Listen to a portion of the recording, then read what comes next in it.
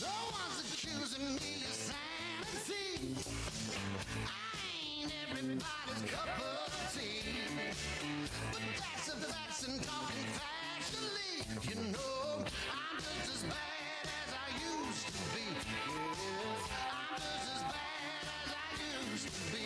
Whoa, I'm just as bad as I used to be. I'm just as bad as I used to be.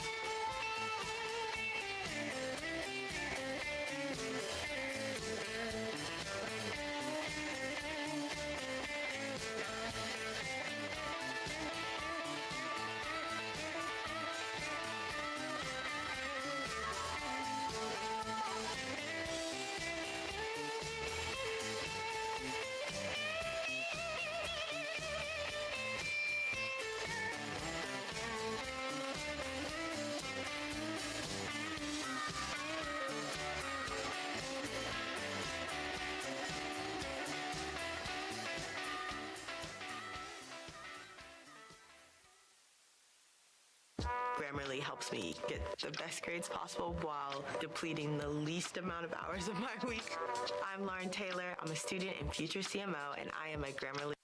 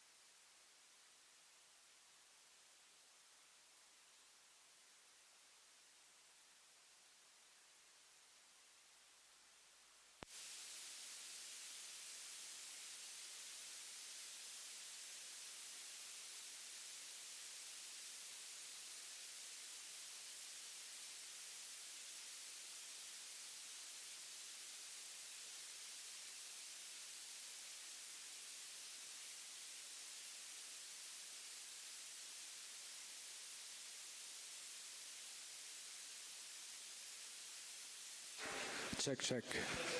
Check, check. 1 2 1 2. Checked. Check, check. 1 2 1 2.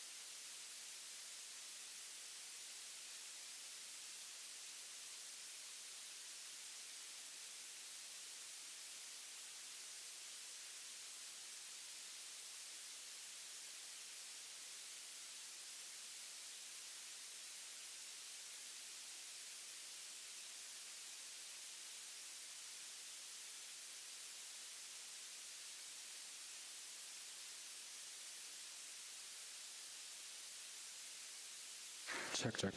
A very good morning, everyone.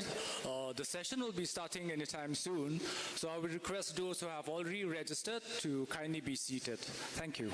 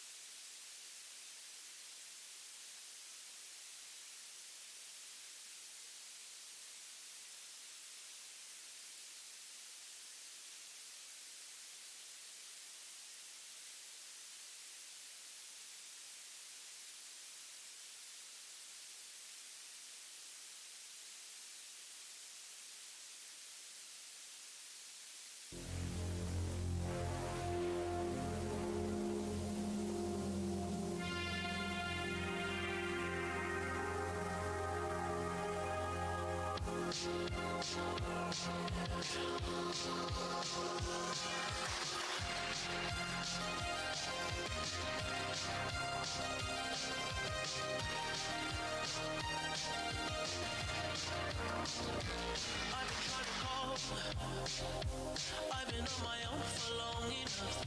Maybe you can show me how to love. Maybe I'm going through a drought. You don't even have to do too much. You can turn me on with just a touch, baby.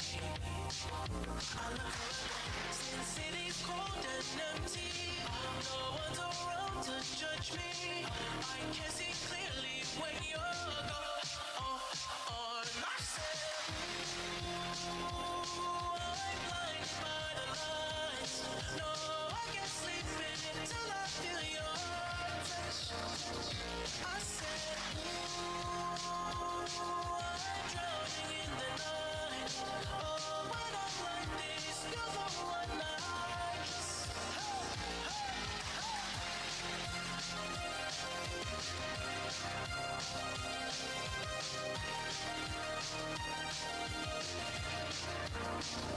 I'm running out of time, 'cause I can see the sun light up the sky. So I hit the road in overdrive, baby. Oh, the city's cold and empty. No one's around to judge me. I can see clearly when you're gone. And I said, ooh, I'm blinded by the lights. No, I can't sleep until I feel your touch. I said, ooh, I'm drowning in the night. Oh, when I'm like this, you're the one I just, I'm just coming back to let you know. I can never say it on the phone. I'll never let you go. This time, I said, ooh, I'm blinded by the lights. No, I can't sleep until I feel your touch.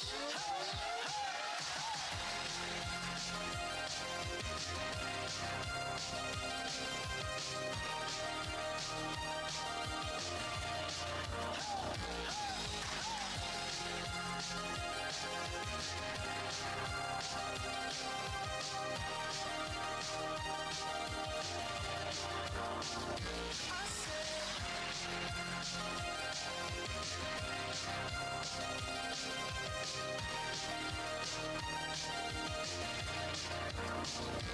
I've been trying to call. I've been on my own for long enough. Maybe you can show me how to love. Maybe I'm going through a drought. You don't even have to do too much. You can turn me on with just a touch, baby. I look around since city's cold and empty. No one's around to judge me. I can see clearly when you're gone. And I said, ooh, I'm blinded by the lights. No, I can't sleep until I feel your touch. I said, ooh, I'm drowning in the night. Oh, when I'm like this, you're the one I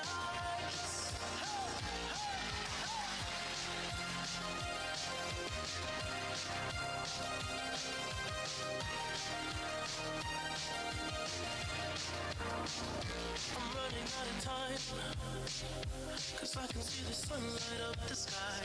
So I hit the road in overdrive, baby.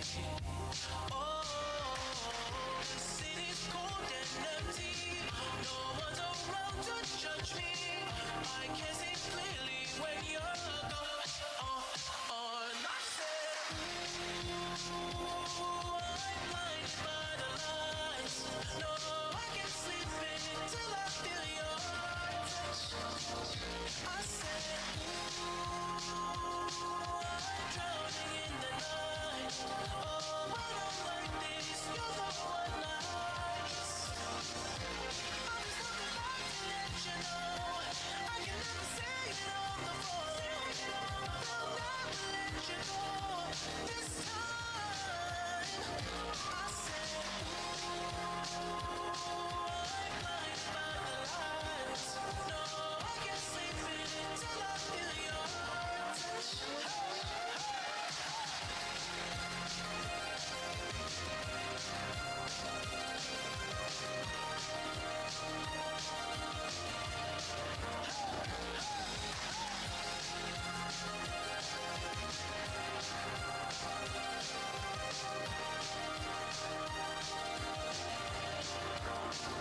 I said,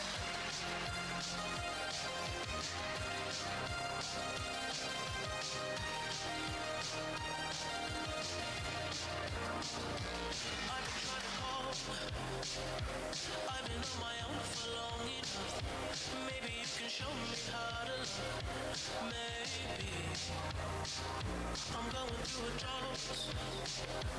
You don't even have to do too much. You can turn me on with just a touch, baby.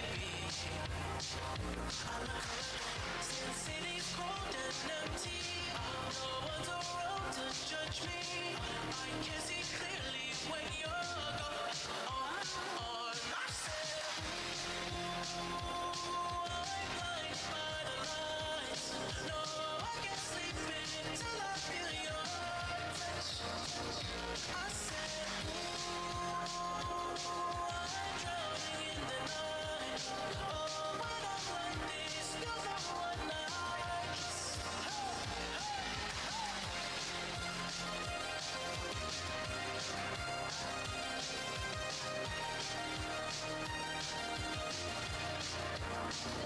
I'm running out of time, 'cause I can see the sun light up the sky. So I hit the road in overdrive, baby. Oh, the city's cold and empty. No one's around to judge me. I can see clearly when you're gone. And I said, ooh, I'm blinded by the lights. No, I can't sleep until I feel your touch. I said, ooh, I'm drowning in the night. Oh, when I'm like this, you're the one I trust. I just wanna let you know I can never say it on the phone. I'll never let you go this time. I said, ooh, I'm blinded by the lights. No, I can't sleep until I feel your touch.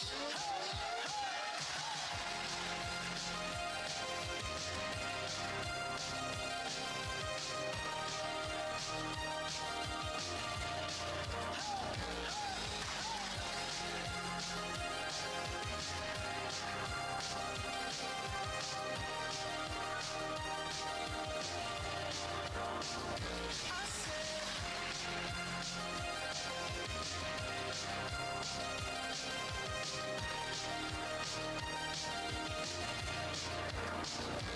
I've been trying to call.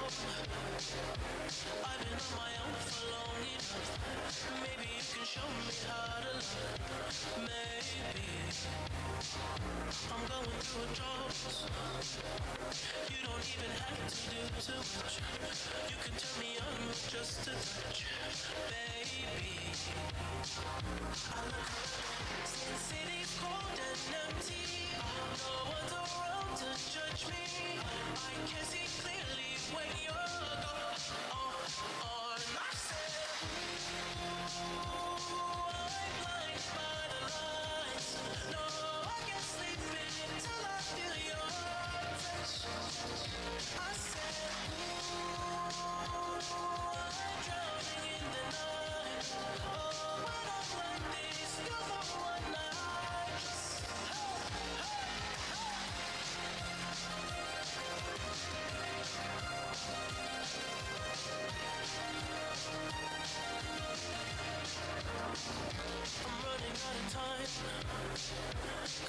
see the sun light up the sky.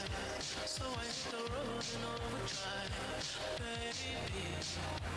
Oh, the city's cold and empty. No one's around to judge me. I can see clearly when you're gone. And I said, ooh, I'm blinded by the lights. No, I can't sleep until I feel your touch. I said, ooh, I'm drowning in the night. Oh, when I'm like this, you're the one I trust. I just want to let you know I can never say it on the phone. I'll never let you go this time. I said, ooh, I'm blinded by the lights. No, I can't sleep until I feel your touch.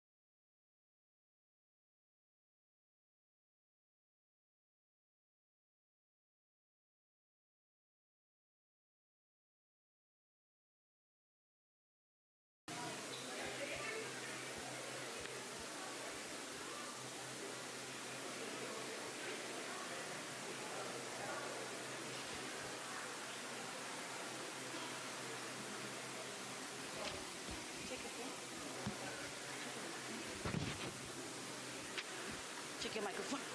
You done? Okay. Hello, check. Ladies and gentlemen, Check. esteemed dignitaries, distinguished media personalities, respected journalists, learned academics, students, officers, and staff of the Information and Public Relations Department, government officials, and honored guests.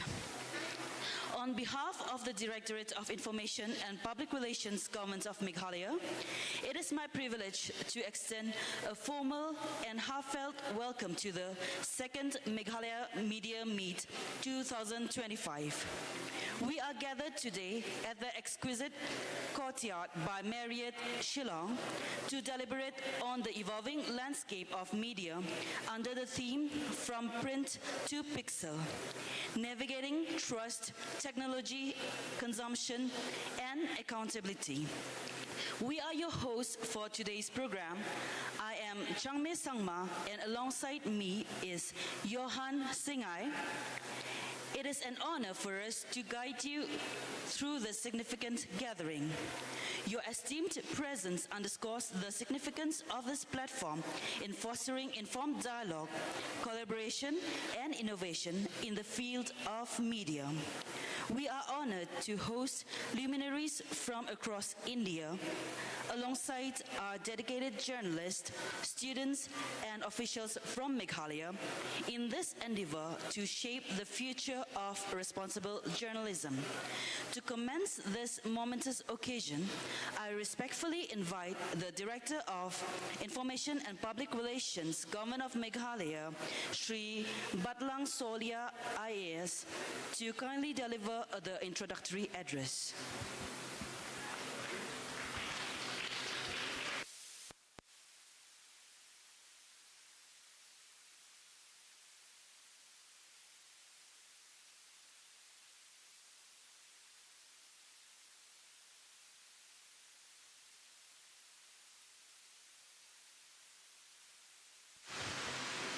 Hello, check. A very good morning to all. Thank you, Chanmay, and thank you, Johan, for being for anchoring us as we start to proceed with the program slotted for today. That is the second Meghalaya Media Meet here at Courtyard by Marriott. It is with immense pride and profound sense of purpose that I stand before you to welcome you to the second Meghalaya Media Meet 2025. This annual gathering has grown into a vibrant platform where ideas converge, experiences are shared, and we collectively celebrate the pivotal role of media in fostering informed, engaged, and empowered societies. I am Batlang Samuel Solia. I am the Secretary and also the Director of Information and Public Relations, Government of Meghalaya. In collaboration with the Center for Policy, has envisioned this event as a dynamic space to bridge perspectives among policymakers, journalists, and media practitioners. Today's media meet is not just a conference, it is a celebration of dialogue, learning, recognition of the transformative power of responsible journalism. This year's themes underscores our shared commitment to strengthening trust in media and promoting unprecedented speed, where technology both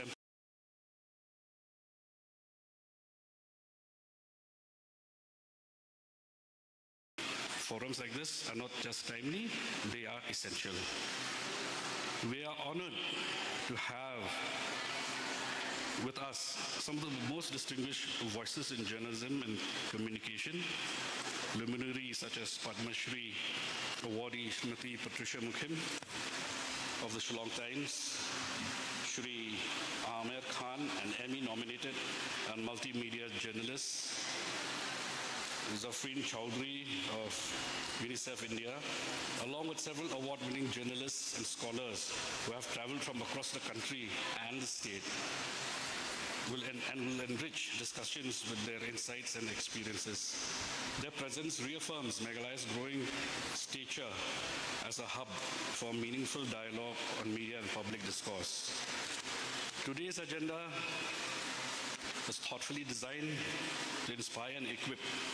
Our workshops will focus on critical skills for modern journalism, writing with clarity, combating misinformation, and navigating through the complexities of deep fakes.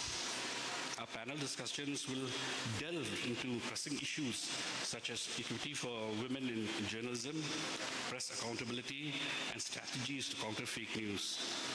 A special session will explore the power of human-centric storytelling, particularly in public health, to connect data with lived experience in Meghalaya. A highlight of this event will be the felicitation of senior journalists and the extension of financial support to veteran media professionals. This initiative reflects the government of Meghalaya's deep gratitude for those who have dedicated their lives to the pursuit of truth and the strengthening of democratic dialogue. Looking ahead, our vision is clear: to foster a media landscape that is inclusive, ethical, and impactful. We aim to nurture a community of journalists and communicators grounded in the principles of truth, empathy, and responsibility. We hope that each of you will leave this forum with new knowledge, stronger connections, and renewed inspiration to build a trusted media ecosystem and encourage active citizen engagement across the region. On behalf of the Department of Information and Public Relations and the Directorate, I extend my heartfelt gratitude to every participant, partner, and contributor who is going to make this event possible, who has made this event possible and will make this event memorable. Together, let us shape a future where information is accurate, voices are respected, and journalism remains a cornerstone of our democracy. Thank you. I wish you all a productive, inspiring, and enriching day. Thank you.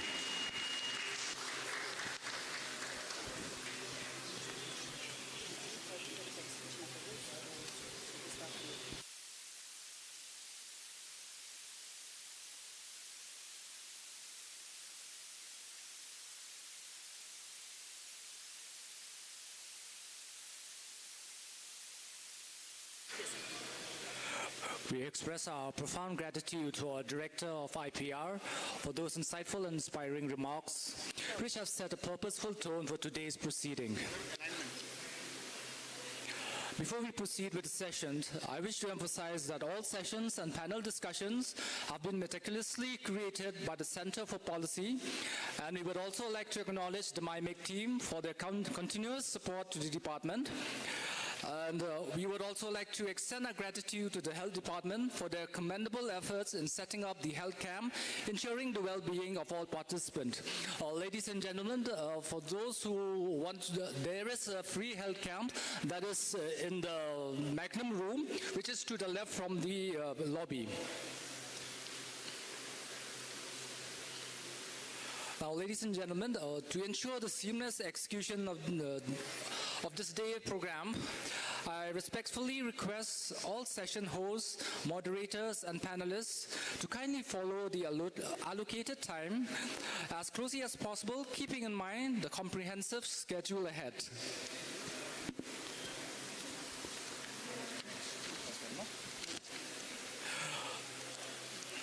Okay, in the morning, we will be having 4 sessions, and then we will be breaking for lunch.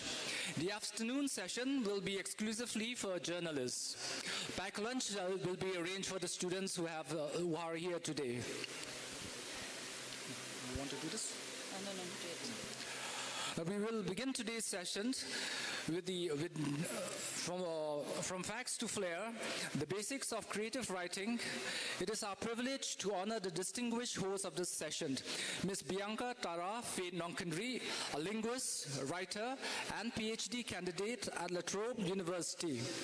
Her exemplary contributions to storytelling, bridging cultures and communities, reflects her dedication to the transformative power of language. On behalf of the Directorate of Information and Public Relations, Government of Meghalaya, we are honored to present Ms. Bianca with a token of appreciation for her esteemed participation. Ms. Bianca holds a Master's in Linguistics from the English and Foreign Languages University and brings extensive experience as a content writer, researcher, and published author. Her work exemplifies the use of language to preserve identity and inspire change. Please join me in extending a warm round of applause as we invite Ms. Bianca to commence the session.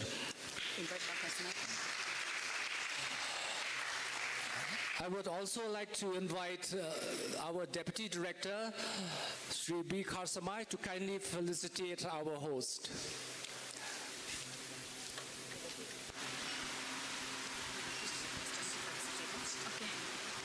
Should I go down or? Yes.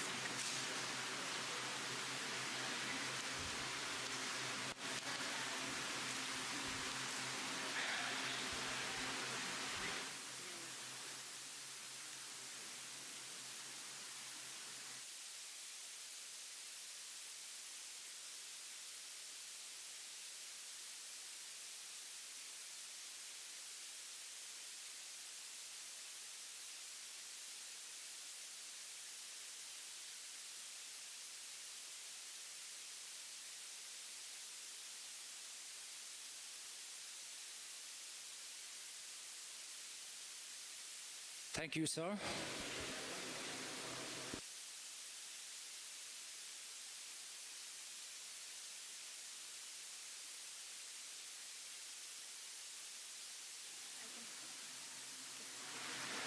Good morning, everyone. My name is Bianca, and today we will talk about the basics of creative writing. So when you're developing your writing skills, there are basically 4 components that we should keep in mind. These are grammar, storytelling, structure and tone, and editing. And you'll find that when you're writing any kind of work, whether it's for journalism or whether you're writing a fictional piece of work or a non-fictional piece of work, you'll find that all these components tend to interact with each other to help you deliver a better piece of writing. So, throughout this workshop, we'll be delving into grammar, structure and tone, storytelling techniques, editing, and we'll talk about some of the best practices in writing for journalism. Basically, we'll use these workshops to discuss some of the most basic things when it comes to creative writing to get you back to the fundamentals of writing. It will basically essentially act as a kind of refresher course for you. Hello? Hello? Okay. So before we head into grammar is it's a very vast thing to talk about, and I don't think we'll have enough time to discuss all the aspects of grammar that you have to remember when you're writing. So in this workshop, we'll just be discussing 3 of the important things that can really impact your writing when it comes to grammar, and this is your active and passive voice, subject-verb agreement, and punctuation. So when it comes to the active and passive voice, we know that in a sentence, all sentences has a subject and a verb. And where the subject is placed in your sentence kind of affects how your readers receive the information that you're giving.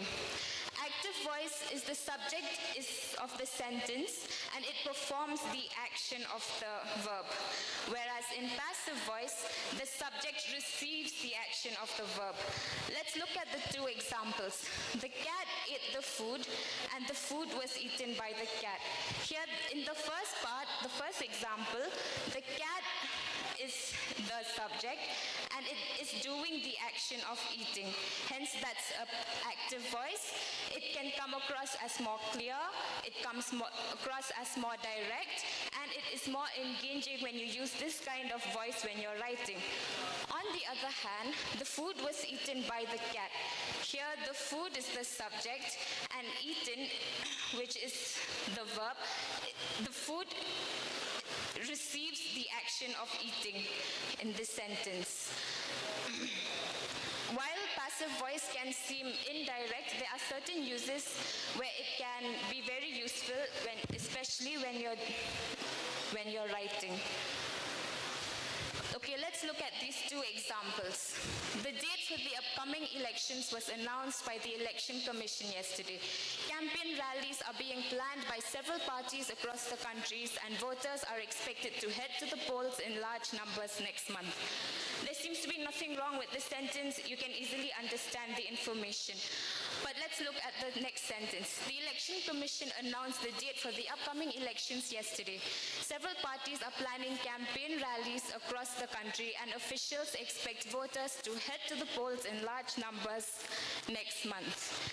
So when we look at these 2 examples, as a reader, you'll come to find that the second sentence, which uses the active voice, is more engaging, it's more dynamic. It gives you a better sense of what the sentence actually talks about, and in the end, it just helps you remember what the actual thing you're talking about is.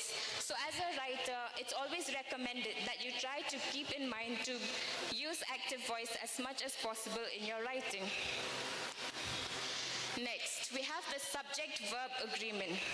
Subject-verb agreement is basically a grammatical rule where the verb or the verbs in a sentence are required to match the number, person, and gender of the subject. For example, let's look at the word go. Go is a verb, and if you put a singular noun in front of it, like he, it takes the plural form, so it says he goes. You can't say he go because that's ungrammatical. Again, if you use the plural form they, you say they go instead of they goes. So these are just small important things that you have to keep in mind when you're writing, because they can affect how your written piece is received by the audience or by the readers. So basically, how does subject-verb agreement affect writing? It makes sure that your writing is grammatically correct. It provides a natural sounding flow to your writing, and it increases the clarity of what you're trying to say. It makes your information easier to read for the readers. So let's look at this example. Politics in the country are deeply divided, and yesterday's autumn session of Parliament, along with the Prime Minister's agenda, was sharply criticized. The opposition leader and the finance minister was preparing a joint session, but disagreements delayed its delivery. These tensions, combined with the shifting agenda, creates confusion about the government's priorities. Although this may seem like it works and you have a general understanding of what this piece is about, it's somehow more difficult to understand and remember because the subject and the verbs are not agreeing. But let's look at the same piece with proper subject-verb agreement. Politics in the country is deeply divided, and yesterday's autumn session of Parliament, along with the Prime Minister's agenda, was sharply criticized. The opposition leader and the finance minister were preparing a joint session, but disagreements delayed its delivery. These tensions, combined with the shifting agenda, create confusion about the government's priorities. Again, just because we're using proper subject-verb agreement, your audience receives the clarity of the information that you're trying to offer them. So just keep in mind when you're writing any kind of piece to remember the different rules that subject-verb agreement have. Punctuation.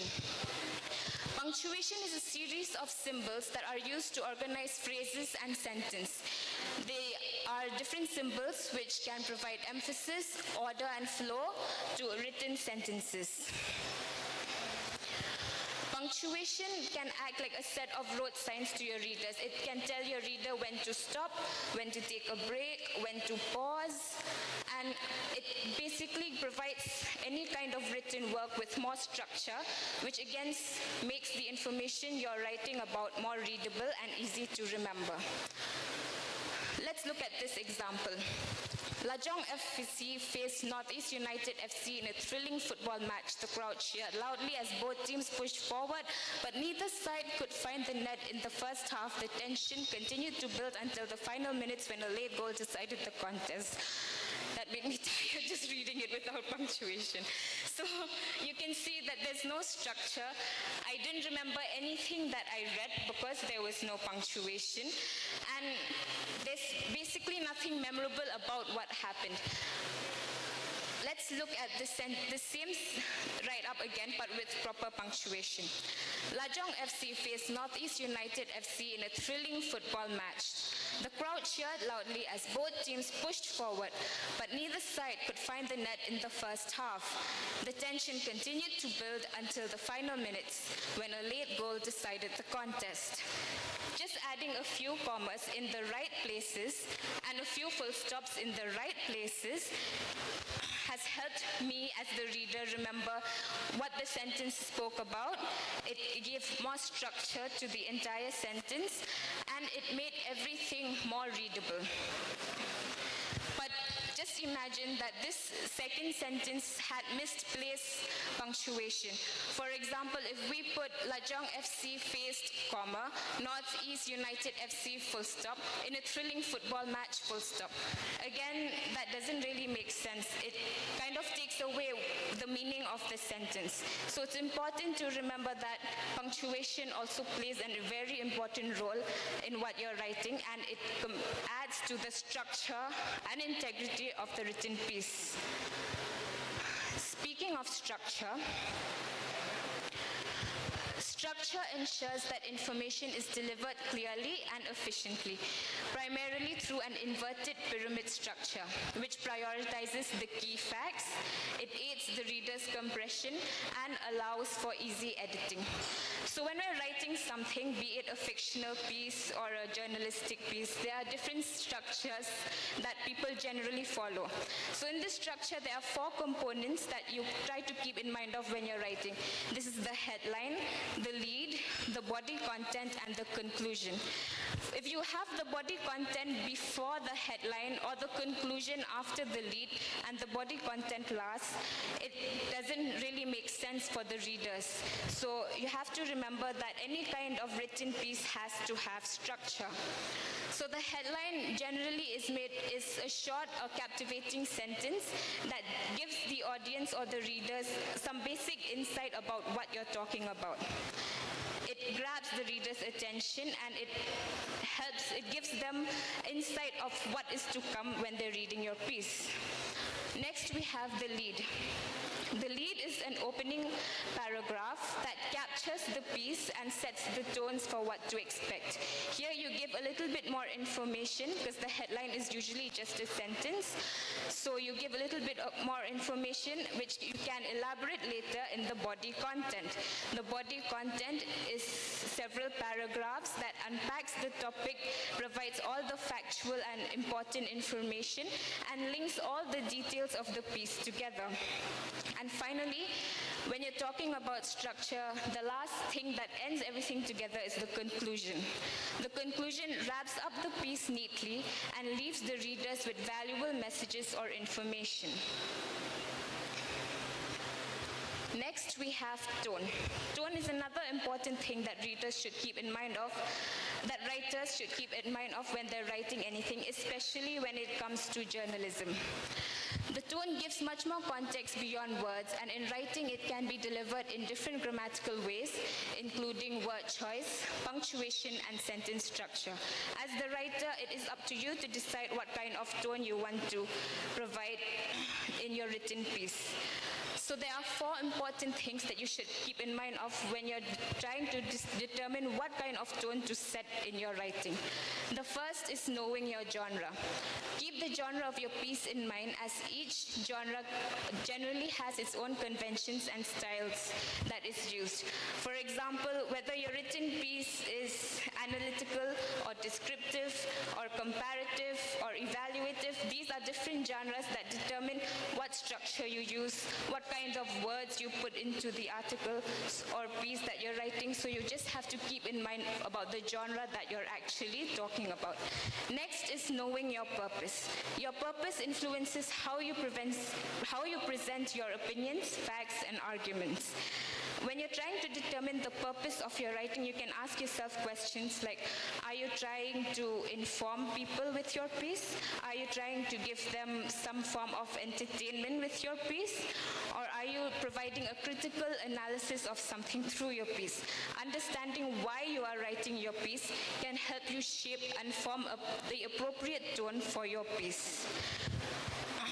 Next, we have focusing on the audience. It's important to tailor arguments to suit the expertise and expectations of the target audience. Keep in mind questions like, who are your readers? What do they expect when they are reading your piece?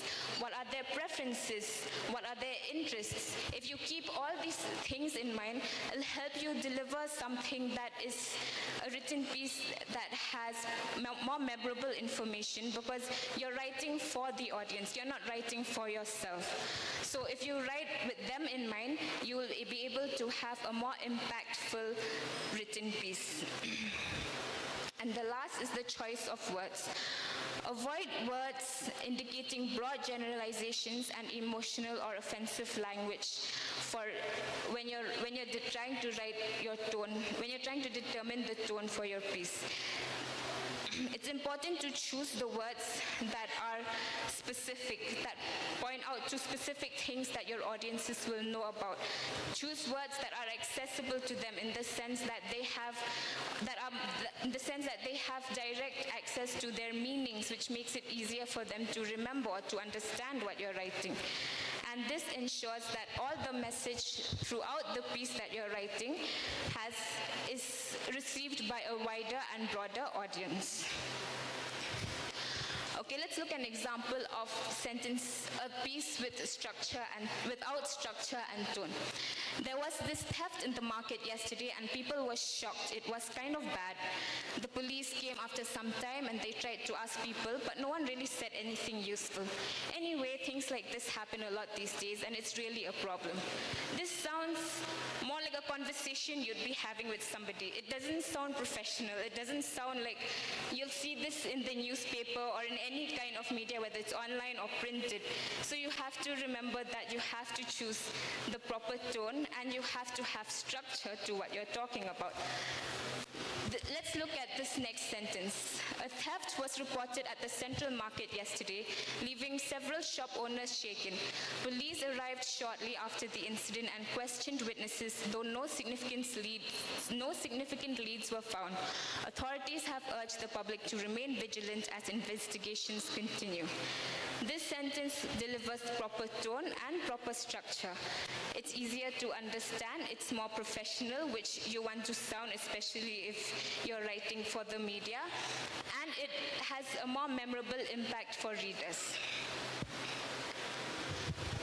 The next section we'll be talking about is storytelling. Storytelling helps to make information more engaging, relatable, and memorable. But you may be wondering, I'm a journalist, I don't write stories. Why do I need to have storytelling techniques? But it's important that you understand the art of storytelling because it can help to make your information more engaging. It can help to make the information you're providing more relatable, and it helps to make the information you're providing more memorable.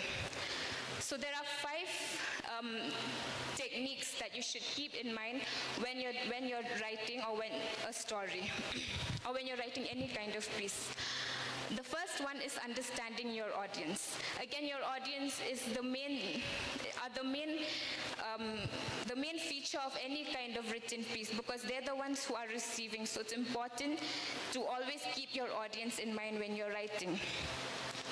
Understanding who your audience are and what their interests and beliefs or values may be helps you tailor your stories in a way that will resonate with them, and it leads to maximum engagement and it leads to maximum impact. If you're writing a story that your audience will not relate to, it makes it easy for them to forget what you're writing about, and it does not leave any kind of lasting impact on them.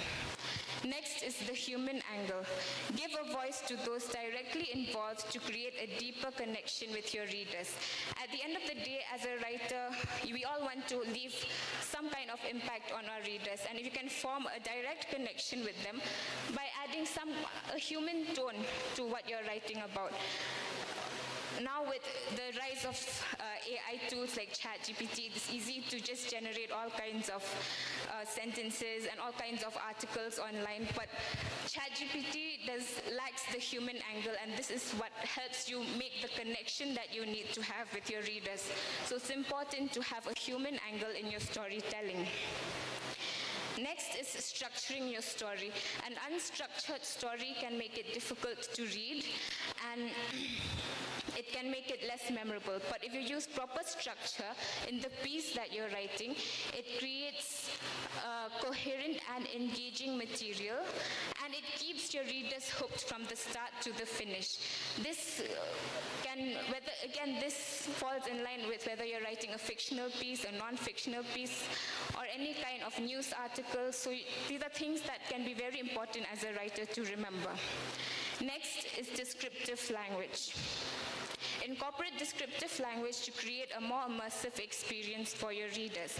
What does this mean? It means using descriptive words and sensory details that enhances what you're writing about. You can use more adjectives, for example, to describe or form a powerful image for in your readers' minds when they're reading. This makes your piece again more memorable at the end. And developing your unique voice. A unique voice is essential to stand out in a crowded field. It makes a lasting impression and builds a loyal following. Everybody can write, anybody can write if they choose to, but what makes you stand out from a group of hundreds or thousands of other people? It's your unique voice. So it's important, and you're the one who has to determine that, what is your unique voice. So at the end of the day, you have to remember that using your voice, your tone, your style that is not copied from other journalists or other writers will help you stand out in a very crowded field and make your pieces more memorable and impactful for readers. Okay, let's look at an example of a story without any kind of techniques that have been used. The Living Root Bridge is in Maulenong village. Tourists go there to see it. People think it is interesting because it is made of roots. Many articles have been written about it.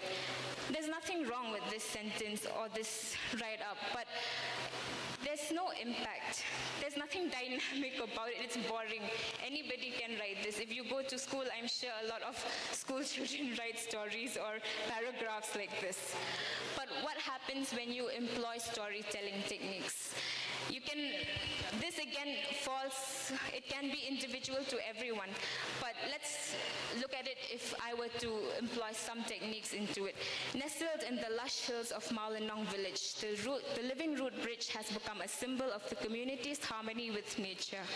For visitors trekking the winding paths, it's not just a bridge, but a testament to the patience and ingenuity of the villagers who have nurtured it over generations. Every twist of the roots tells a story of resilience, blending science and tradition in ways that memorize travelers. You're using different kinds of techniques that were just previously discussed. You're using a human angle, you're using very descriptive language, and there's proper structure to that story. So because of all these things, you're able to end up with something that is more memorable and more engaging for readers. The next step that every writer should remember is editing. Editing is a structured, multi-stage procedure that requires careful attention to detail, an understanding of the publication's style, and a commitment to delivering accurate and compelling news. So when it comes to editing, there are several steps, and these are the ones that I usually prefer to remember when I'm writing. The first is take some time. Generally, after you've written a piece and you're reading it over and over again, you don't find mistakes, you think that everything is fine. But once you take a break, take some time away from your piece, whether it's a few hours or a few days, you come and look at it again with fresher eyes, and it'll help you notice things that you might have missed. And it'll allow you to see any areas where your argument could be stronger and help you find new ways to look at the same thing, which can make your writing stronger. The next is rereading. Rereading allows you to explore your piece, and it can help you decide which parts work and recognize parts that need to be reworked. Rereading is one of the most important things about editing, because after you've taken some time, you go back to your piece and you reread it. Once you reread it, you'll discover new elements that you might have missed when you initially wrote the piece. So it's important to reread everything. Next is fact-checking. This is important because it prevents the dissemination of false or misleading claims, it upholds journalistic ethics, and and maintains reader trust. This is especially important when you're writing any kind of non-fictional work. So when you're fact-checking, just remember to use as much credibility in your writing as possible. Refer to facts that are accurate. Don't just write things because you think or you've heard that it's correct. It's important to do your due diligence and ensure that everything that you've written is factual and actually happened. Next is looking for errors. Errors can undermine a publication's reputation. It leads to easy confusion, and it can often lead to incorrect reporting. So when you're looking for errors in your writing, you can look out for errors like your misplaced punctuation or maybe misspelled words. So looking out for these kinds of small errors are very important, because when you're writing it for the first time, it's easy to just completely glaze over it because you're too busy writing, you're in that zone of writing that, you know, when you're typing so fast or when you're writing, it's easy to misspell words. So it's important to look out for the smallest errors possible. Maintain style and tone. As a writer, it's important that your piece is consistent throughout, from the start to the finish, from the headline to the conclusion. The consistent style and tone creates a distinct personality. It enhances reader engagement and credibility, and it increases readability, clarity, and flow throughout your written piece. Next is feedback. Receiving feedback from maybe an editor or other writers, it helps you find recurring mistakes that are normally made in your writing, which you may not even be aware that you keep doing every time. So receiving feedback also helps you to learn new skills and adapt to evolving audience expectations. So using these 6 different steps of editing, you can end up with a piece of writing that is easy to read, that is accurate, and that remains memorable for your audiences. So what are some of the best practices in journalistic writing or creative writing? One of the first and most important thing, I think, is conducting proper research and citing reputably. Use factual and well-researched information. Avoid speculation and misinformation. It's important to always double-check your sources. Interview as many people as possible. Before writing any kind of news article, it is essential to gather accurate information from as many sources as required. You check that each source provides the same information and everything that you're writing is actually factual. Be intentional and consistent. When I say be intentional and consistent, I mean when intentional with the words that you use or the tone that you use, because every word that you place in your writing has an impact on the reader. So you have to be very intentional with what you choose to write, how you choose to write, and how you present the information to the readers. It's also to be consistent in your writing, whether it's consistent in the style that you use, in the terminology, in the punctuation, and especially in the spelling. Consistency in spelling can refer to when you're writing, sometimes you realize that you're writing a word and you're spelling it in the American way, but you use the same word again, for example, color. Once you're writing it C-O-L-O-R, and again you use the color and you write C-O-L-O-U-R. There's no consistency. So you have to remember that your work must be intentional and consistent. The next best practice is to avoid jargon. Avoid using jargon or unnecessary technical terms that may confuse your readers. Be clear, concise, and to the point. What do I mean when I say avoid jargon? It's sometimes when we're writing, we like to sound smart, we like to sound like we know more than the readers. So sometimes we tend to use fancy words or technical terms that readers will not have any idea about. So it's important that when you're writing, again, keep your audience in mind and choose the words that make the most sense to them. You don't have to make your piece so long because, again, if it's too long, it can consist mostly of jargon rather than actual information that is useful for your readers. Next is proofreading. Proofreading is one of the most essential steps of writing. This is the process when you review and edit your work. You look for grammatical errors, punctuation errors, typographical mistakes, and this is when you have to pay close attention to every little thing that you've added in your piece. So during the proofreading process, again, this is when you do the fact-checking and the editing and all of that. Next is maintaining objectivity. As a writer, you have to remember that what you write can have an impact on the readers. So if you write a piece, a personal piece which is very strongly worded, maybe it's a critical piece about an event that occurred, this thing that you've written will also make your readers form similar opinions of what you have written on the thing. When as a writer, especially as a journalist, it's important that you are the one who presents the facts without any kind of personal bias or opinions. You remain neutral and provide multiple perspectives of the same event that will help people form their own opinions of an event or anything that happened.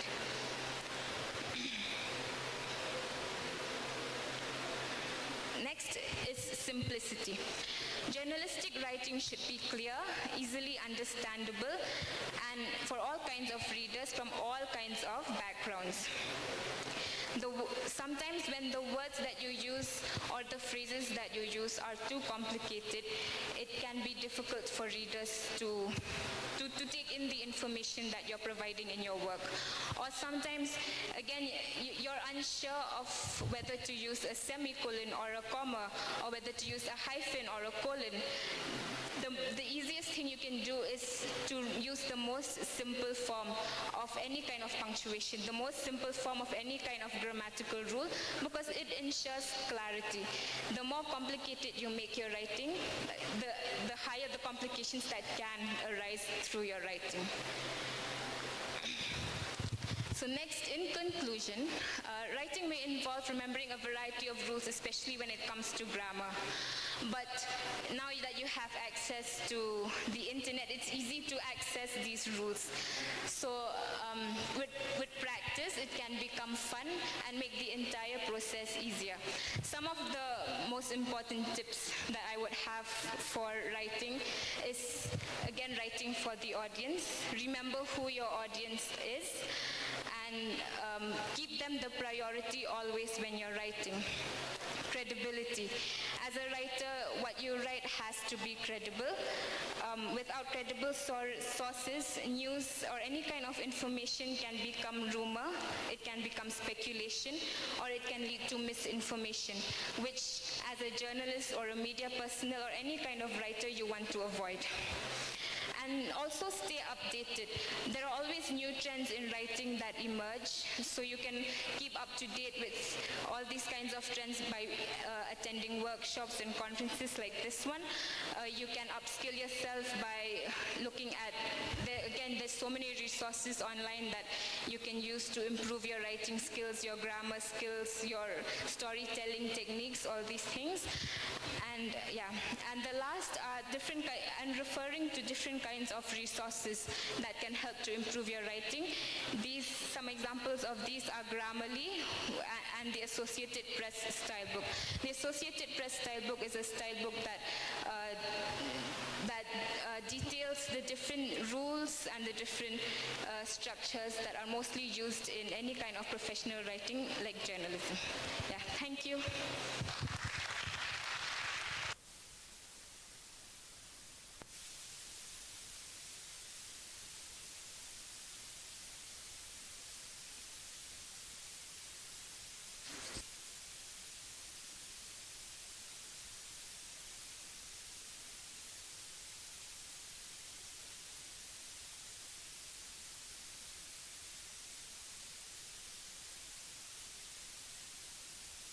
Check.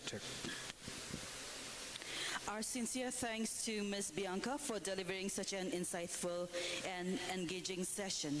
Thank you, Ms. Bianca.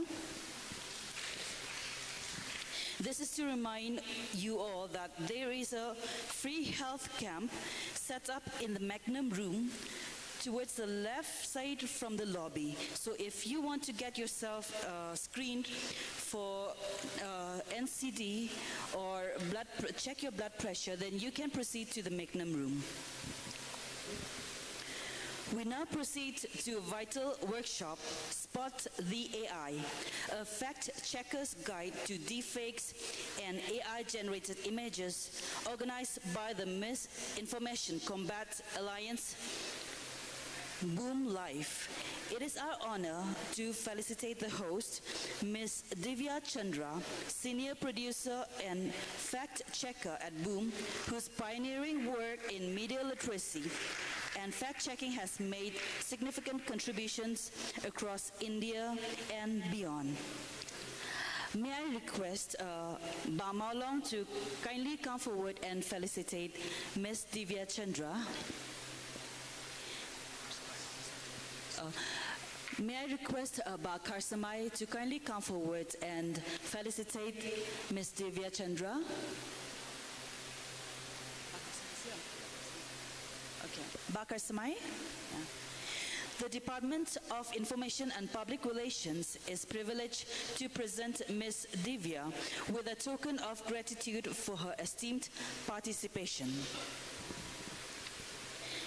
Ms. Divya leads initiatives such as the Teen Fact-Checking Network, India and Northeast Facts Network, collaborating with global organizations like ICFJ, YouTube, and CUTS.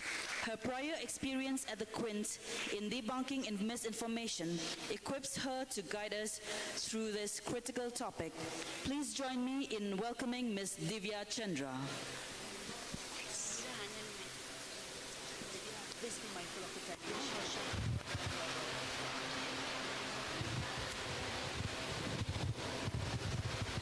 Hi, good morning everyone. I'm Divya Chandra. I'm senior producer and fact checker at Boom. So just a heads up, this is not a regular lecture, it's a workshop. So I would really appreciate if you help me make it very interactive. So it won't just be me talking, it'll be a lot of you talking as well, and I'll ask you questions in between. So just don't hesitate at all. If you want me to repeat anything, if you have any doubts in between, just feel free to pause me anytime you want to. So I'll quickly get in. These are roughly the topics we'll be dealing with. Due to lack of time, this is completely centered towards AI and deepfakes because that's the kind of trend we're seeing in misinformation space right now. So these are broadly the topics I'll be catering to in the next 35 to 40 minutes. A bit about my organization. I come from an organization called Boom Live. It's one of India's first fact-checking outlets. We have a presence in India, Bangladesh and Myanmar, and we are certified by the International Fact-Checking Network at Pointer. We were also the first one to partner with Meta in their third-party fact-checking program in India. So I'll quickly play a video. Just watch the video carefully and then I'll ask you a question. Can we please play the first video?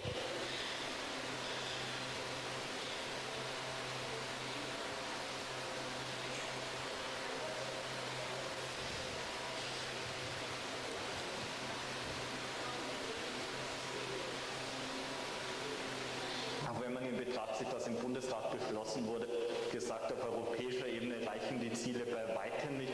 Sie reichen auch nicht auf österreichischer Ebene. Auch wenn man in Betracht zieht, dass im Bundesrat beschlossen wurde, dass sowohl das Erneuerbare Ausbaugesetz kommt, als auch die ökosoziale Steuerreform. Noch ganz kurz zur Erklärung, das Erneuerbare Ausbaugesetz, das soll die Klimaneutralität Österreich bis ins Jahr 2030. Can you switch back to my presentation? Okay, so you all saw what happened in that video. Now this video was really viral with this message. I'll just read it out. It says, Ukraine Live TV supposedly filming dead persons killed during the invasion but during filming, one of the people, they woke up. Typical coverage for propaganda. Now, imagine you've received this video with this same particular message.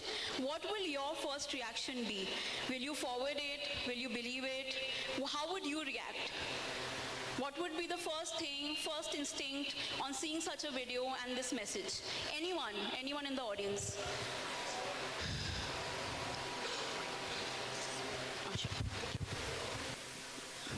You can just get up, raise your hands, anything is fine. You'll forward it? Okay, so ma'am here says she'll forward it. Anyone else? Anyone who would do something different? Yes. You'll make a meme on it, all right. Anyone else? Sorry? Okay, so it looks very believable, right? It looks very believable. We'll forward it, we'll make a meme out of it.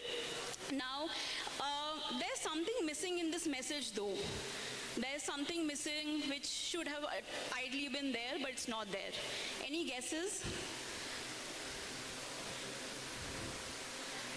Yes.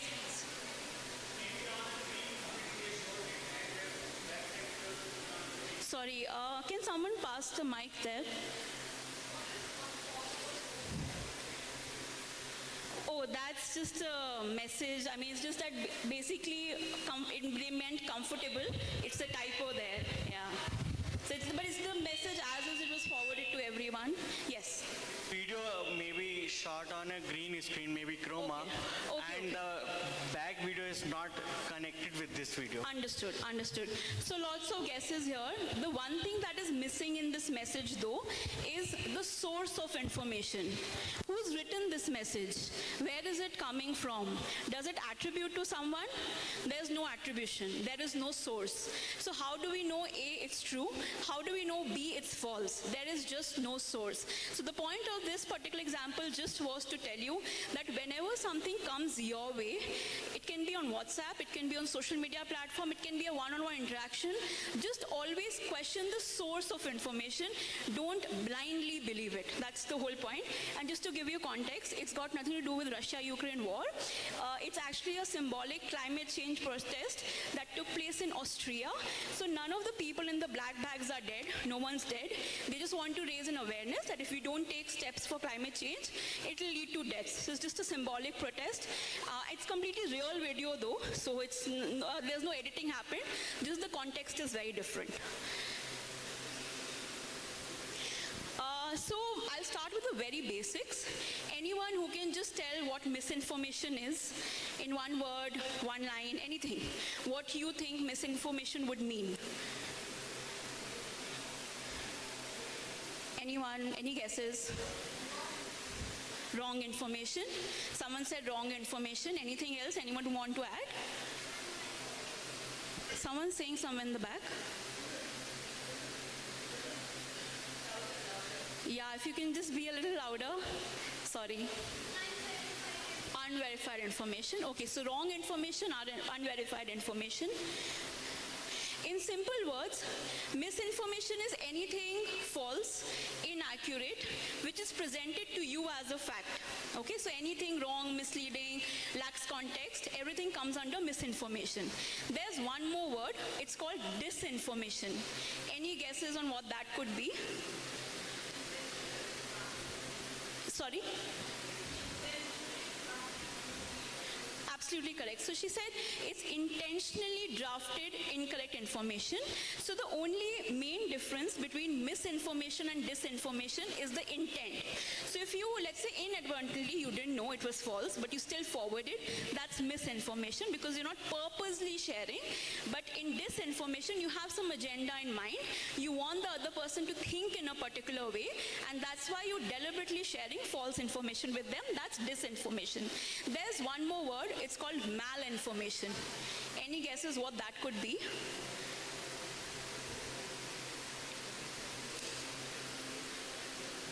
So Malinformation refers to anything which stems from the truth, but it's not completely accurate. Okay? So basically, such an incident did happen, but it's not the complete truth. It's not fully fabricated. It has some truth, but not fully wrong. Yeah? Now, I'm guessing fake news is one term which everyone, I think, would have heard or used. So, is misinformation and fake news the same thing? Are these the same terms? Can we use them interchangeably? Are they synonyms? Or if there's any difference, then what's the difference? Any guesses? Okay, how many of you think it's the same thing? Please raise your hands. Okay, some people here think it's the same. Everyone else thinks it's different. What is the difference then? Yeah, please.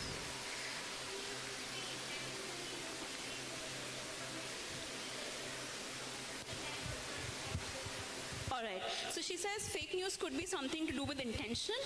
It's intentionally shared, and misinformation is without intention. Just to quickly answer, fake news as a term, as fact checkers, we don't really like this term. I'll tell you why. Fake news is a very umbrella term. It's a very vague term. Whereas words like misinformation, disinformation, malinformation, they are very nuanced terms. When I say this is an example of disinformation, you automatically know it's intentionally shared.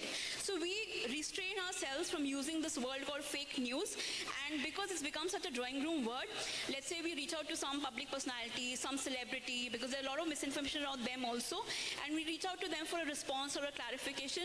They just give one-line answer saying this is fake. I'm sorry, that's not a response. You need to tell us what about that is fake. How is it fake? Because if you're just saying it's fake, that's a denial. It's not a fact. You need to prove it. So there's a difference between denial and fact-checking, which we'll see in the course of the workshop. Now, this is one question which is very often asked to us. How do you decide that this should be fact-checked and this should not be fact-checked? What are the factors you keep in mind? So these are broadly some factors that help us in prioritizing the claims that we check on a daily basis. The first one is the social media post or the claim that we are checking, is it making a direct claim? The problem is now, because people know there's something called as fact checkers, and their information will be checked, so they insinuate. They don't make direct claims. Insinuation is a gray area. You're not making a claim, but you're still making a claim. So for example, let's say I say the GDP of some state has increased.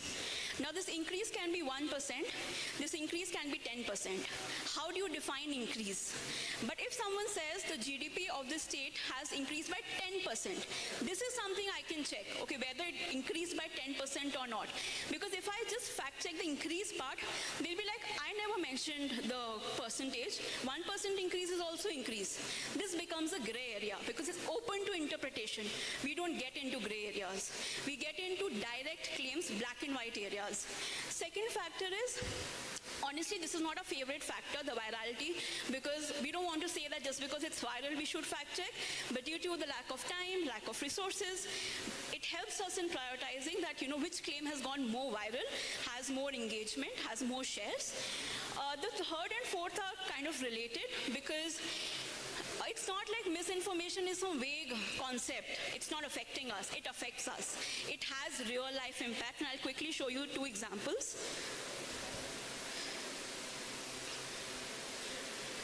This is one fact check that we did.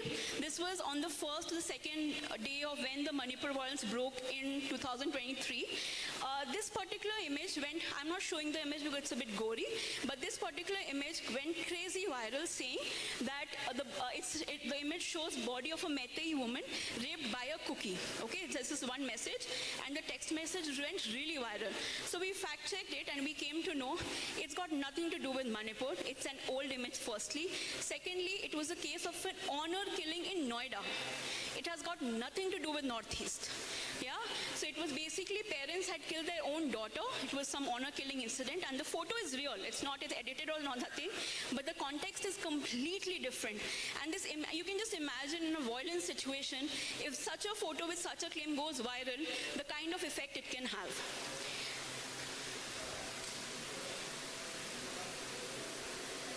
This is again another example wherein there were a lot of Bihar migrant workers in Tamil Nadu. They fell for these WhatsApp videos which basically showed people attacking some people, and the claim was that Bihar migrant workers are being attacked in Tamil Nadu. Yeah? People fell for it. They started leaving the state. The state machinery, police, everyone had to come in action because people were legit leaving just because they believed WhatsApp videos. So these are some real life impact, and a quick one would be the COVID pandemic. I'm guessing a lot of you would have received eat garlic, COVID will be cured, do salt water gargles, COVID will be cured, lockdown is happening tomorrow, grocery shops will be closed. So these are real life impact affecting you on a daily basis. It's not a random claim.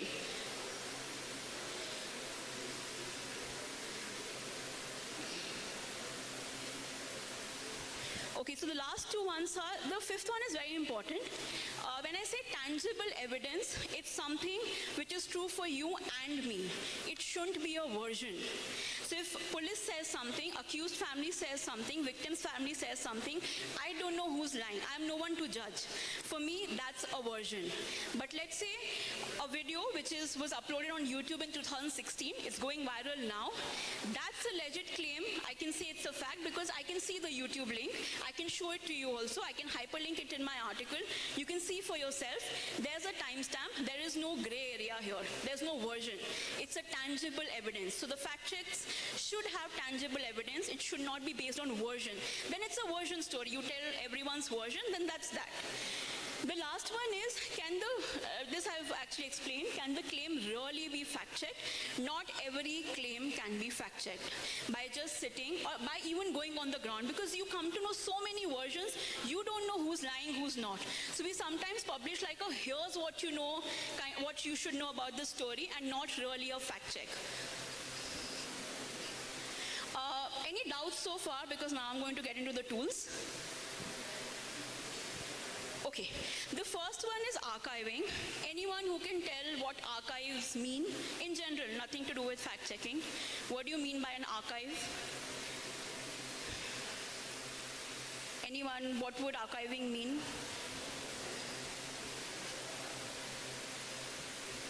Any guesses? It would mean old data. Sorry, yeah. Old data. Old data, right. So basically archiving in simple words is to preserve something, to save something. You go to a museum, you see a lot of old artifacts. These are nothing but archives, right? So they've saved this, they've stored it. In digital world or in the fact-checking world, we preserve online links, okay? Any link you want to save forever, we do it using archive. I'll quickly show you how. So using these tools, you can do two things. First is you can save a link on your own. The other thing is you can check for already saved links. Let's say I, sitting in anywhere in the world, have archived something. You can check that as well. It's a free tool, no login required, and very easy to use. We'll just see how. There are multiple tools. These 4 tools that I've mentioned: archive.is, Wayback Machine, Ghost Archive, and perma.cc. There are many more. But perma.cc is a paid tool, others are all free. I'll discuss 2 of them during this workshop. The first one is archive.is. As you can see, there are 2 boxes. The first one is the red one, the below one is the blue-black one. In the first one, let's say I want to save a link. I'll just copy paste the link in this red bar and click on the save button. That's all I have to do. If I have to search for an existing link, I'll copy paste the same social media post link in this one, the blue back box, and click on the search option. So I'll show you an example. Let's say I want to archive this Boom's tweet. Okay, I think they'll edit it, they'll delete it later. So I just want to save it before I begin my fact check. All I have to do is copy this, go back to archive.is, paste it in the red box because I am saving it right now, and click on the save button. Okay, once I do that, there's a small CAPTCHA formality. Once I do that, the archived version will look something like this. This is basically, you can think it's a screenshot. The only difference is screenshot doesn't have a digital footprint, this does. It's a link that will show the same thing to you and me. So screenshots can be manufactured, right? You can edit it, you can morph it, but this is a link. It's a live link, yeah? So here you can see the entire text and the photo has been retained. The date of when this was captured is on the top right corner. I created this archive on this particular date. And even the original link, which is the BOOMS link, that is also preserved. So I have the link here. This is the link I saved. And if you see this one that I've just highlighted, that's your archive link. So whoever has this link and opens it in a new tab, it will always show you the archived version of the BOOMS tweet. Any doubts so far? Any questions? This is only for links, huh? You can't archive keywords. You can't put a sentence and just archive that. So it's for links. You need to have a live link. The other one is Wayback Machine. Anyone who's used this in the past or knows about it? You've used it. You used it. Okay. Wayback Machine also lets you do things. You can save a page here by copy pasting the link and save page. You can also search for online history of that particular link. So for example, let's say I want to see BBC website's homepage link and how it looked over the years and different dates. So I just put the homepage link here and click on the search button. The moment you do that, it will give you a calendarized view that on these dates across years, I can enter any year. As of now, I'm in 2021, but you can go on any year, any date, and look for how BBC's website looked, because websites keep updating, right? How do you look for history of a particular link? So let's say I click on any of these circles. These timestamps tell you that at such timestamps, archive exists. So one of these, basically this is how an archive looks. So the date is mentioned top right, March 17, 2021. This is how BBC's homepage looked on this particular date. And by the way, these images or the articles that you see, they are clickable. So I clicked on one of them and it will take you to the 2021 article. So this is clickable. It's not just a photo. Any doubts? Any questions? Is it okay so far? Yes.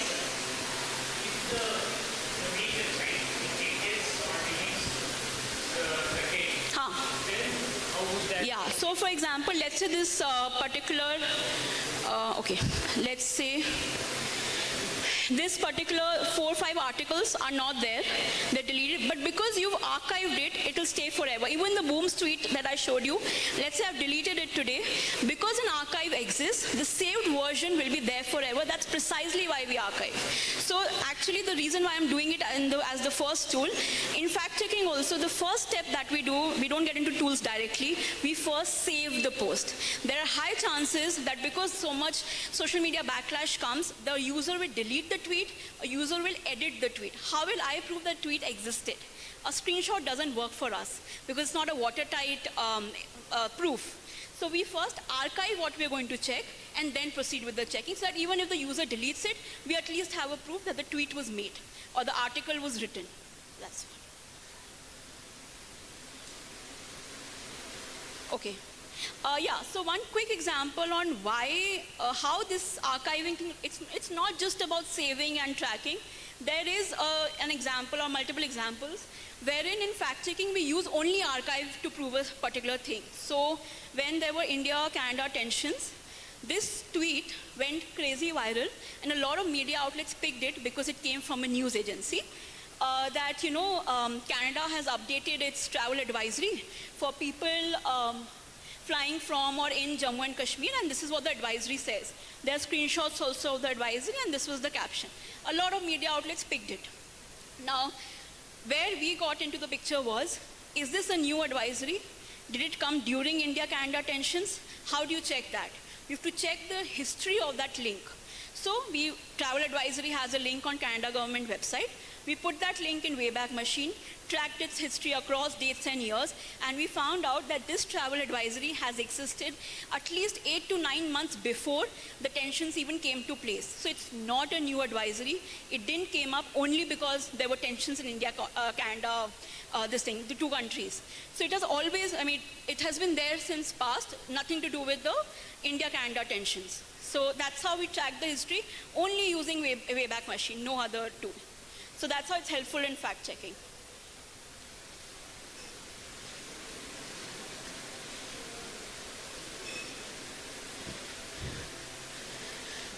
So there are broadly three terms when it comes to manipulation, editing. One is called morphed, one is called AI generated, and the other one is deepfake. Anyone who can tell what morphed is? What do you mean by morphed? A visual is morphed or doctored? Any guesses? Slightly edited. And AI generated would be? Right, so you're basically giving a prompt. How many of you have you created images using AI tools in the past? Which tools do you use broadly? Which AI models do you use? Gemini. Some people use Gemini. Any other tool you guys use? ChatGPT. So basically you give in a prompt and you get an image. That's AI generated. What's a deep fake? Anyone who can guess what a deep fake would be? Video doesn't?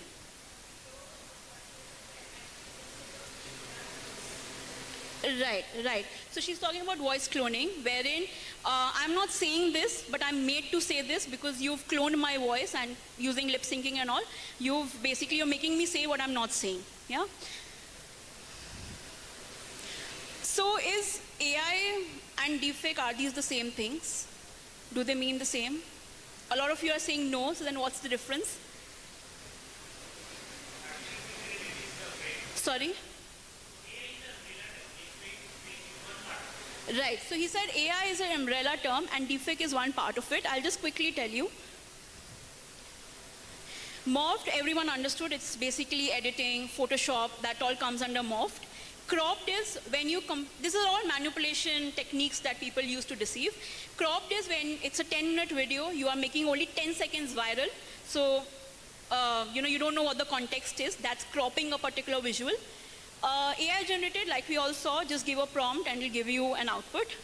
Deepfake though uses AI, of course, and machine learning. You can swap faces, you can clone voices, all that comes under deepfakes.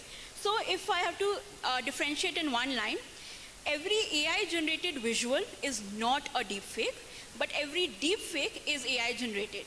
So every deepfake uses AI, so it has a component of AI, but just because it's AI generated doesn't mean it will always be a deepfake. Clear so far? Any doubts?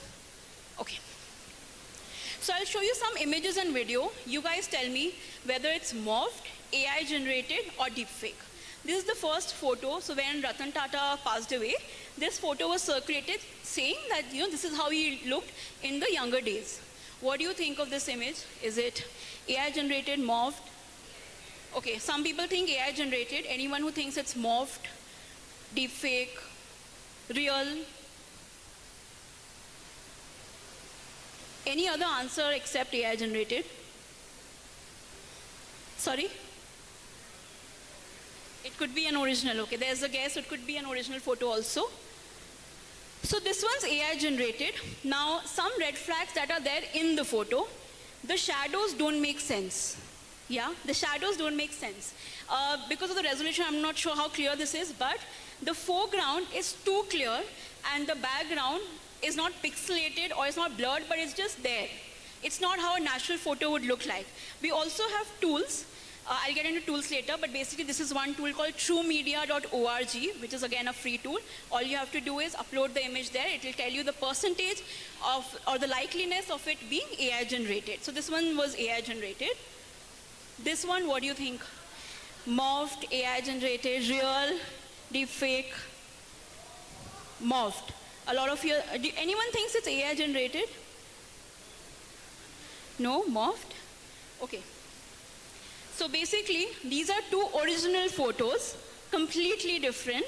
They've picked one elements and made a new picture. This is morphing.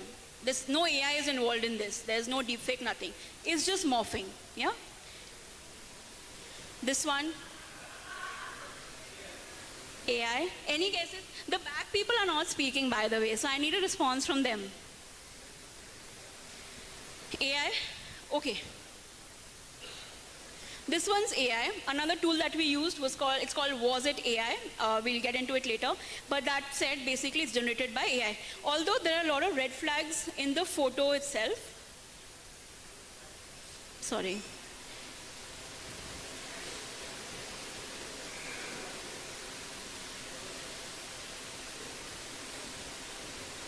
Yeah.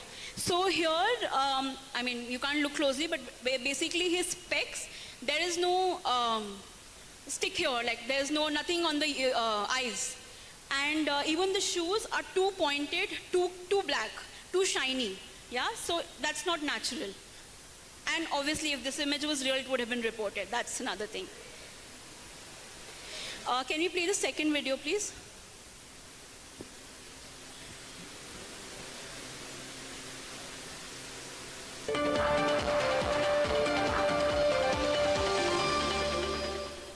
Folks, let me tell you something very important. I got a call from J.D. Vance. Yes. Audio.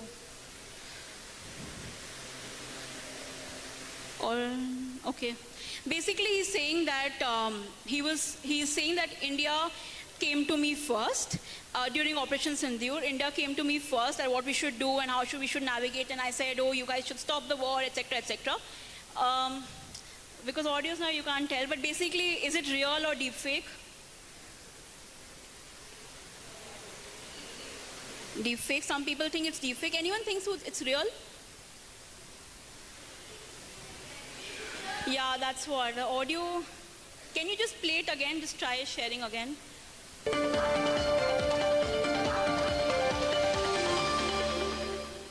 Folks, let me tell you something very important. I got a call from J.D. Vance, terrific guy, very smart about the situation between Pakistan and India. Here's what really happened. The Indians came to us first talking about this Pahalgam incident, and I said very clearly, Pakistan has already offered a completely open investigation, very transparent, very fair. So I told them, don't rush it, don't take reckless action. Any guesses now, real or deepfake? Deepfake? Anyone who thinks it's real? Right. Okay, so basically this is a deepfake video. This video, however, is real in the sense his face and everything is real. He was saying something else. So there's a lip sync problem, right? He's made to say something. He's not saying, he was addressing a conference. He said something till JD once, that was right. But the India-Pakistan part is something he never said. Next video, the third one. Sorry? Because they use lip syncing, voice cloning technique, which involves AI. So it becomes deepfake. That's a good question. Again, the audio.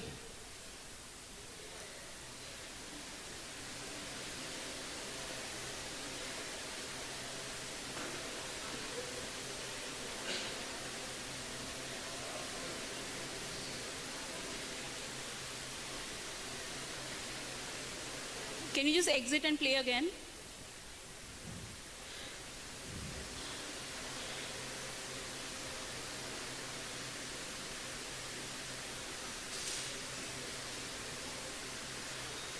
बड़े ताकतवर हुआ, बड़े बहादुर हुआ, इतने बहादुर, इतने ताकतवर हुआ कि आप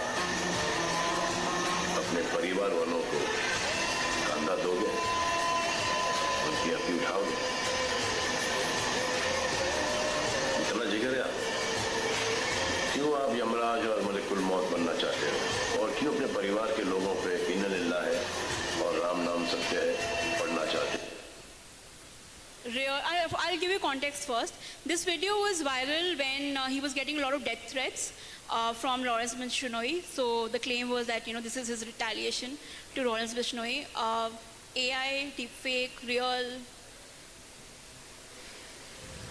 Deepfake, a lot of people are saying deepfake. Anyone thinks it's real? Real? Okay, she thinks it's real. It's a real video, by the way, but the context is different. He recorded this message when he was trying to make people aware about COVID guidelines. A lot of people are flouting guidelines. So he said, it can directly lead to deaths. Why are you guys doing it? So he recorded this message, but it was nothing to do with death rates, etc. It's a real video, but context is completely different. These are some quick techniques to spot AI photos. Bad anatomy, so AI still doesn't get all the fingers right, all the hands right. Just observe the visual very carefully. Weird background faces, sheen, like there's a lot of shine or luster on some of the objects. Just observe it very carefully. But keeping this in mind that the tech is getting every day, this is not how it started. Earlier it was very, very easy to spot. Now it's not that easy to spot, and that's why we take help of tools. These are all free tools, by the way, all very easy to use. The first one is Hive AI. So there are two ways. One is you can go to the Chrome extension. So you can add it as an extension to your Google Chrome browser. It's called Hive AI Detector. Once you do that, in the top right extensions toolbar, it will appear. So Hive AI Detector is appearing because I have added it to my Chrome browser. The good part about, or the most helpful part about this is, let's say I want to check this particular photo. Okay, all I have to do is right click. You'll see Hive as the option because I have it as an extension. Once you do that, it will run a quick scan on the bottom right and tell you the percentage, so you don't have to upload the photo anywhere. That's one good part about adding it as an extension. Just add it as an extension on your Chrome browser and it will run a quick scan and tell you the likeliness of it being AI generated. The next option is obviously go to their website. Here you have to upload the photo and it'll tell you the likeliness of it being AI generated or deepfake. So I took this example. This photo was viral, saying that, Shah Rukh Khan attended Kumbh Mela, which happened this year, with American wrestlers. So we uploaded this photo here. It gave us a quick percentage that it's not real. It's AI generated.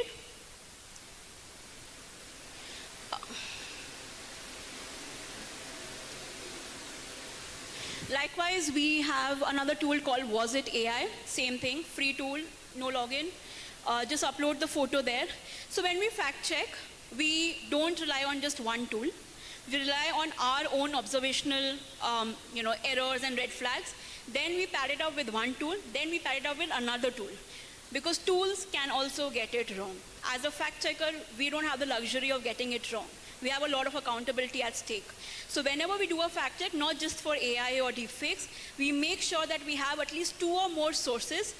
And they're, by the way, both should be independent sources. It shouldn't be that you're talking to two journalists from the same media house. They're going to say the same thing. So you need to have two independent sources or more for you to say that, okay, this is the fact or this is what I found out. This is just a toolkit that I've prepared. You can take photos if you want. I couldn't obviously deal with all the tools due to time. But basically for image verification, geolocation, debunking deepfakes, archiving, only perma.cc is a paid tool, and Deepfakeometer you need to create a login, not paid, but just you have to sign up. Otherwise, everything else is free and easy to access. Yeah, please. Any questions meanwhile, any doubts anyone has? Okay.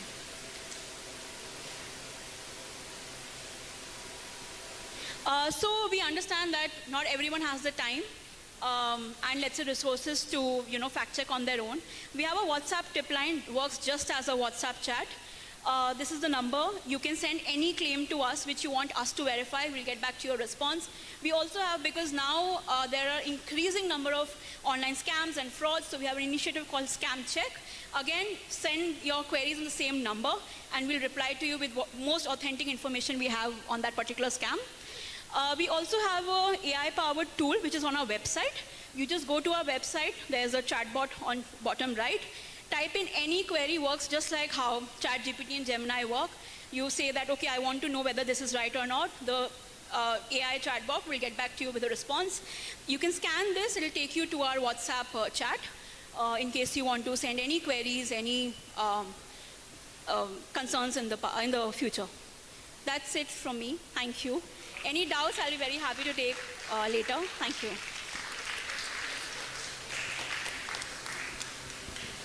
Thank you so much, Ms. Divya, for that very impactful and very interactive session. So now we will now transition to a very distinguished panel discussion on multimedia storytelling. Home video journalism in recent years has changed the way we see news today. Before we commence, it is our privilege to honor the moderator and panelists for their exemplary contribution to this discourse. I would request our Assistant Director, East Khasi Hill, Shri P.S. Lingdo, to kindly come to the stage to felicitate our moderator.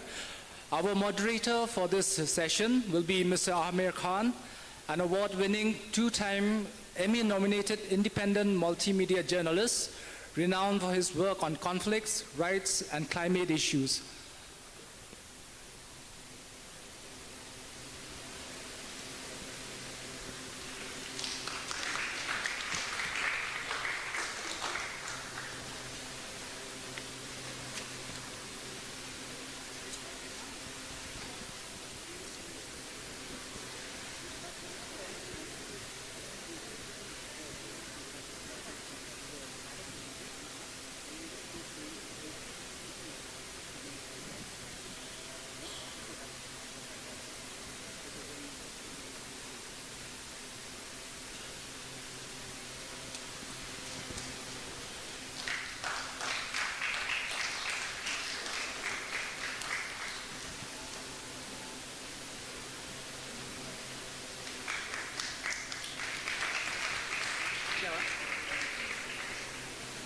Thank you so much, sir.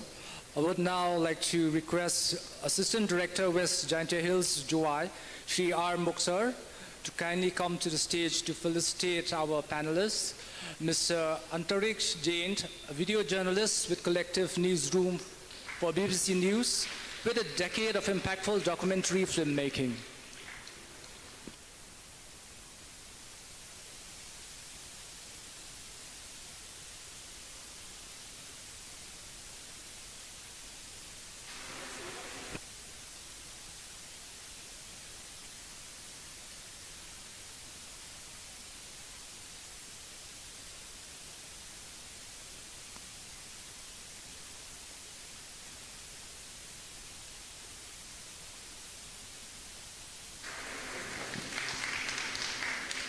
Thank you, sir.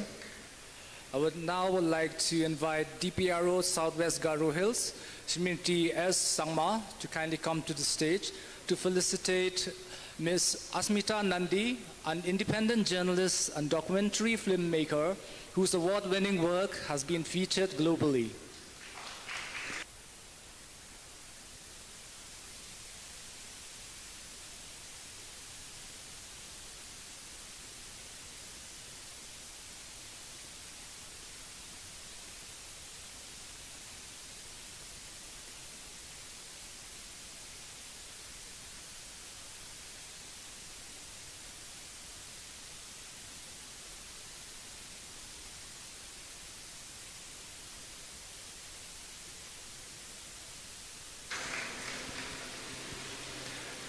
Thank you so much, ma'am.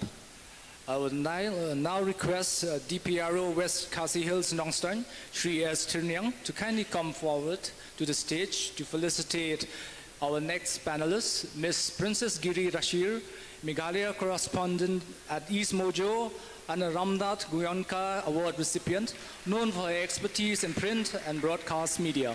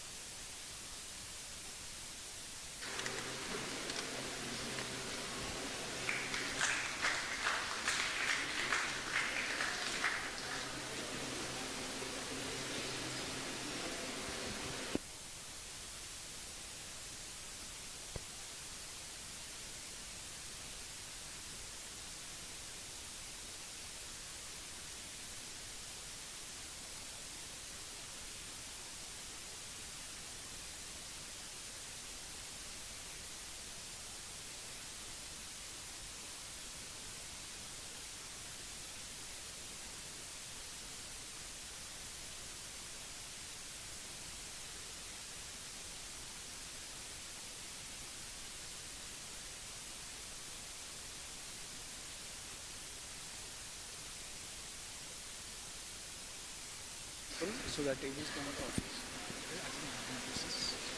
Me? Yeah, this. You just share.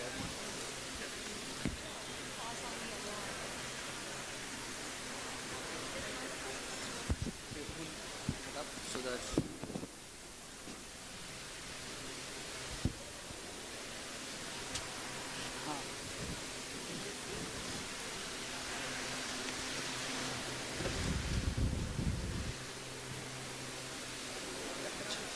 see them at all. It's the point, positioning point. In the next session also you have five. Yes, yes.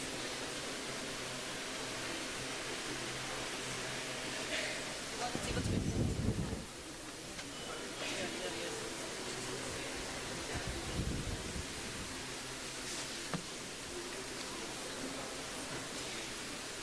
share the live with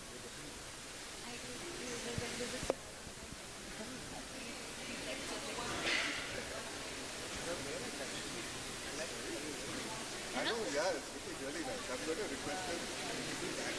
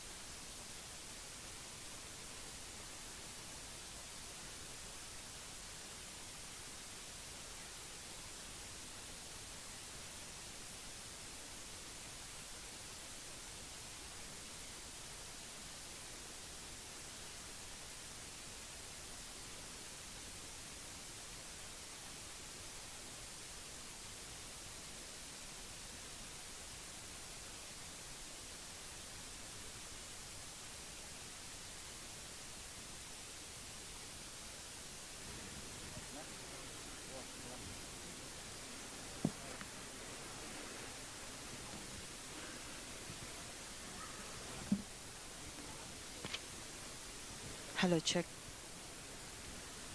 Hello, check.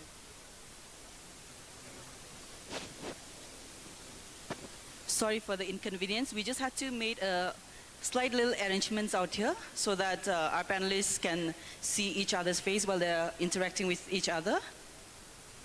Okay, now we can start. Hi, can you hear me? Yes. Good morning, everybody. Thank you, for getting us here, Meghalaya government, or all the people. It's really nice to discuss all these things and how the media has changed over the years. We have guests here, we have experts, journalists from parts of India here, and today the topic is about how video journalism has changed over the years and how it has sort of overtaken, text or what do you call it, storytelling. And video has, from Instagram to YouTube to Facebook, it has, overtaken everything. We have a fantastic panel over here who have done years and years of experience in producing, filming, directing, and also writing stories as well. So without, we are already late, I know that, but without, any further delay, do we need to introduce everybody, or we have done that? Yeah, I think, yeah. So let's get to the point, guys. You have the mic, right? I'll just give one same question to everybody, and anybody can answer. How has filmmaking changed over the years, and how it has sort of overtaken the social media, basically?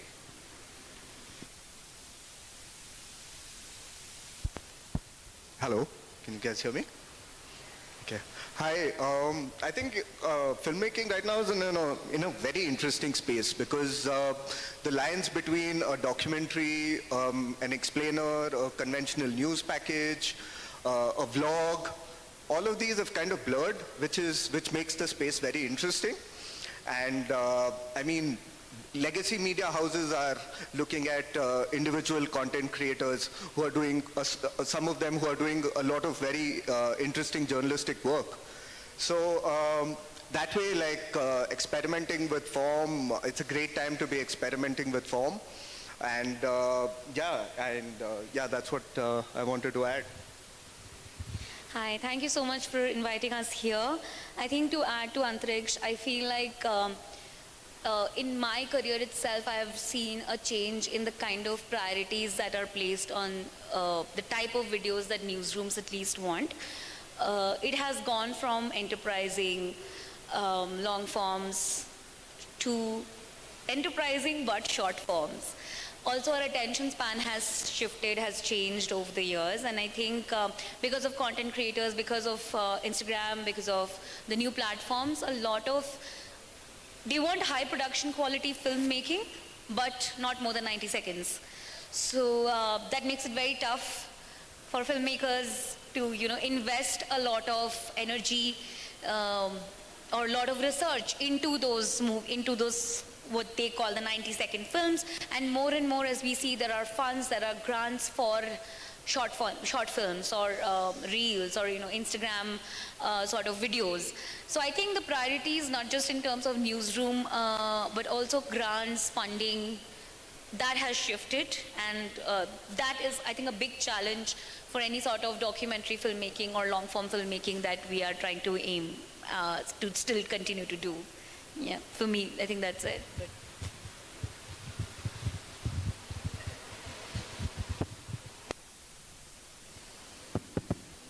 hello. Hi, good afternoon. Good morning, 11:58. Thank you for having me as part of the panel here. I'm going to stick to video journalism as a reporter. That's what I'm going to speak about. We have definitely seen how it's evolved over the years with digital era. Before, video journalism was confined only to television. However, now we've seen that it's much more easier and faster, and all we need is just a mobile phone. And I'll just give an example here, like my boss, Karma Paljor, who owns East Mojo, that's where I work with, East Mojo. Before, when he was working with CNN to report from a remote area, his organization had to spend at least 2.5 crores to buy a mobile van to connect to the satellite to beam images or videos live to people's homes. But today, I can do that same thing and tell a story or report a news, go live just by using a phone that is worth 5,000 or 6,000. We can do that now in today. That's the difference from video journalism back then and now. So it has really changed over the years how people have learned to look at or receive news. So that's... I'm going to do some particular questions because you all come from different backgrounds. Antariksh is from BBC Collective, Asmita is an independent journalist, and Princess works for the East Mojo, and she's been here for a long time. Antariksh, working with BBC, it comes with a lot of responsibility for sure, because, as we had a fantastic panel on the discussion, the workshop on disinformation. How do you sort of maneuver through in the field when it comes to filmmaking and what is right and what is wrong? And also, at the same time, how do you choose your stories? What is the process of choosing your stories? And I've seen a lot of videos from your side which are like 2-minute video and then the longer form. So how do you, understand which will be 2-minute video and which will be like the longer form?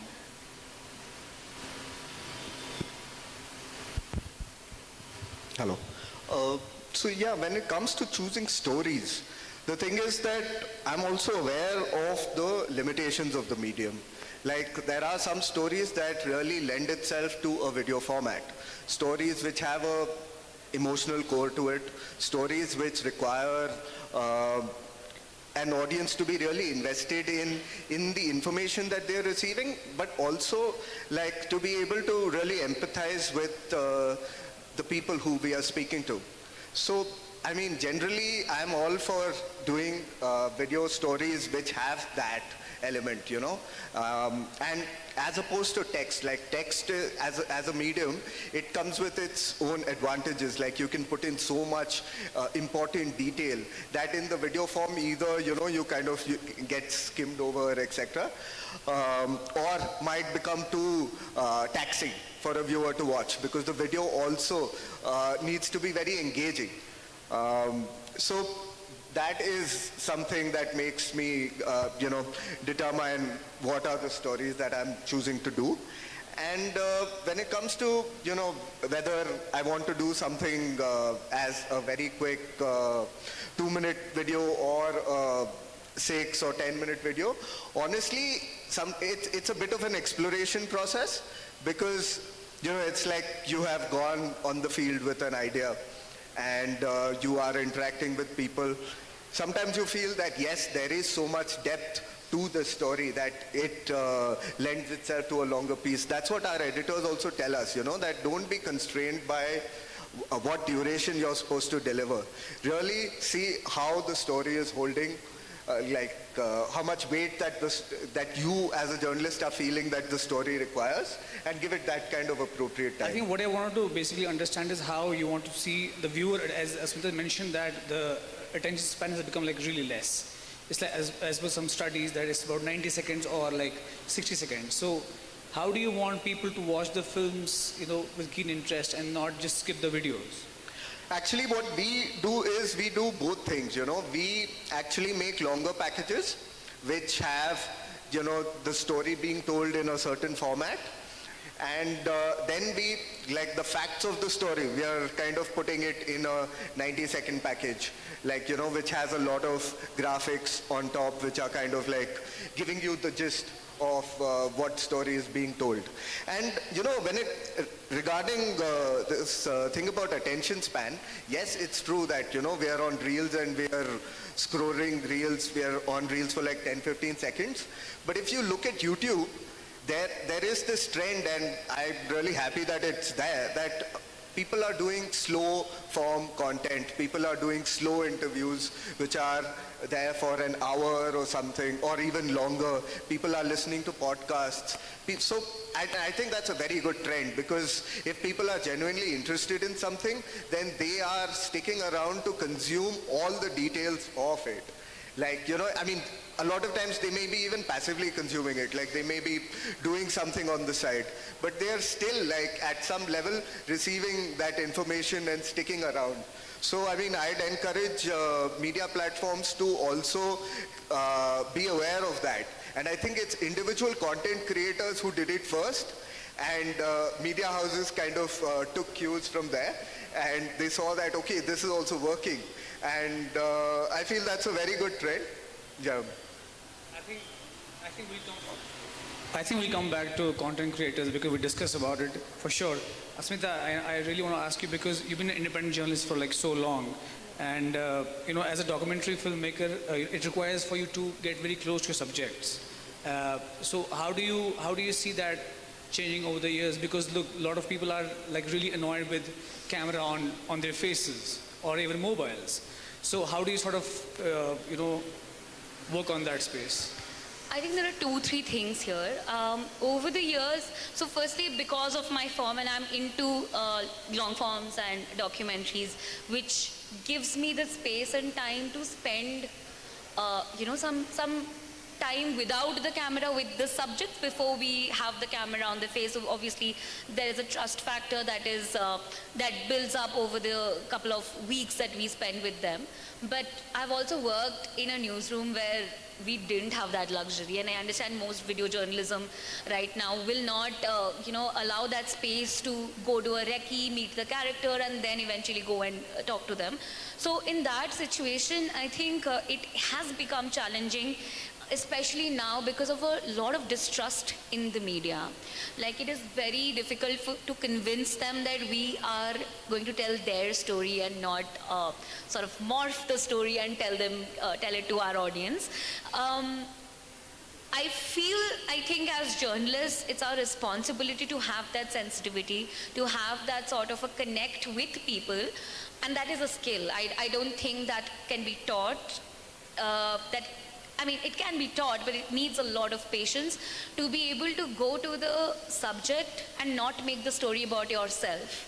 I think the story is about them, and we have to convince them that we are just there to take permission to tell that story, and not that we're entitled to be told their story. I think if you go to the subjects, and there have been many instances in my experience as well, where initially people have been scared, there have been hesitations to speak to me about their life. And of course, I mean, I think it is our privilege as journalists to be able to have that kind of an insider experience to a completely stranger's life. And I think I'm lucky to be able to get that kind of an insight, because I just think if I am ever on the other end, how much trust do I have to place on the journalist to be able to open up such private details to them, right?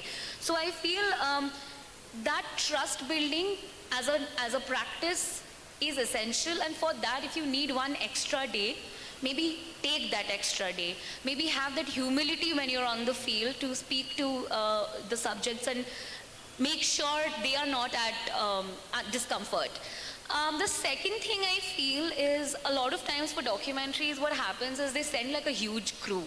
Like I have noticed this, at least especially for international organizations, they want a sound guy, they want a light guy, they want a camera person, they want a producer, and then they want a person who's anchoring the video. When you're a 5-member crew going into some remote village, somebody who's just had his home washed away or had an incident, misfortune that has fallen upon him, can you imagine the intimidation that they could feel because of that?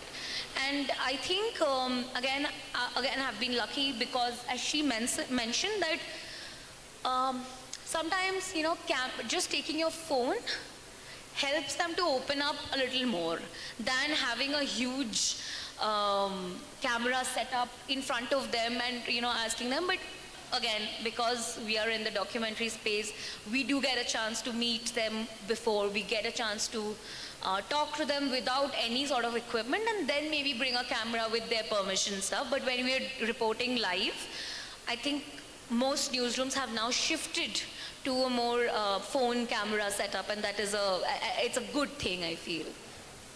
As you mentioned, trust building is very important. Absolutely. For any journalist, not just video, but text and any form of journalism. Moving to Princess, you've done incredible amount of work in Northeast, and you got Ramnath Award as well. And you've done text, you've done TV, you've done now digital. So have you ever seen because you now do videos also, as I remember correctly. How have you seen the transition? You're in a perfect position for us to explain to everybody that the transition between text to video and what has changed in that. I would strongly agree with what Smita has just spoken, because a point from there, how you talk about trust, and then you also talk about where earlier you require a huge team to go for a shoot. But today, one person alone, like I will talk about myself. When I go to the field, I just use my monopod, my phone, a lapel mic, and a tripod, or a monopod, like I said earlier. You just need those, and some app. For me, I don't have to edit my videos because I send it across to my team in Guwahati. There is a production team who handles all of the work, but as a reporter, I'm made to do these.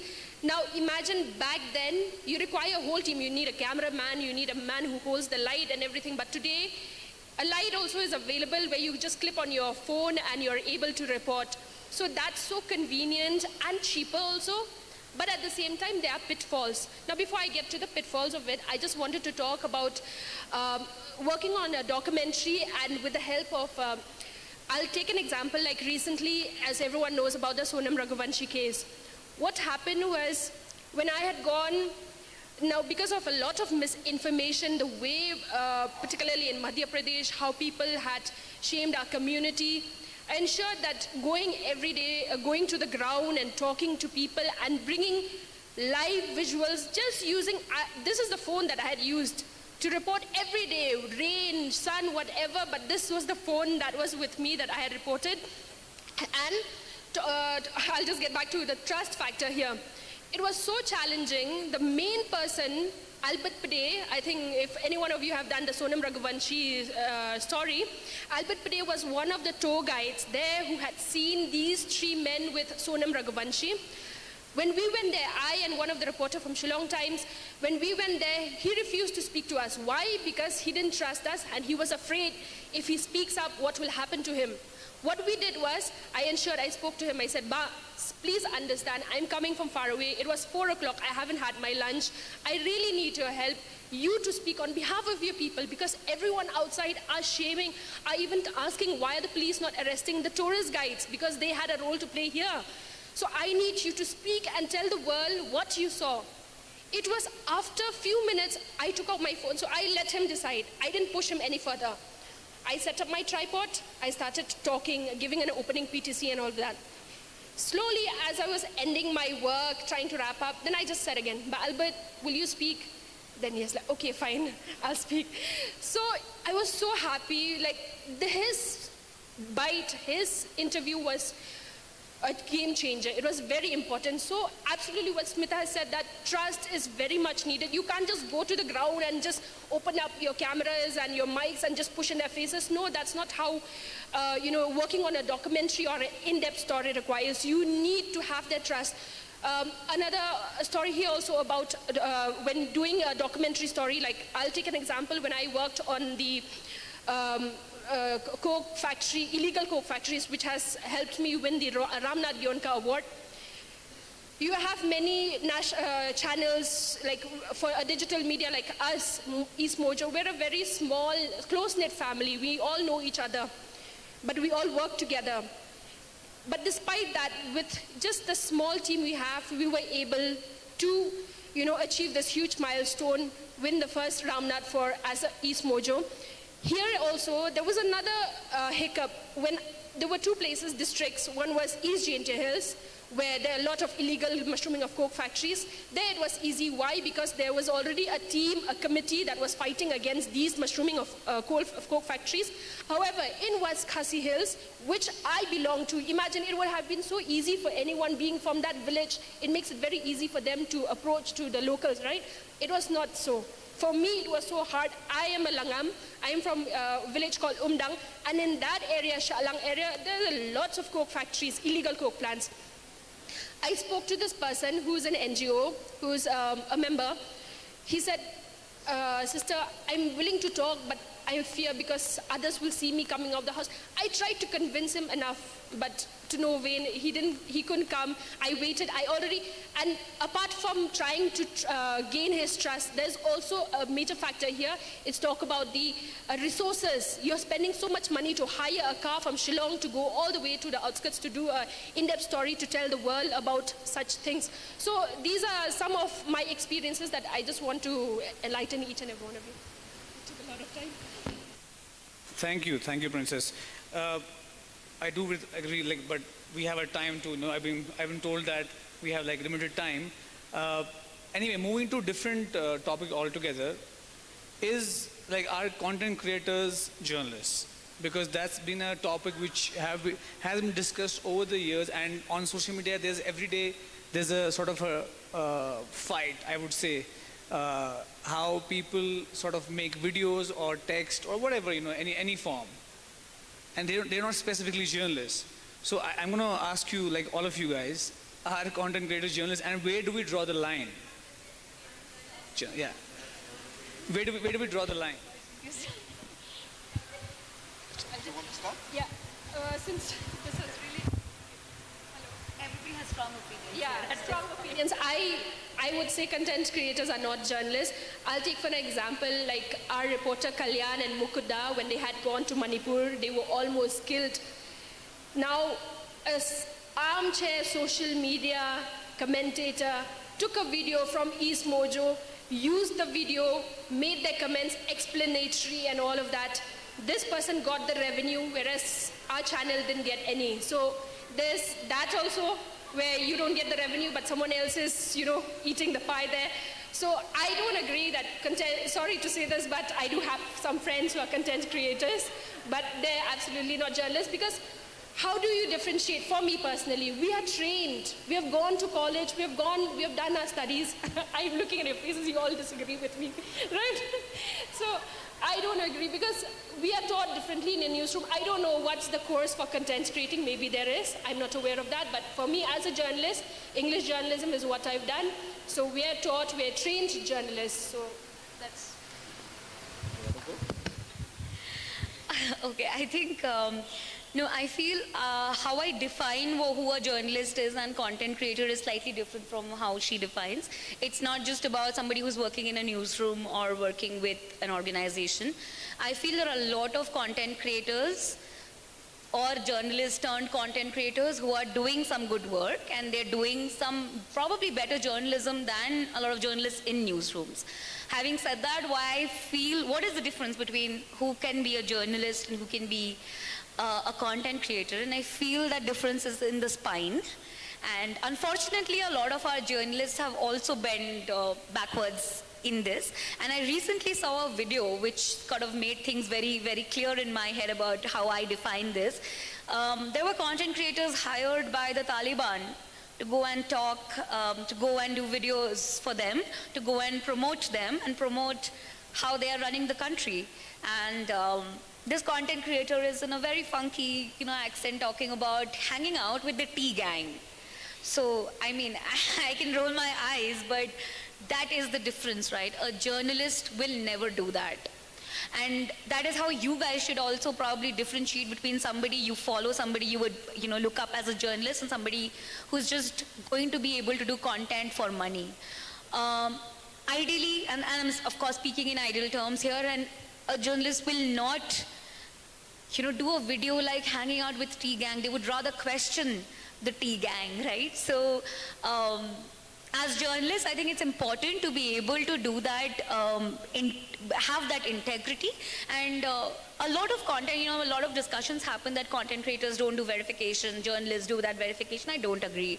I think there are some content creators, and I'm talking across the globe. If you follow Johnny Harris, if you follow a couple of other content creators, journalists, ex-journalists from Vox who are now making content on YouTube, some of them have really rigorous checks. They're independently doing journalism on their YouTube, and YouTube is serving as a platform. That is also content. So it's not like, you look down upon that kind of a content creation. But of course, I think as Divya has also spoken to us, we need to verify our facts from different platforms, whether that is a journalist, whether that is a content creator, and then make up our own opinion. Sorry, I took some time, but I had the wrong opinion. Antri, before you answer, I'm going to just check. Do we have a content creator here? I'm pretty sure we have one. He's asking if we have a content creator here. Do we have a content creator? I mean, I'm sure most of you are like posting on Instagram, etc. So please raise your hands at least. Yeah. I mean, you don't have to be a famous content creator as long as you're producing things and putting it up on the internet. That's is there one? Basic definition. Okay. Yeah, we have one person raising his hand. Just wondering, what do you think of difference between journalism and content creation, and do we draw a line? Do you, Mike? Can we?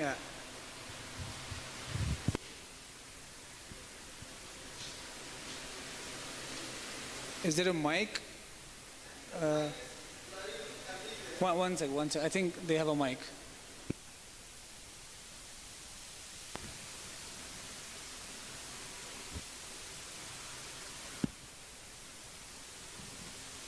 So I think the line is blurring everywhere. So I work with Wikimedia Foundation. I'll have a session about that as well soon. Wikipedia in itself did the same thing with encyclopedias. Encyclopedias at one point were supposed to be written by scholars, experts to say, but then Wikipedia said no, anyone can edit. And that now has produced the largest encyclopedia in the history of humankind. In the same way, I see, this in journalism, let's say, or in the broader field, everywhere we see this with access to these new kind of tools. We are seeing it has its own challenges, as Wikipedia has, and we're trying to combat that, but we're also democratizing the space, and I am for it. as we break those boundaries of expert versus non-expert, I'm always for it. I appreciate it. Thank you.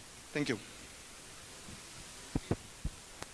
To the initial question, the line between creator, because that's what we discussed in the morning also.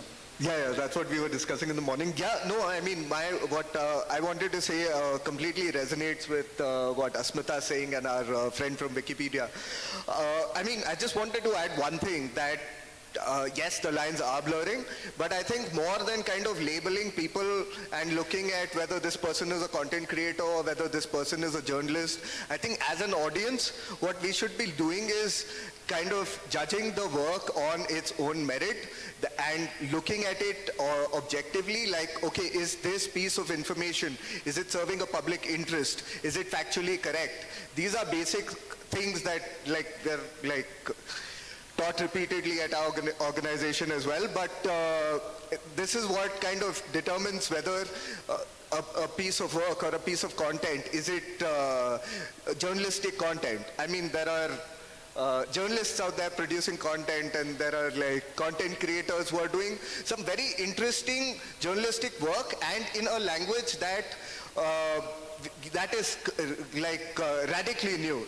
I'd seen this one very local content creator who was traveling around this part of Jharkhand, I think, where Jadugoda is, talking about the uranium mines. And he was making a vlog, basically. He was roaming around, but he was also speaking to people, and I was like, this is amazing. This is very strong, unfiltered journalistic work. It's just not labeled as such. It's just this person walking in this area speaking to people.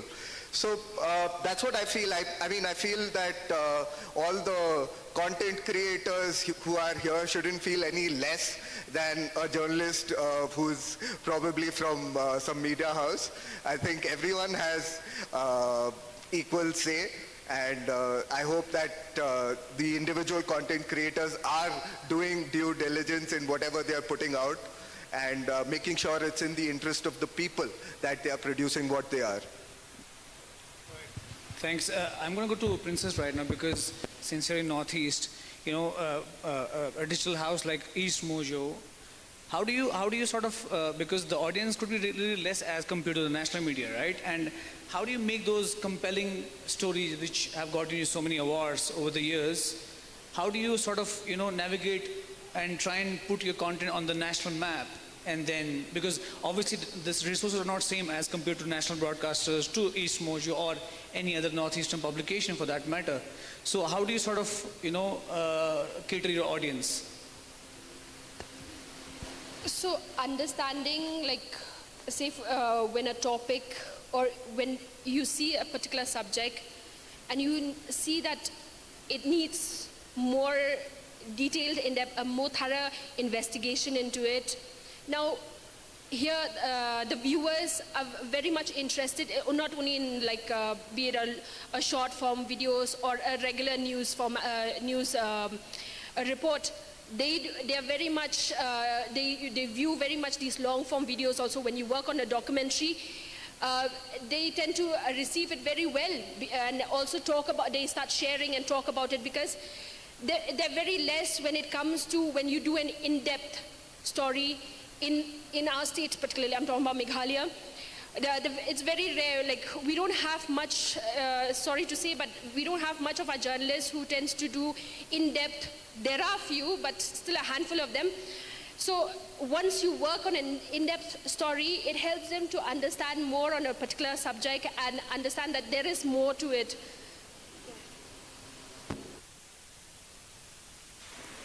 Yeah, thanks for that input. You know, all of, this is for everybody. A decade ago, we used to have news, news might pop up on a photo, or maybe a photo could pop up on your phone or website. And today, as we are all here, Nepal is going crazy, right? And we've been having updates, within minutes we're getting updates, or videos, or photos. So, as Divya also mentioned, there's a very thin line between truth and false, right? So, as content creators, as filmmakers, or as someone who actually work on the video field, how do you pace it out? Because you want to, I think Asmita has done a lot of breaking news at Quint, I remember. So how do you sort of do verification process? And because the audience is waiting, and it's all about the game of timing, right, in journalism. So how do you work on those lines? Asmita, if you could go first, yeah. Yeah.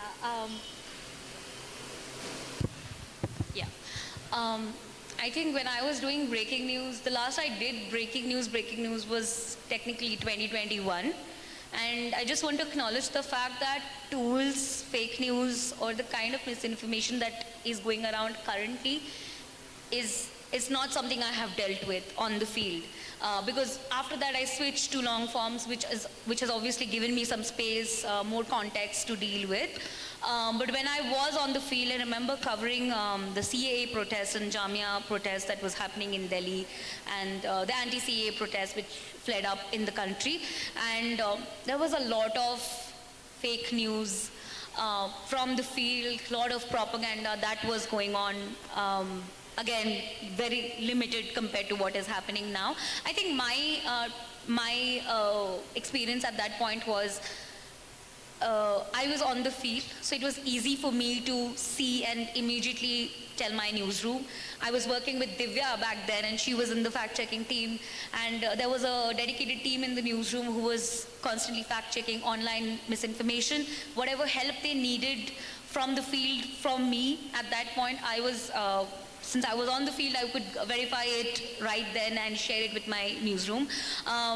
If there were important videos, if there were important narratives that were going around, I had also done a video, I think, debunking it, showing exactly what is happening, because again, I was on the field. The point I'm trying to make is we cannot replace ground journalism. I think a lot of newsrooms are now heavily dependent on information online, heavily dependent on information that they can source from other people, but the importance of ground reporting, the importance of field journalism can never be replaced.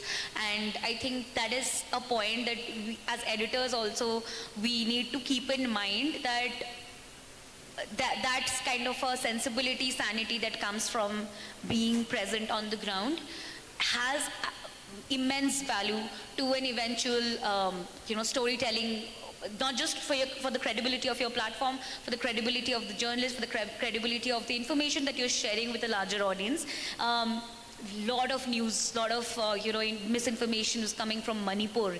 I remember during the Op Sindoor, Twitter was going berserk, and we were just discussing that how we were relying on the government version at that point of time to believe what is true or not, because there were very few journalists on ground. I think by the time the journalists were on the field, a lot of information had surpassed and circulated online, social media. And even if journalists were there, they had the internet snag. They couldn't relay the information, etc. So yeah, I think to summarize what I'm saying is more resources, more priorities to ground reporting is something that could be the way forward to counter misinformation or disinformation. So if you guys want to add something new. I just wanted to add that, like, as video journalists, when we're on the ground, the one basic thing we try and do is really look around. Like, I mean, there are always people who look at a media crew and are keen to speak.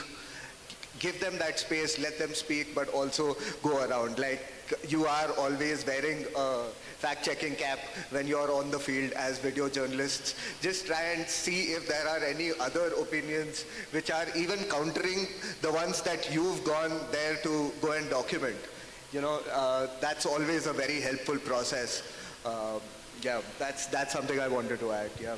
But I think we went into deep reporting stuff. I want to come back to the original topic, what we are here for, like why video journalism has changed over the years, or let's say videos over texting or text stories or other form of reporting. Over the years, social media has dominated the news cycle. Instagram, Facebook, or the Twitter, formerly like X. 60-second videos is the span time where people are able to watch a video. Do you think as journalists, you guys can do serious journalism in those 60 seconds? Because the attention span is like really less. So can we as journalists all do serious work in those 60 seconds? Can we pass on the message? I know it's a difficult one, but I think everybody would like to, sort of understand, like they're all scrolling on phones, like even as we are speaking, they're all scrolling on the phone, all of them, most of them. So how do you see this as sort of new medium? I call it 60-second journalism, Like it was initially started by Al Jazeera, like many years ago, when they did this 2-minute videos with text. But over the years it has changed, like BBC has taken it over now. So yeah, how do you see that? Hi, actually.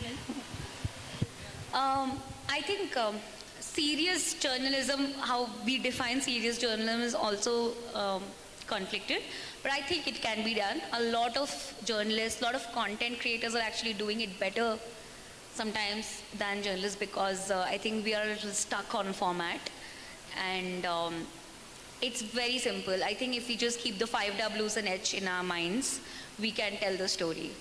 Having said that, I feel there are different formats for different kinds of stories. But as Antriksh also mentioned, I think BBC does this reversioning thing, so they have multiple versions of the same story. If you can pique the interest of the audience with that 60-second, your audience will eventually go back and watch a probably longer video into it.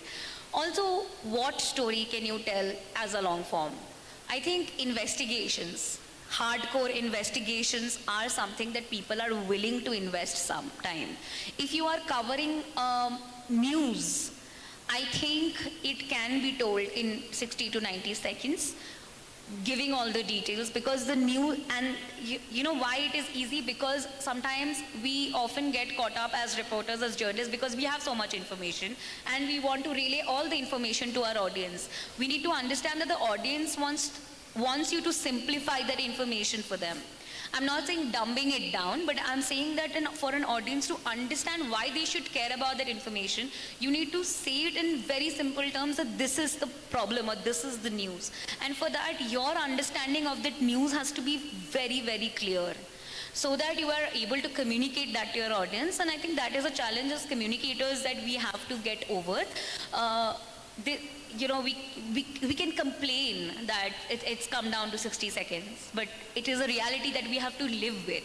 So to live with that reality, we should be able to upgrade ourselves as better storytellers and eventually drive attention, drive our audience to probably taking more interest in long forms. And it is not true that people are not taking any interest in long forms. Like he mentioned, there are certain content creators whom they are very interested to watch a 1.5 hours of interview or 1 hour of podcast or an investigation documentary. I think that has also shifted in journalism, and something that I want to point out, that there is a lot more face-led journalism that is happening now, and a lot of anchor-led journalism. Something probably we would have borrowed from TV, where now the anchor is on the field, but people connect more with faces. And again, that is something, that is a fact that we have to acknowledge when we shift our ways of storytelling. We have time limit, we are running out of time, but I'll give you 1 minute and then 1 minute, and then we'll open 5 minutes for the audience.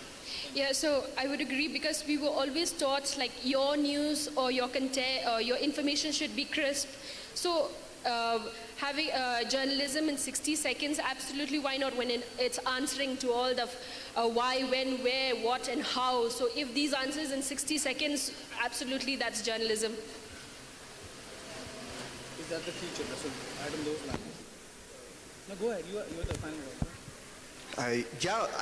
I think while, yes, I think it's full of pitfalls. The thing is that I do not appreciate this kind of crunching information into 60 seconds, because ultimately you end up putting together a lot of things that have a lot, I mean, there is a lot more context that needs to be added, especially if you are talking about serious journalism. I think by that you mean journalism that has an impact on a lot of people's lives, that has a lot on stake. I mean, I guess that could be a broad definition of what we mean by serious journalism. So, yeah, I mean, I think media houses are kind of really pushing at this trend but like, think about this, that when you're consuming reels, are you actually consuming reels for the sake of receiving like serious journalistic information, or are you like, so I mean, I don't think serious journalism should like compete with cat videos, because you're definitely going to lose out. Like, I mean, be aware that in what context is an audience coming to you. On Instagram, maybe you can tell them that, yes, this is something that is happening in Nepal, and there are young protesters who are protesting, but if you want to know more about this or want to understand this to some amount of depth, then obviously, I mean, you have to go back to, relying on slightly longer form. In which you can convey all the nuances which need to be conveyed to actually understand something. Like, because, yeah, I mean, that's what I feel. I have strong feelings about this. Yeah, I mean, I also same, because I've been as a filmmaker, and I'm a big fan of long form. I can't do 1 minute videos at all. Like, I can't do it. So, yeah, I mean, we are running out of time right now, but I'll give 2 minutes. If you have questions from anyone in the audience, and then, I mean, we have questions, like, I can go, yeah, please. Mike, please.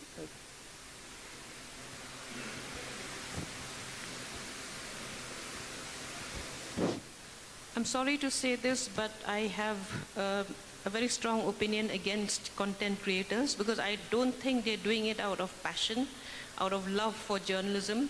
They're doing it for likes and for generating income. So whether we can really take their word at face value. Also, there is no editing, there is no accountability to anyone. How can that be when all of us are being held accountable by different institutions? Also, short form journalism, 60-second journalism, is there any scope for any critical analysis? Okay, I mean, that's more of a comment. Like, we all agree to that, right? As journalists, that 60 second or the content creators, we are pretty much against it, but it's what it is. I mean, they are all living their lives and making money out of it. So, do we have any more questions? Or, I mean, we can have like endless conversation over here, but obviously it's about time. So, yeah, I don't think so, right? Sorry, just a response to what ma'am was saying. Of course. I mean, given what mainstream media currently is, and given that there is so much gatekeeping to actually entering the profession, like, I think at some level we should also celebrate that it's open to everyone. Yes, I mean, I guess the accountability comes from the fact that there are audiences watching, and if you're doing something malicious, I mean, there are real life consequences to that for content creators as well. Like, you see at a lot of protests that, like at the farmers' protests, the people protesting there, they did not let any mainstream media journalists function from there. They were like, these people don't represent us. They are not our voice. These content creators are putting our voice out there. So, I mean, I guess it's a bit of both. Yeah. There's a lot of regional reporters as well to come out. Now, I was just saying that, I mean, accountability, like I said, like there are a lot of journalists who have also turned content creators, which of course has its pitfalls, like without an information which is going without checks. But I also see a positive to it, because I see a lot of regional journalists, a lot of stringers whom there were, people would not give like enough credit to them.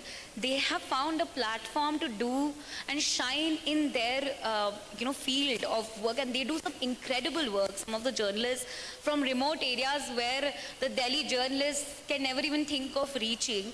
Some really important stories have come out from these areas, and I think that is a positive to it. And of course, there are a lot of negatives to it, and we can continue debating that, yeah. All right, guys, I think we're running really out of time. Thank you very much for joining us, and thank you everybody else.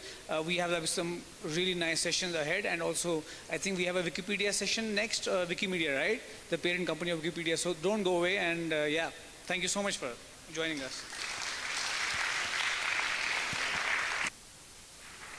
Hello, check.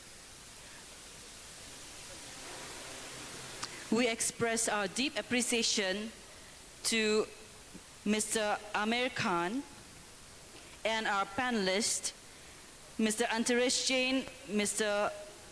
Ashmita Nandi, and Ms. Princess Giri Rashid, for their profound insights into the transformative role of video journalism. Let us all give them a big round of applause.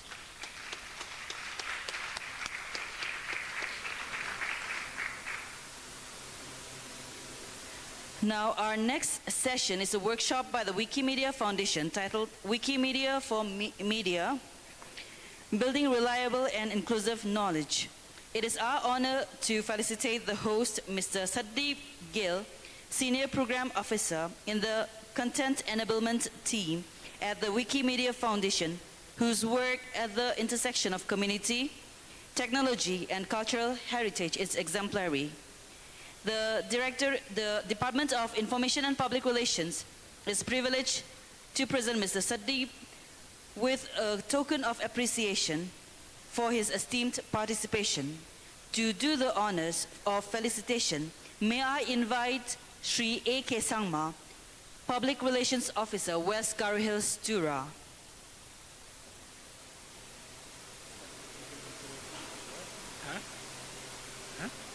Not there. Okay, may I invite Madam Sadina Sangma to kindly do the honors of felicitation.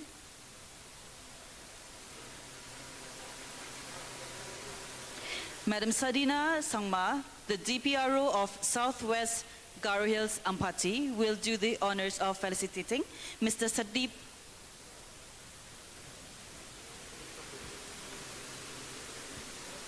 Mr. Saddeep, a long-time volunteer for Wikimedia projects, including the Punjabi Wikipedia, and an author of translations and a travelogue, brings a unique perspective to this session. Please join me in welcoming Mr. Saddeep Gill. A big round of applause.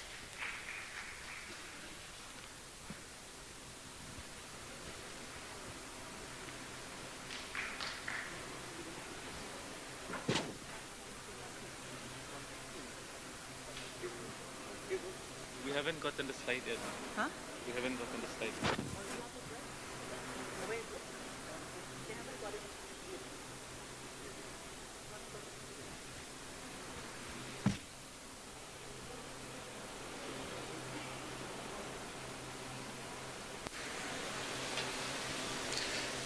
Hello everyone. I'm just waiting for the slides to appear. In the meantime, I can introduce myself. I work with the Wikimedia Foundation. You might have heard the name or not, but you definitely have heard the name of Wikipedia. So this is the foundation that runs Wikipedia and other projects. And I'm here in two capacities. One as an employee, as a staff member of that foundation, and second as a volunteer. I've been contributing as a volunteer to the projects, the Wikimedia projects, and this session will focus on my journey as a volunteer and then as well as an employee. So hopefully you learn a bit about different Wikimedia projects, how the foundation work, and how probably you all can also contribute to it. Just wait a few seconds, we're just getting the slides on the screen. Yeah, I'll just confirm my hunch. Who here knows about Wikipedia? Just raise your hands if you know about Wikipedia and you read Wikipedia. Okay, who doesn't? Let's just flip it. Is there anyone here who has no idea what Wikipedia is? Anyone? It's completely fine if you don't know what Wikipedia is. I'm not judging. Okay, everyone knows, it seems.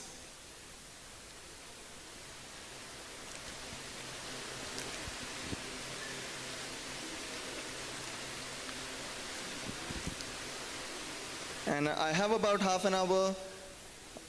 After that, we'll break for lunch. I'm hopeful that this won't be a boring session.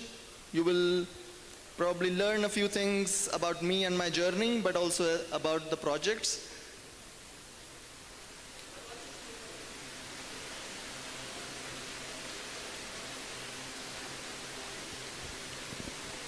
So I'll just go ahead and tell you a bit more about myself. So back in 2009, when I was studying in school, I discovered Wikipedia, just stumbled upon it. Some of you might know, if you had access to internet back in those days, there was a website called StumbleUpon.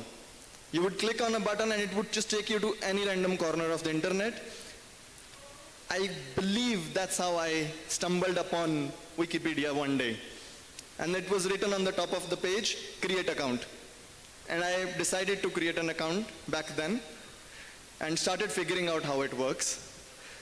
I saw, and it was in English, I saw that there was no article about my school where I was studying. I said, okay, let me see if I can put it up. I didn't have enough references. I tried, but in the end it got deleted. But my slides are up. I'll take you to them. So Wikimedia for Media, hopefully students, media professionals, you all will learn a few things about how you can engage, but also probably my journey as a volunteer who then transitioned into the foundation, into the Wikimedia Foundation, will also teach you a few things and maybe inspire you a little. So as I said, I'm wearing two hats here, one as a Wikimedia Foundation employee and another as a volunteer Wikimedian or Wikipedian. And I made my first edit in 2009. So it's this October, I'm going to celebrate my 16th Wikipedia anniversary. So the Wikimedia Foundation, what is it? It's a non-profit. It was founded in 2003. And what it does is, it raises funds to support Wikimedia. As I said, it's a non-profit. So we don't do any ads, as you might know already, that we don't run any ads, and we raise all our revenue as donations, and primarily small donations by individuals. We're not taking big corporate donations. We have a small percentage, but primarily a big chunk of our donations come from individuals like you. We also operate the technology behind Wikimedia projects, making sure that the websites stay online, that it's reliable in terms of site reliability. We also support our volunteers. So the content on Wikipedia is written by volunteers, not by the foundation. The foundation is about 600 employees across the globe, and the employees mainly work on technology or legal. We have a legal team or partnerships, but the content is written by volunteers, and the foundation supports those volunteers. About more than 2.5 lakh volunteers across the world. We also champion everyone's right to free knowledge on the internet. We go to court whenever there is anything that's against it. Then now coming to Wikimedia movement. What is Wikimedia movement?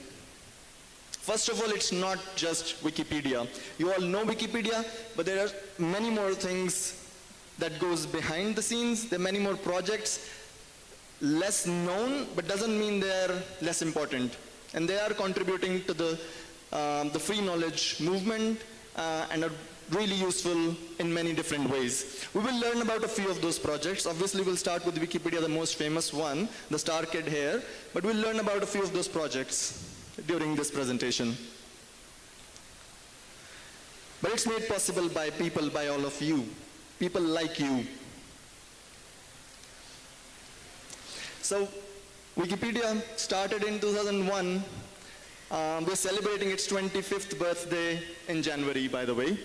So Probably it's older than some of you in the audience here. And this is what it is. It's not just English Wikipedia. Around 340 languages in the world. More than 65 million articles. If you print Wikipedia, this whole room will be full with the volumes that will be created out of it. It's that huge. If you just compare with any other print encyclopedia, you can guess the amount of content that's there by what I'm sharing. It will fill this entire room, probably more, if we print the entirety of it. And more than 2.6 lakh editors per month, and more than 8,000 views every second. Billions of page views every month is what this gets. And it's all created by the people, which makes it much more powerful. And as I said, 1 billion unique devices every month. So this is a nice little tool. You can check it out later, listen.hatnod. You can listen to the sound of Wikipedia. Every edits that made on Wikipedia, if you go to this, if you search listen Wikipedia, it's like a music background that you can have while you're working on the internet. But every edits that's made, there is a musical tone that's assigned to it. And you see that every second what's happening all across. This is every second what's edit being made. So you see for real, and that's a human somewhere sitting across, somewhere in the globe, making a change to the Wikimedia projects. And it's all free and open. We're not charging anything, we're not selling it, that's a commitment. We're making sure it remains open and available for everyone forever. And we believe this makes the world a better place. More educated, more informed, which is kind of goes with the theme of this conference or this conclave as well. More sustainable and more democratic, because it allows anyone to come as long as you're coming with a reference, with a citable source. You can come and edit Wikipedia. And there are huge discussions that's always going on some or the other topic of what should be in a Wikipedia article or not. And that's what we believe is the, championing the values of democracy. And this is our vision.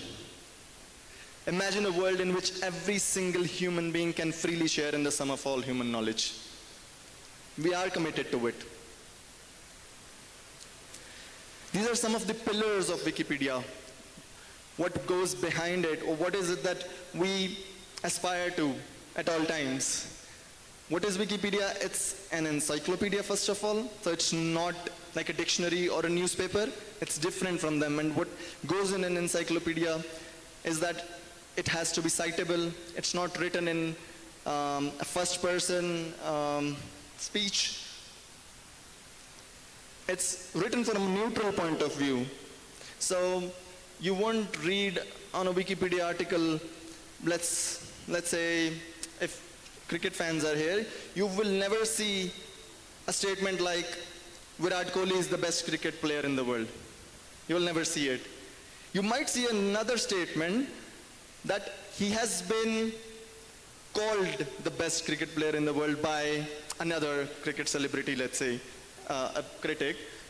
That's something that it can say, but it won't say in the voice of Wikipedia. So it's a neutral point of view is very crucial to our value.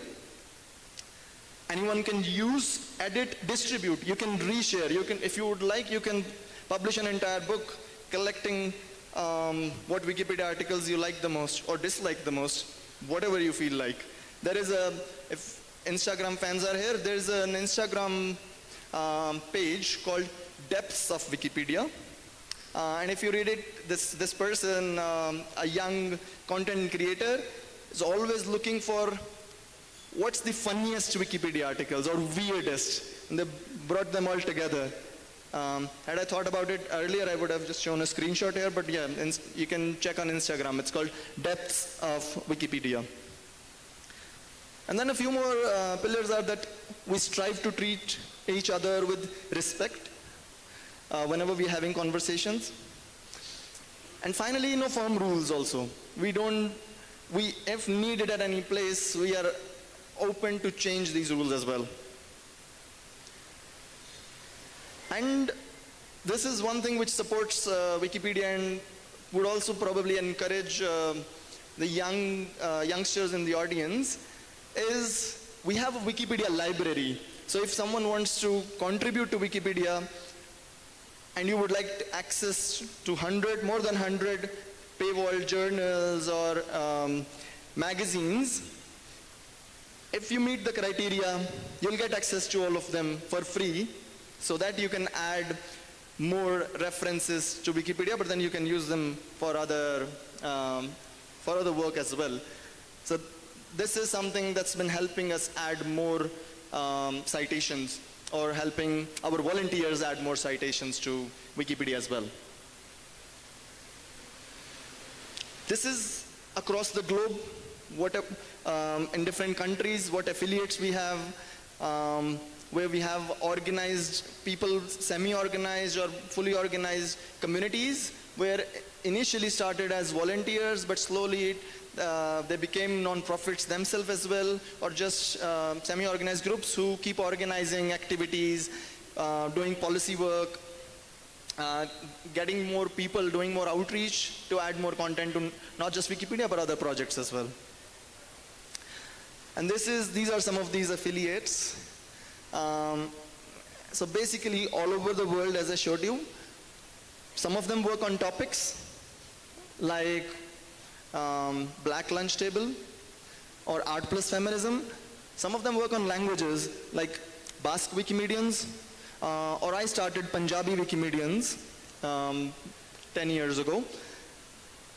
And some for places like countries, Egypt Wikimedians user group. So this is quite diverse affiliates we have, but there's some kind of uniformity in what kind of logos we have and all. And these are the different sister projects, as I shared earlier, and I'll go more into them as well. Okay, so let's just go into my Wikimedia journey now. So as I shared, back in 2009, I joined Wikipedia. Then just a few months later, I discovered Punjabi Wikipedia, and it had only 3,333 articles. I took the snapshot from the Wayback Machine, by the way, which was mentioned by my colleague here, Divya. So it was really small, and I thought I had to do something about it. Only 3,000 articles, while English had, I don't know, a few lakh or more. So I started organizing. I was studying, I had done my +2 in non-medical, but I shifted to literature and languages. I was studying Punjabi language. I organized my fellow classmates who were also studying Punjabi, but also my friends from the French certificate course that I was doing. I got them all together and said, okay, let's come and improve Punjabi Wikipedia. And this is a photo from 10 years ago, when we did our first in-person meeting, where we also give t-shirts to everyone who wrote 4 articles on Punjabi Wikipedia, or translated 4 articles on Punjabi Wikipedia from English. And we also started getting some coverage. So when I discovered Punjabi Wikipedia, I also told my father about it, who's also a former member of the Communist Party of India. He loves philosophy, literature, quite diverse topics. So I told him about it, and he started contributing to Wikipedia as well. And my father right now is the highest contributor to Punjabi Wikipedia. Like 20% of all the articles on Punjabi Wikipedia, 25% are written by my father. That's me, that's my father. We were meeting some Uzbek Wikimedians just last year when we went there for a personal trip. And then we also organized with this, we also started getting more organized. We organized a conference in 2016 in Chandigarh called Wiki Conference India. We also brought in some folks from other South Asian countries as well. And this is a photo of the women that were present at that conference. And this is a snapshot from a few days ago. Punjabi Wikipedia now, from 3,000 odd articles, is now nearing 60,000 articles, as you can see. We've made a lot of progress. We're focusing more on quality now than just numbers. We have realized that we can't compete with English, but we can focus on is what is the content in Punjabi that matters the most to our audience. And we focus on that and making sure that is high quality content. Probably Punjabi audience don't want to read about Britney Spears in Punjabi. They can read about that in English if they would like, but there are topics that are inherently important for them that they would like to read in Punjabi, which is what we'll focus more on. And yeah, this is just some statistics. By the way, all these statistics, if you're interested in learning more about Wikipedia or Wikimedia projects and you would like to gather statistics to see, this is about Punjabi Wikipedia. All of the statistics are available for everyone to check, cite, use, whatever. You can work with it. And this is the, from 2016 onward, a graph of the article creations on Punjabi Wikipedia. You see a jump in 2023 that's when we were trying to reach 50,000 articles. So we just had a push, okay, let's reach 50,000. And then we've slowed down a bit afterwards. And this is page views. From 1 million a month and now nearing to about 4 or 5 million a month. It's consistently increasing. So in local languages as well, how important these projects are to reaching audiences, diverse audiences, is what I'm trying to present here. So yeah, after that I'll come to another project. I hope you get a sense of Wikipedia and then Punjabi Wikipedia and the whole idea about multilinguality on it. Now we're coming to the audio-visual content on Wikimedia projects. So initially, when Wikipedia was created, it was just one site, but slowly we realized we needed a media repository as well. And that media repository just isn't only for Wikipedia, but it's also for everything else. It's a commons for everyone to use and reuse, share, and that's the Wikimedia Commons. So it's not just for Wikipedia. So about 126 million freely usable files are there. You can use them anywhere in commercial settings as well. I'll share a tool as well in this presentation, which you can use if you don't know how to cite it properly. A citation is appreciated a lot. But yeah, it's one of the biggest freely usable repositories of media, and you can contribute to it as well. Like, you see anything interesting, not selfies, please, but anything interesting, there's an upload button. Create an account and you upload, and you'll see the magic of it.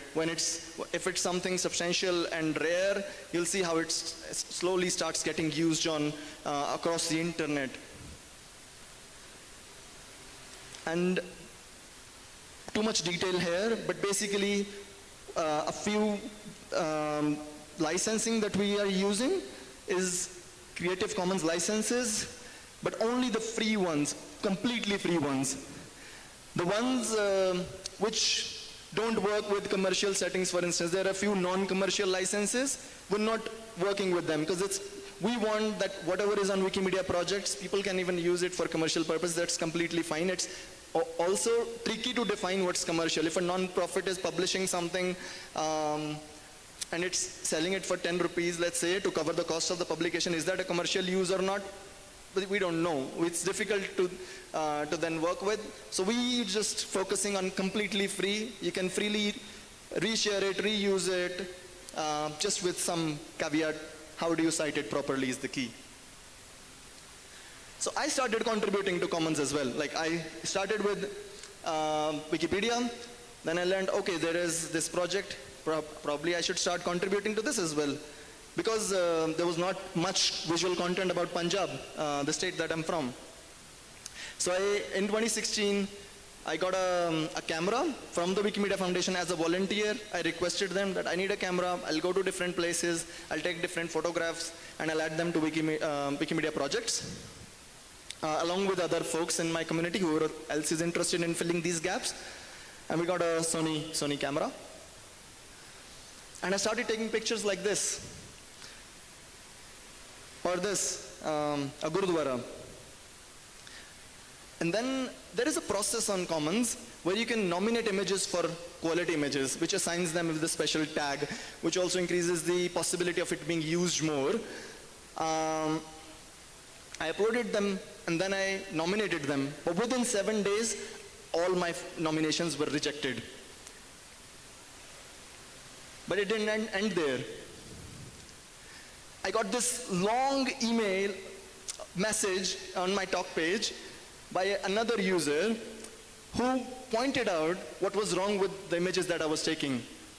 So he said, you should use RAW, read the manual, focus on sharpness, and he also gave examples from my own images that what I was doing wrong, where. He said, I'm using the wrong lens here. I was standing too far and using a zoom lens. I didn't need to do it. I could have just used a simple prime lens and should have moved closer to the subject. And what's the problem there? If you zoom in, you see the problem. That was a bad image. I didn't see it back then because I didn't know what I was doing wrong. On the surface, it looked good. And this, again, there's a thing called depth of field. When you start learning more about photographs, you'll know. So this was the wrong depth of field, that it was not taking the entirety of the image into the context. So again, if you zoom in, you see what's wrong there. But 1 year later, with that, following that advice and with that process, I started taking more quality images. And if you zoom in, you see it's far better now. A few more of them. And some valued images of people or other objects that's the only image of them on Wikimedia Commons, or a rare image of them on the subject, like this actor. And then a featured picture. Featured picture is really huge thing on Wikimedia Commons. It's the images that someday gets displayed on the main page of Wikimedia Commons, and it's seen by billions. So this became my first featured picture, which was shown on Wikimedia Commons, I think in 2017. But then it was not just within Wikimedia that they stayed. It also went beyond. The valued image I was talking about, I took the photo of Asif Basra, the actor. Next year he died, and this was the only free image that people could find on the internet that I had taken. And Business Insider used it, and they attributed me. And similarly, Scroll took a photo that I took in Jerusalem of a shrine of Baba Farid, and they reused that as well. So I wasn't a photographer, as I told you. I was taking bad pictures. But just because I got involved in this community, I was getting feedback on how to take better pictures. My photos are being taken, and this is just 2 examples, but they're in hundreds of publications that my photos are being taken and published, and in some books as well, probably. And then I did an oral history project. A photographer friend reached out to me, seeing that I was doing this photography. He asked me to join him. It was called Kirt, where we went to villages of Punjab documenting different artisans or laborers, like a hookah maker in Malerkotla, a Muslim majority, the only Muslim majority district in Punjab, or this watchman from my native village. And now, what's the state right now? Is I have 14 featured pictures. This is the watchman from my village. He's no more, but a lot of his pictures are featured pictures. More than 300 quality images is what I've taken. And 6 valued images, like really rare. We don't see anything of this kind on Commons. Like this bird, dust bathing. It's a practice among birds. I only learned about it when I took this picture. And I also won a prize in the Wikilove's Monuments competition, the 9th prize in 2019, where I took a picture of a historical city gate in my own city. So none of this I could have imagined before joining Wikimedia Commons, or Wikimedia in general. And then in 2022, I decided that I should thank the user who gave me that amazing feedback on my photos. So I went back and thanked him on his talk page for all the feedback he given me, and also told him what my progress was by that time. And this is the tool. If you're planning to reuse images from Wikipedia or Wikimedia Commons, you can just search for this tool called the attribution generator, and you add the web address of the image or the Wikipedia article, and it will create a small attribution statement for you. And you can just use it either in print or on digital, any space. You can use it, and it will be, you won't get any questions from anyone, how dare you use this image, basically. And finally, I'll talk about another project, which is Wikisource. I hope it's not too much information and it's okay. But yeah, you don't need to remember anything. It's just we trying to share the vastness of the Wikimedia projects. So Wikisource is it's a library of complete texts. On Wikipedia, you read Wikipedia encyclopedia articles, but here you can read complete books. Poetry, novels, history, anything. But it's the only caveat is it has to be in the public domain or copyright free. That's what we can place there.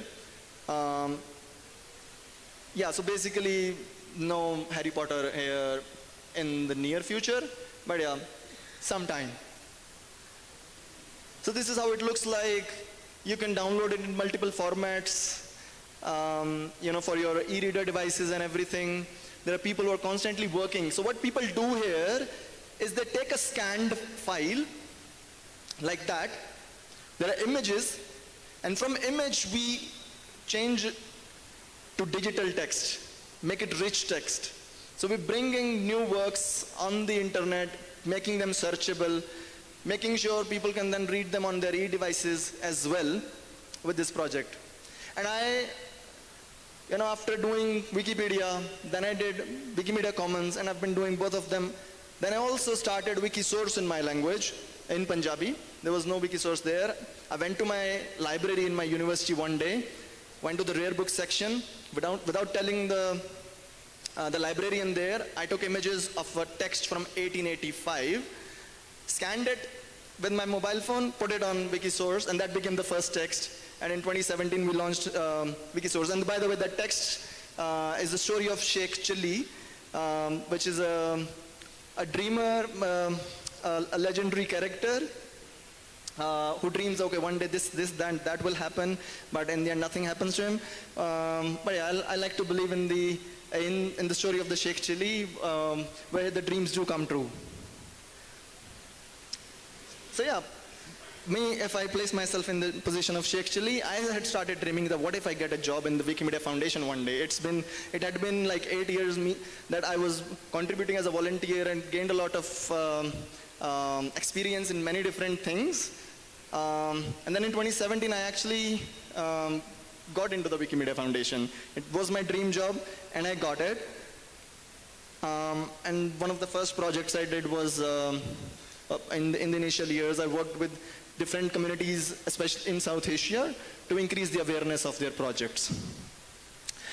But most importantly, the last project that I told you about, Wikisource, that's what became my focus area at the foundation for a long time.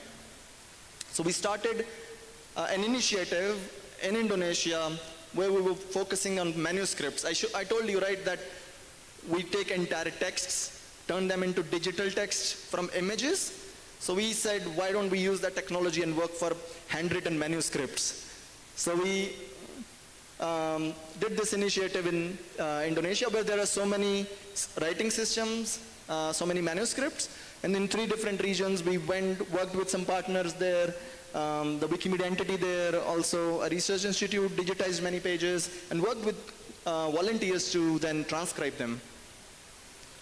We had a lot of partners, like the British Library. They had many manuscripts in their collections digitized already. We got them. UNESCO helped us in reaching to more people. And Transcribus, it's a AI-driven handwritten text recognition tool. We integrated that. And I'll talk a little bit more about it. By the way, our AI strategy puts human in the center. If humans are not involved in developing AI, we're not using it. So we work with Transcribus. What it does is that we can train models on our own. So we worked for Javanese language, a language of Wikimedia, a language in Indonesia. We worked with them to create model for Javanese. We started with manuscripts. It was a bit difficult. Then we pivoted to print. They didn't have any model for Javanese. We pivoted to print. And now we have a good model working for Javanese texts. This is the only model that's available right now for them to use. It's Transcribus is a cooperative, not completely free, but we give free access to this tool to our volunteers in Indonesia in Javanese language. And this is the only way they can do it. We then took it to other communities. There's some interest in Assam as well about this, in Philippines as well. And more partners are now working with Wikisource Loves Manuscripts, which in short we're calling Wilma, and Malay Wikisource. And finally, how you can join hands. One is reuse Wikimedia content. Please feel free to reuse this as much as you want. But as I shared, if you're using images and all, attribution is really important. So please do make sure that you do that. Contribute to Wikimedia projects. You know, if you're, even in media houses, I can share that, you know, there are so many, I know there are many unused audiovisual content. You can contribute that to Wikimedia projects. Like one thing I'm currently struggling about is to get images of Punjab floods on Wikipedia. It's been covered extensively by media, but we don't have any free image on Wikimedia right now. So we're trying to reach out to photographers or to other media houses so that it doesn't need to be the one that you used in the footage. If you share that, feel free. But it can be other footage that you didn't use and you're going to delete anyways, and it's going to stay there and be useful for others. And then advocate for free and open access to information. You know, especially public funded content should be in the public domain. Thank you so much. Khoble Shibun, Mitela, Dhanyavad, बहुत shukriya.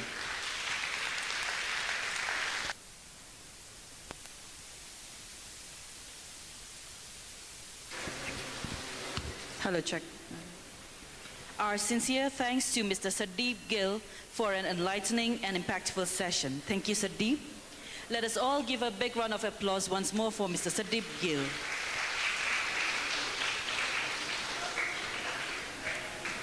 Now, let me make an announcement that this particular program, Second Meghalaya Media Meet 2025, is also being live telecasted on ABC Digest YouTube channel live. So if anyone wants to share the link, you can go to ABC Digest YouTube channel or YouTube handle and share the link with your friends. Ladies and gentlemen, esteemed guests, with the conclusion of session 4, we have successfully completed the first part of our second Meghalaya Meet 2025. I take this opportunity to express a heartfelt gratitude to the students of NEHU, AFLU, and St. Anthony's College, Shillong, who have actively participated in these sessions, enriching our discussions with their enthusiasm and perspectives. Your presence has added immense value to this platform. As we move forward, the upcoming sessions in the second part of the program are tailored specifically for professional media personalities journalists, and industry stakeholders, focusing on advanced topics pertinent to the evolving media landscape. Ladies and gentlemen, before we proceed to lunch, I would request everyone to kindly stand up so that we can actually take a group photo. I request the photographers to kindly come this side to on the stage, and you'll be on the stage for a change, and then we'll take a photo of everyone. Thank you.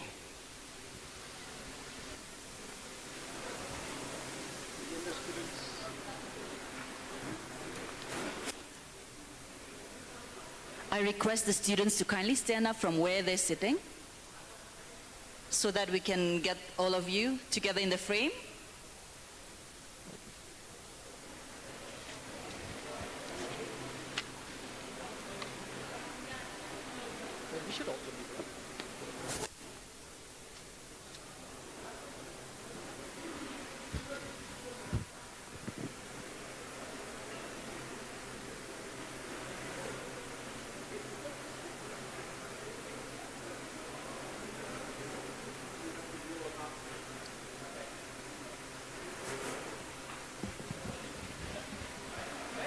Hello, Chair.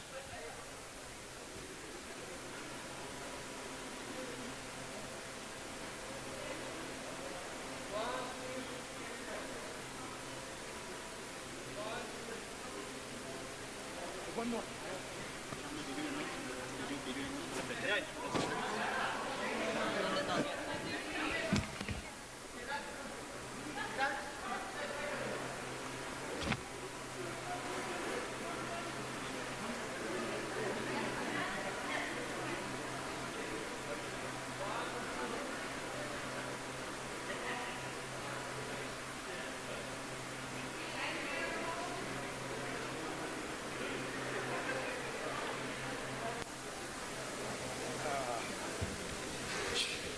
Ladies and gentlemen, students, I would like to thank you for your participation in today's program.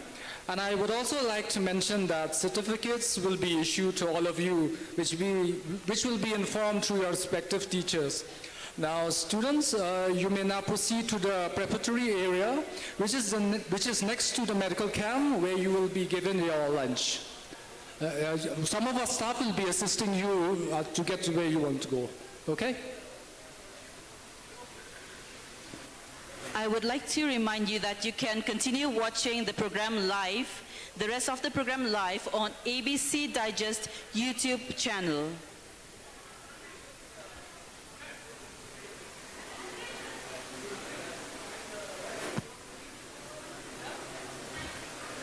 I request the officials and staff of the IPR to kindly guide our panelists and esteemed guests to the dining area.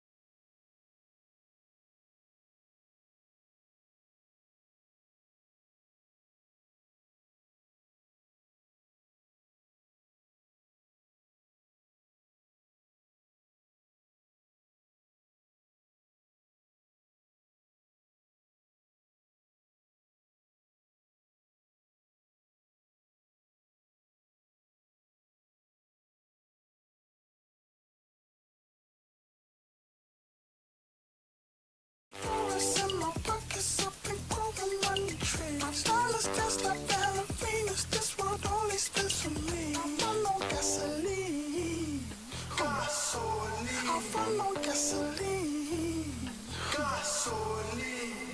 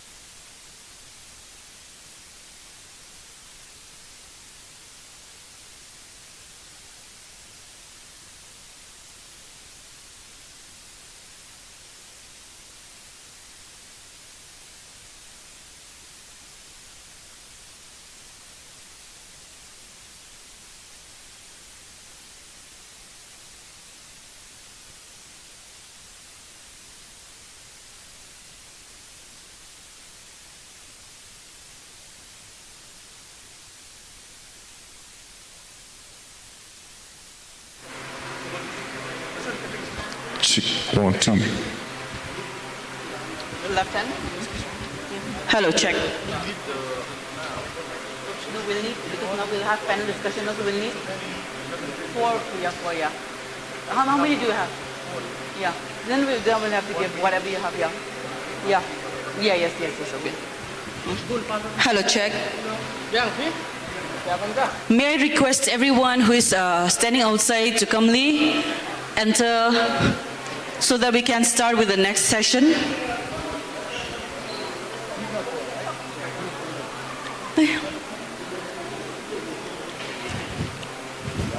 एक minute हाँ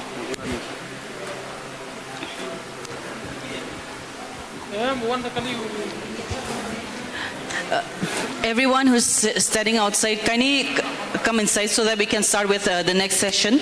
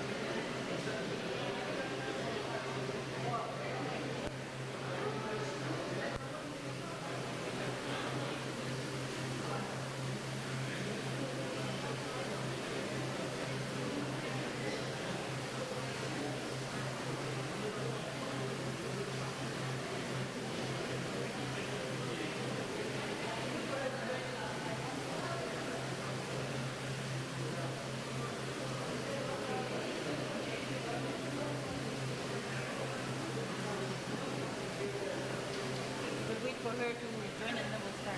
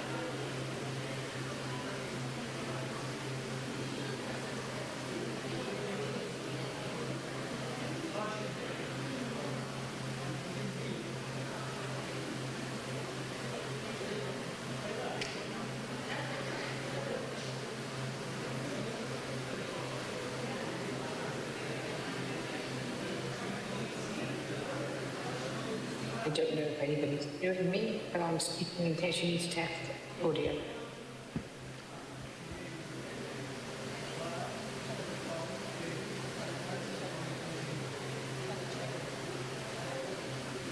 Hello, check. Fine. I look very weird on the big screen. I feel like I should take 3 steps back, so I'm not quite so big. I am.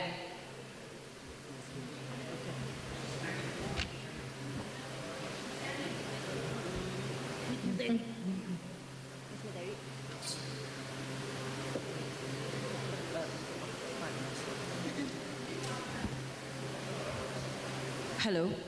I request everyone who's standing outside to kindly come in so that we can start with our next session.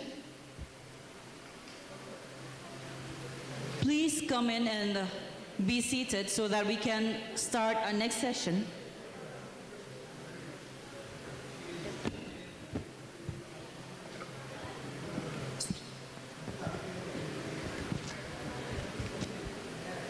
Ladies and gentlemen, we now resume the second Meghalaya Meet 2025 with the second part of our program dedicated to professional media personalities and journalists. Let us proceed with renewed focus and enthusiasm. We commence the afternoon with a significant panel discussion on amplifying equity, pathways and challenges for women journalists in India. It is our privilege to honor the moderator and the panelists for this distinguished contributions. Our moderator, Ms. Sangeeta B. Pisharoti, National Affairs Editor of The Wire, and the first woman recipient of Assam's Parak Kumar Das Journalism Award. I request Sir A.K. Sangma, PRO of West Garo Hills, Tura, to kindly do the honors of felicitation.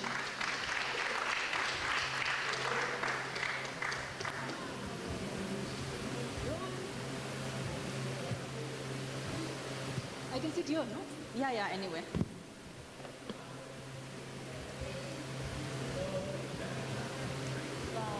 Good to see you. Yeah.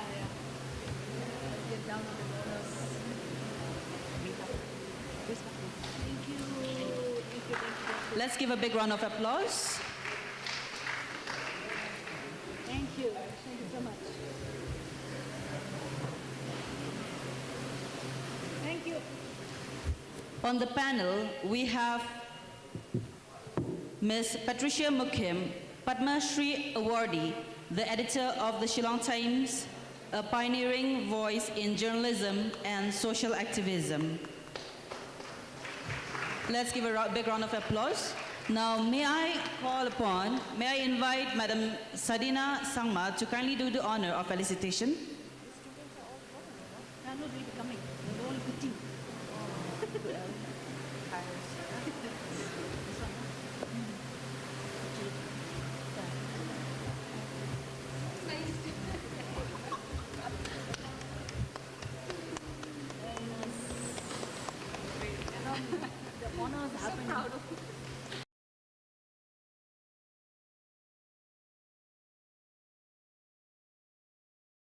Applause, please.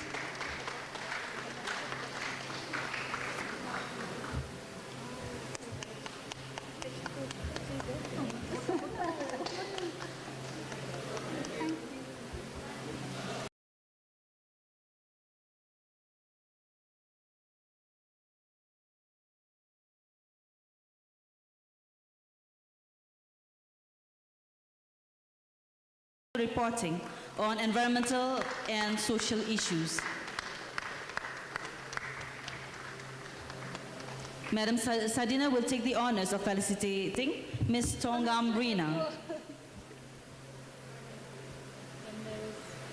Next on the list of panelists, we have Dr. Cherry Kashing, Head of the Department of Mass Media at St. Anthony's College, Shillong, and a multifaceted filmmaker and educator. I would request Madam Sadina to kindly do the honors of felicitating Dr. Cherry Kashing.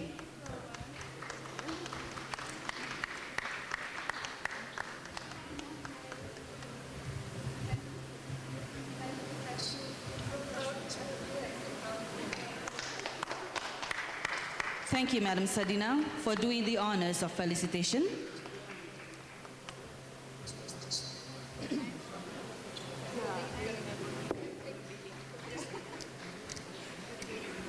Now we have Ms. Jackie Martins, who unfortunately could not physically join us here, but will be virtually joining us remotely.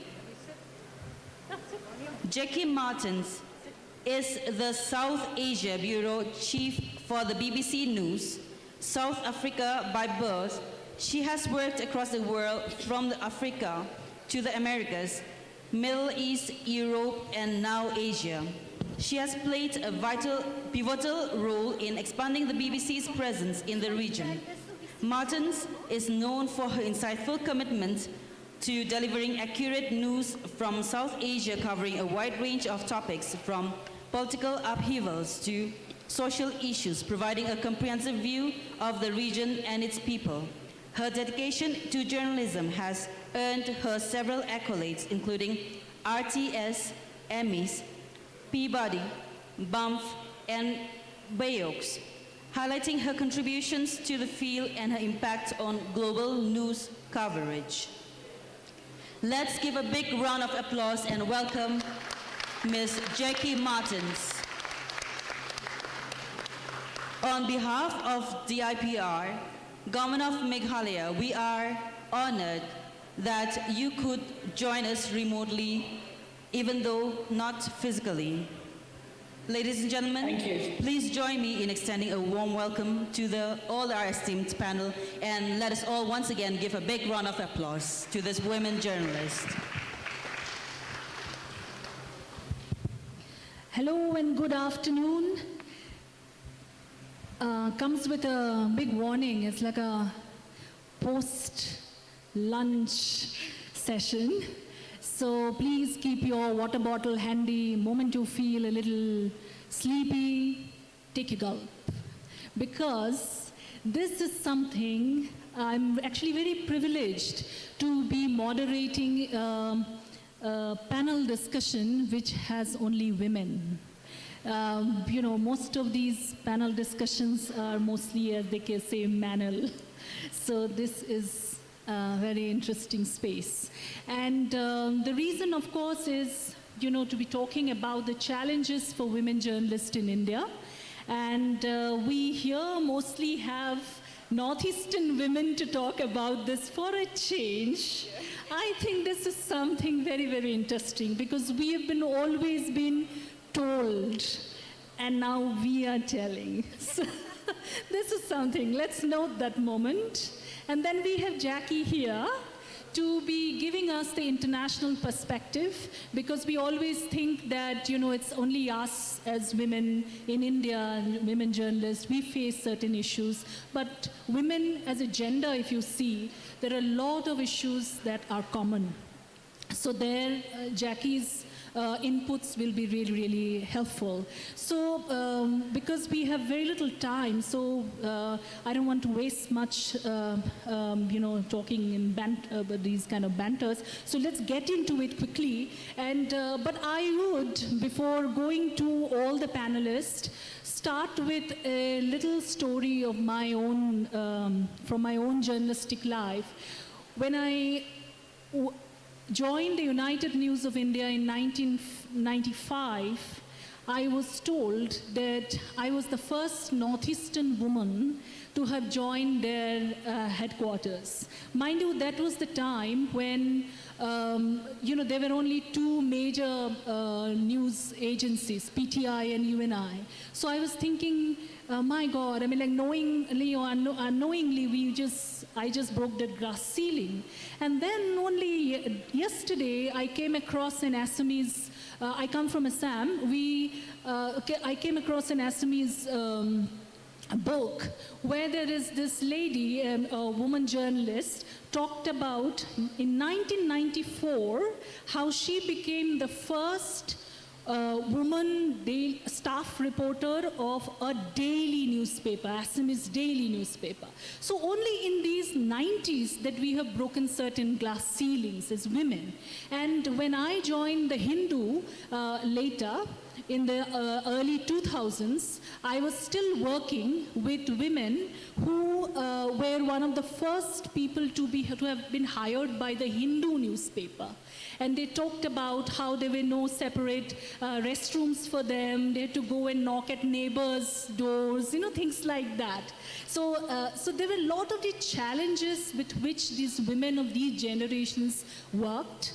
And we only talk about, when we talk about the challenges that we had some years ago as journalists, we talk about lack of computers and, writing down things and all that. But women, if we look at this profession from the gender lens, there's so much else that comes to the front. And I hope from their experiences, we will be able to bring out some of those things.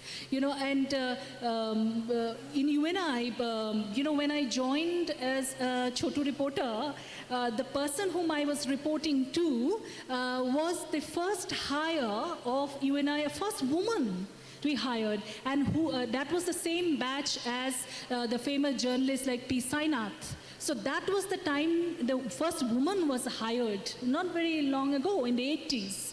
And she was also hired because by fluke, because her name is Ritambara Shastri, and it came as R. Shastri. They thought they were asking men to come for a for a interview, and then turned out this is a bright woman they couldn't say no to. So these are the things, we've seen women from different generations breaking barriers. And one other thing is also that I see now in the national space, hardly any woman editor in the legacy media.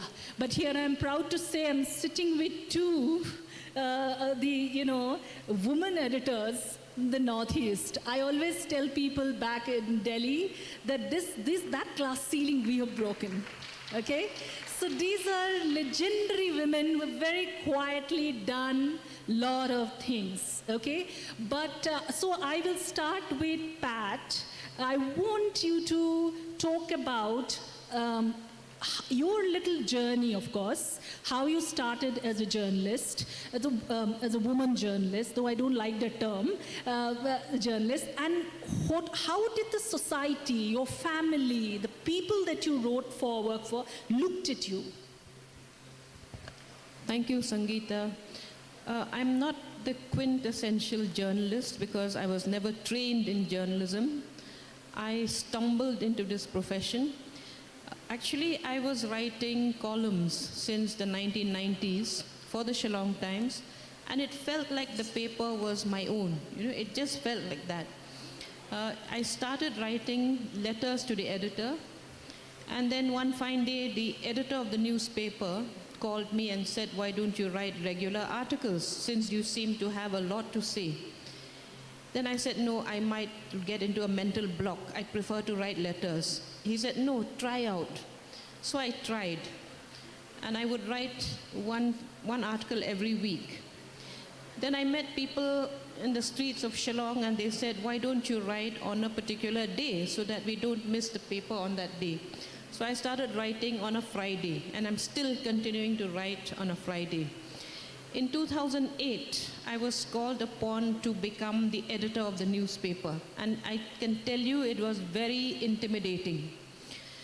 But I think I've learned along the way. I've learned the hard way. I'm still learning. I'm still learning from my reporters, from other people in journalism here in the city, some of whom are really have been there for a long time, and they can actually tell you where you've gone wrong and where you could do better.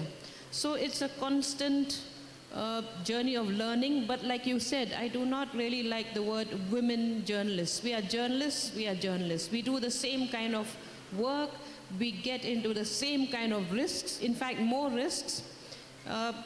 2-3 times I've had to go to the High Court and then the Supreme Court, then we have a string of defamation cases against us. So it's not really, a cushy job. It is adventurous. Then you have people targeting your home, throwing a petrol bomb at your home, then trolling you, and it comes with all these packages. But I think we've come to a point where we've learned to live with it, and every challenge is welcome. Thank you, Pat.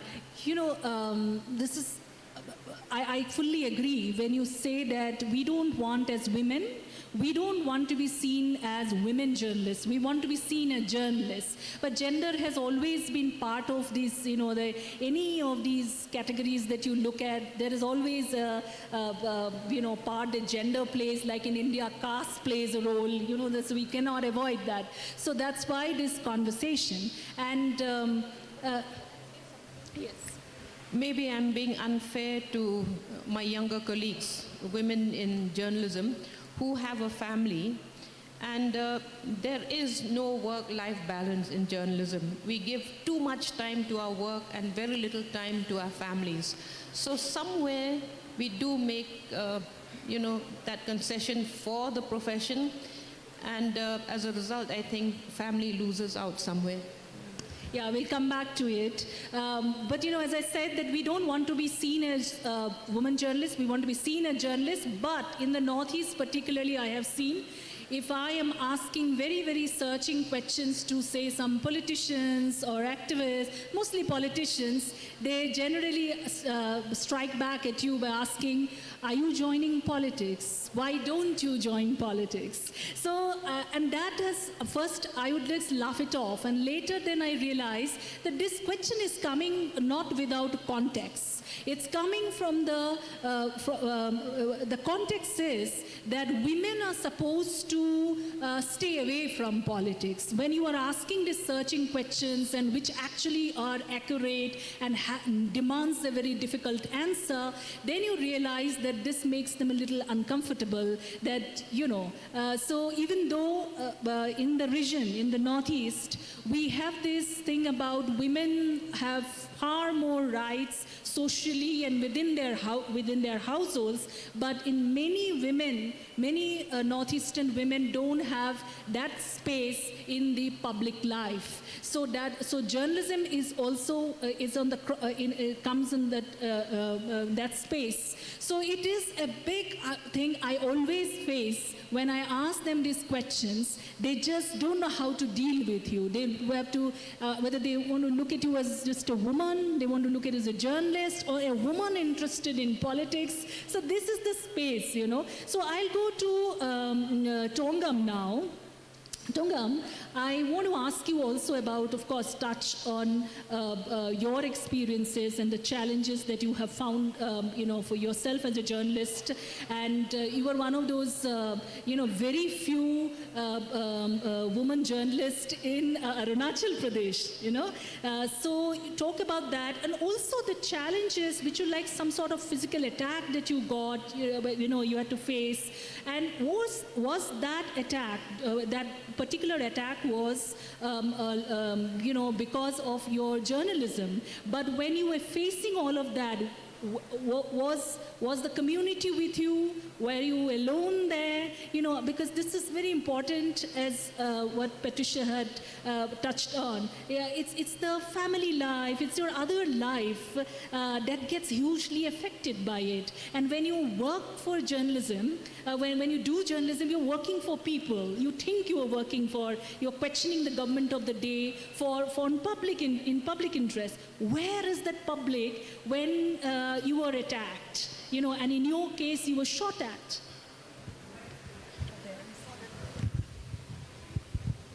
Hi. I hope you all can hear me.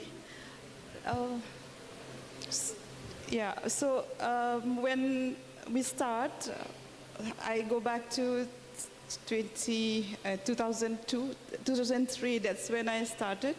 And I started with a couple of women as reporters, but I think I'm the only one who's still working. Rest have left because the conditions are very bad, working conditions.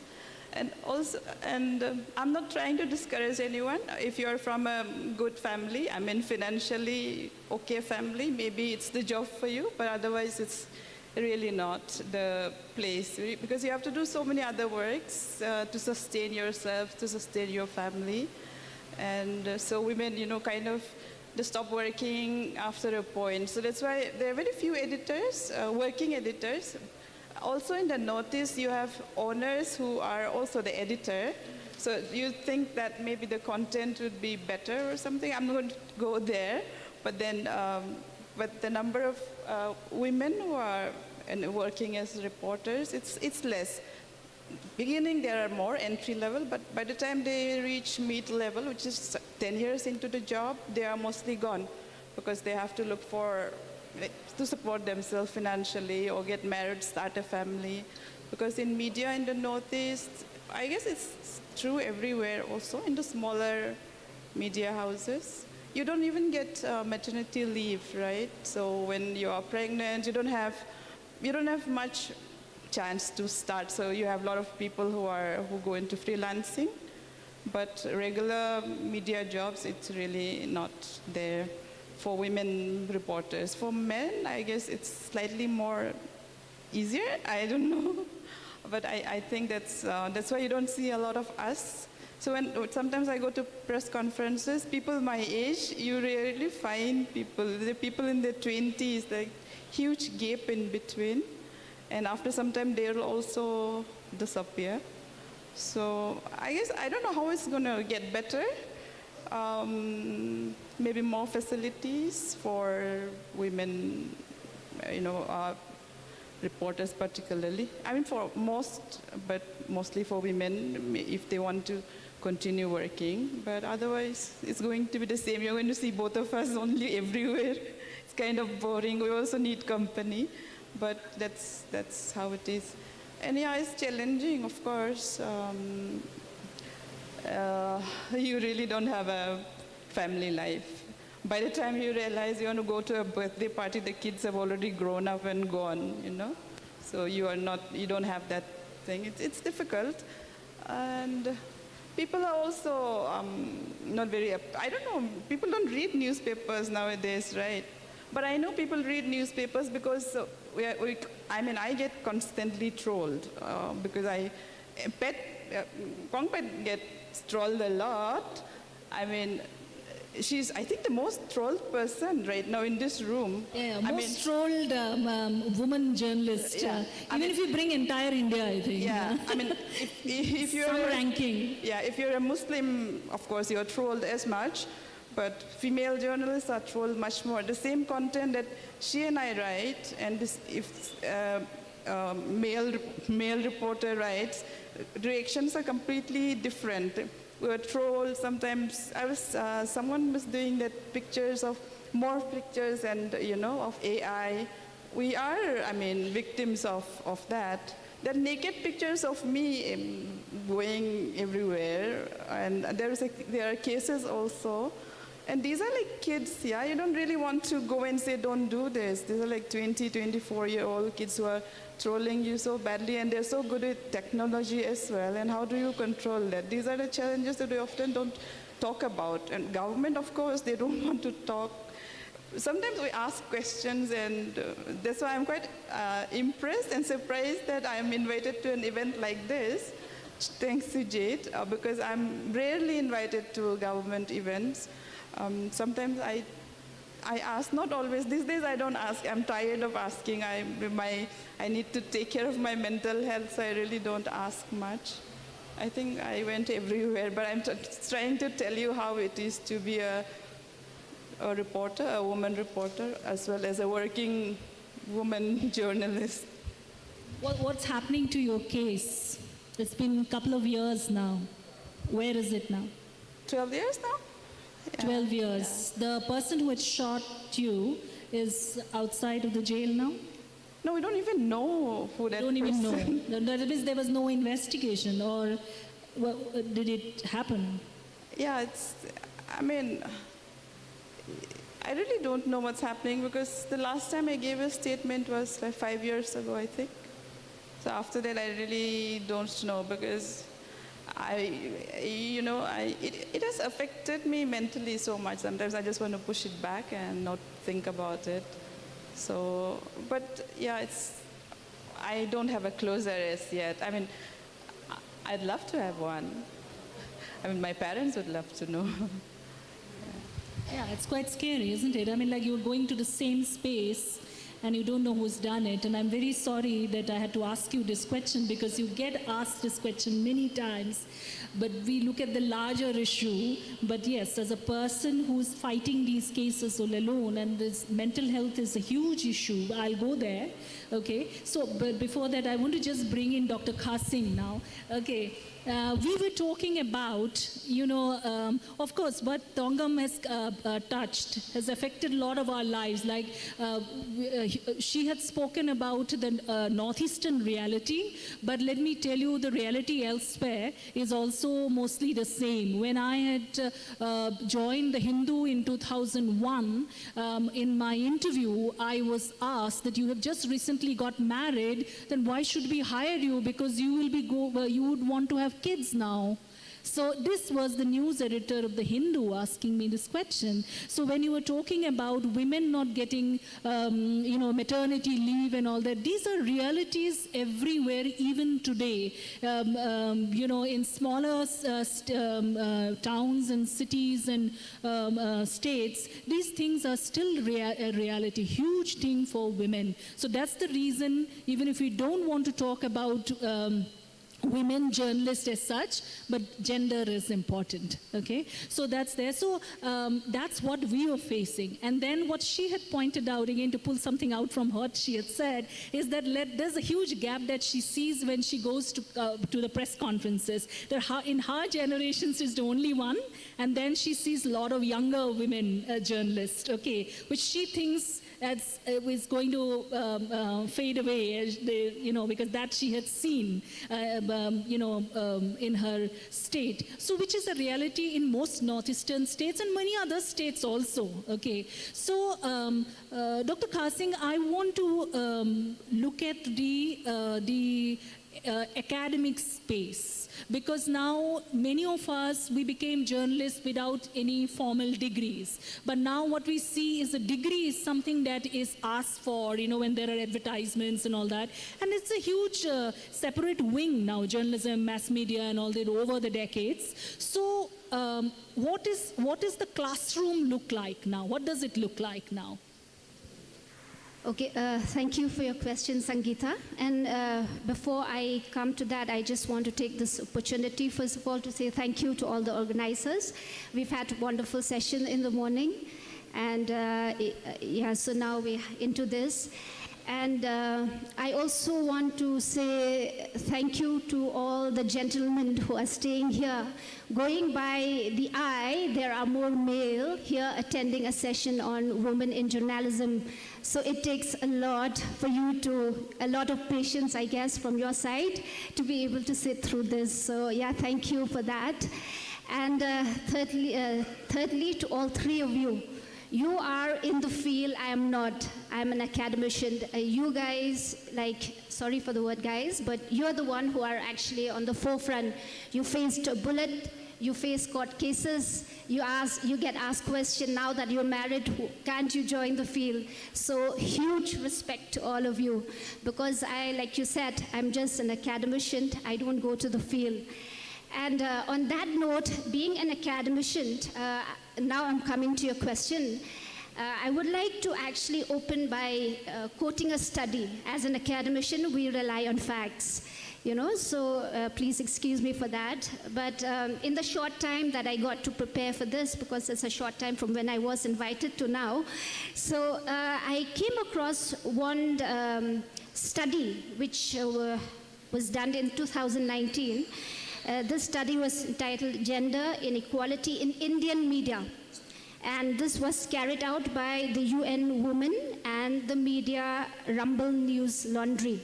According to this study, there are less than 5% women journalists in newspaper, 13.6% in magazines, 20.9% in television channels, 26.3% in digital portals.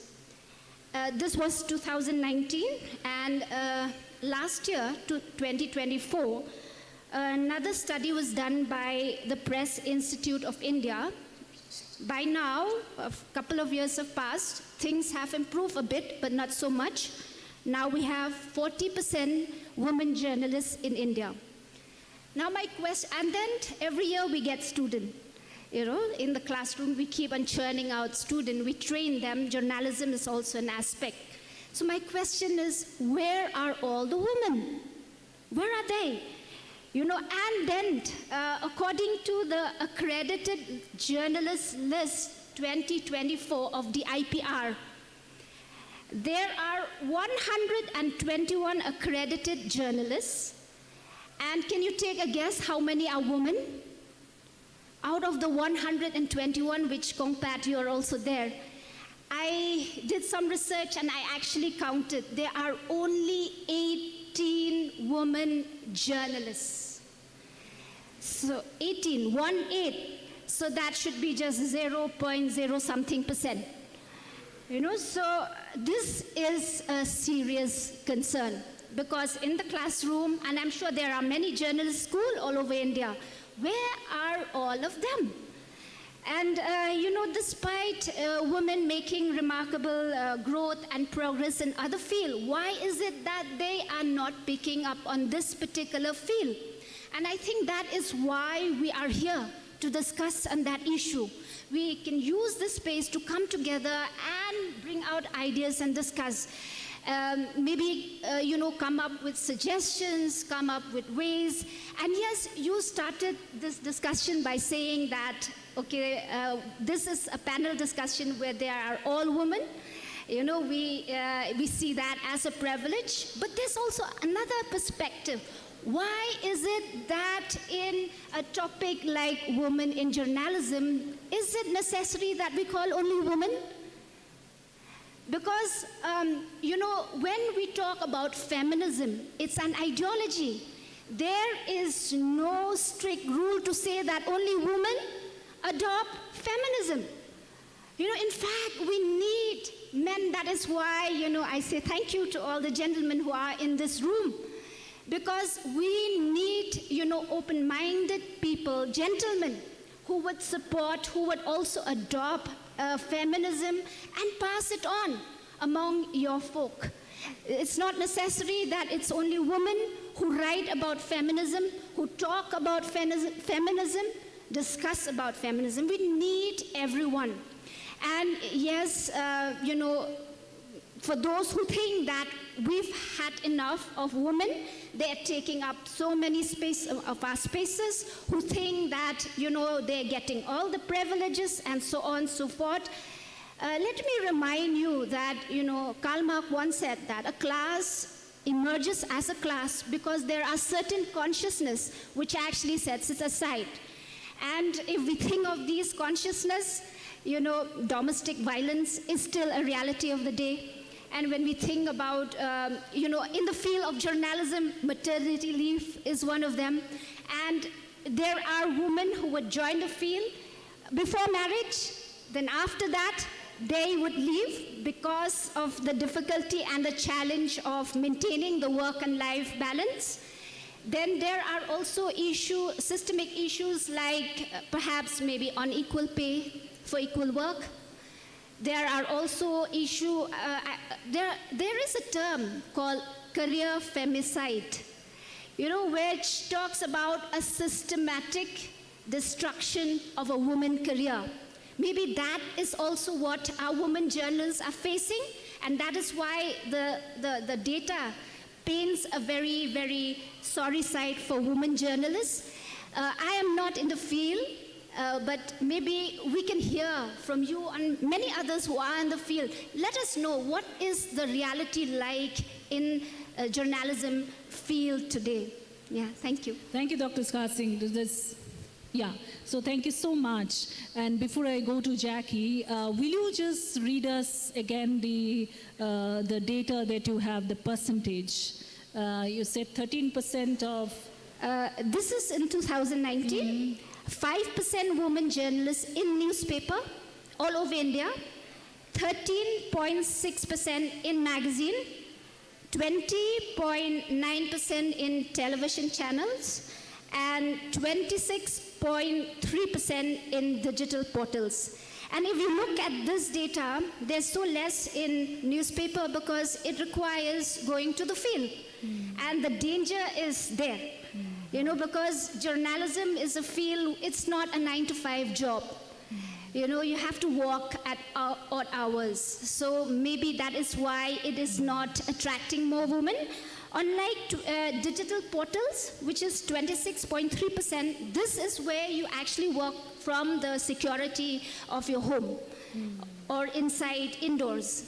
So thank you for explaining that, because that's what I was hoping for. When you talk about 13% in the magazines, let's not forget the backstory. Well, these magazines are mostly what? I mean, very few of them would be news magazines. They would be mostly about your luxury, your fashion, and your society and all of that. So this is when we started in the 90s and the 80s and all. The most women would be found in the features section. In the Hindu, when I joined, there were only women in the features section. We were supposed to do soft stories. Okay, so this is where the 13% also has a role to play. And then when you are talking about the percentage in the television media, I would be very interested to know the breakup, because most of them perhaps are anchors, maybe, There are pretty faces being put in front. So this is where the gender comes in when we talk about journalism. So I would like to go to Jackie now. Jackie, can you hear me? Perfect. I can indeed. Perfect. So I want to bring in you at this point because I wanted to hear the international, get that international perspective into this women in journalism story, the challenges. You have served in over 90 countries. So I want to hear, as a woman journalist of the BBC, can you identify with other issues and that we all are here talking about? Yes, I do, and a lot of what's been said already, I'm kind of thinking, yeah, that resonates a lot. And yeah, there's an impressive array. I feel quite big on that screen, but there's an impressive array of experience which I'm looking at in the panel. Two things I just wanted to pick up: the conversation about men. I'm South African, and I kind of grew up during apartheid. And when I started at the BBC, there was a lot of, let's go talk about racism, and often it was, let's go speak to black people or people of colour. And I said the one day, but the problem with racism isn't people of colour, it's people who are white. So let's go speak to white people and ask what's going on with racism. I'm going to echo a thought, which is the problem with sexism is also not always women. We should speak to the people who are, who could do more, I shall say, to be diplomatic, to change it. The other thing I would say is, like quite a few of the people who've spoken already, I was not trained in journalism. I started my first school newspaper as a 10-year-old, but I was determined not to be a journalist. And what I often say to people is I'm trained in life. I did a completely useless degree in philosophy, in logic to be precise. But the experience I've got in life has helped me more as a journalist than any degree I've done. I'm going to just say something which is different to some of the panelists, which is I don't like to be called a woman journalist. I don't like to be given a job because I'm a woman journalist, but I think there are challenges in being a woman. The thing that's the same as what everybody said is it is hard no matter where you are. You have to make very hard choices no matter where you are. You need absolute determination, and you need to be incredibly, incredibly stubborn. If you aren't those things, it's hard to be a journalist, to be a female journalist.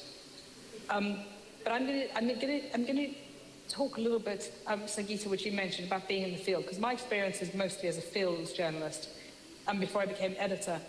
And I'm going to say a few words that the men might find uncomfortable and which socially might not be accepted, but I think we need to use these words sometimes. I have never had any of my colleagues being told, aren't your children waiting for you at home? Never. That only gets asked of me. When I'm reporting in the field, I've never had male colleagues trying to desperately find a toilet, because in most rural areas, and I've worked in many stories, it's a woman's issue to find a toilet. For women who are having their period, impossible in a rural area, impossible when you're trying to do your job. It's really, really hard. For women who are pregnant, who are having morning sickness, very hard to do your job. And nobody goes, if you go, oh, sorry, I'm just going to go and get sick, nobody goes, oh, that's okay. It's always looked at derisively. Women who are going through menopause have the same issue. If you think of the clothes women wear, it's either too permissive, too formal, not formal enough, not right. How many times have we looked on a screen and criticised a woman's clothes, whereas how many times have we looked on a screen and criticised a man's clothes? And I'm going to throw you some words which I have heard, which I think people on stage will might get. You're too bossy. I think people are saying, I'm assertive. You almost know it all. I call that well-informed when somebody says that to me. You are too demanding. I think that means I know what I want. You don't know your place. I think that means I'm making you uncomfortable by asking you tough questions. And body language. Have you ever noticed when you're walking on a street, there'll be a man and a female walking, and it's always the female who gives way? It's always the man with square shoulders who walks? As an experiment one day, the woman in the room, just try and not give way. Because women won't crash into you, but men will. And so I think all those things, I think we need to think about as female journalists more than men do. But I also think there are advantages to being female journalists. Not sure they outweigh them, but I think there are massive advantages. I'm going on a bit of a detour. This wasn't what I was planning to speak about, but I think sometimes we need to call a spade, and you're working in India or working anywhere in the world, that spade stays the same. Thank you. So this is finally, it brings us to this whole one common platform where we see the issues about your restroom, you're too demanding, these things that we see, that we get to hear, are some of these commonalities that we see everywhere else. It's actually then what brings us to back to this question of gender. This is where it is. Like I've also been told that you were too demanding. You know too much. I was once told by a politician in Nagaland, oh, you know too much.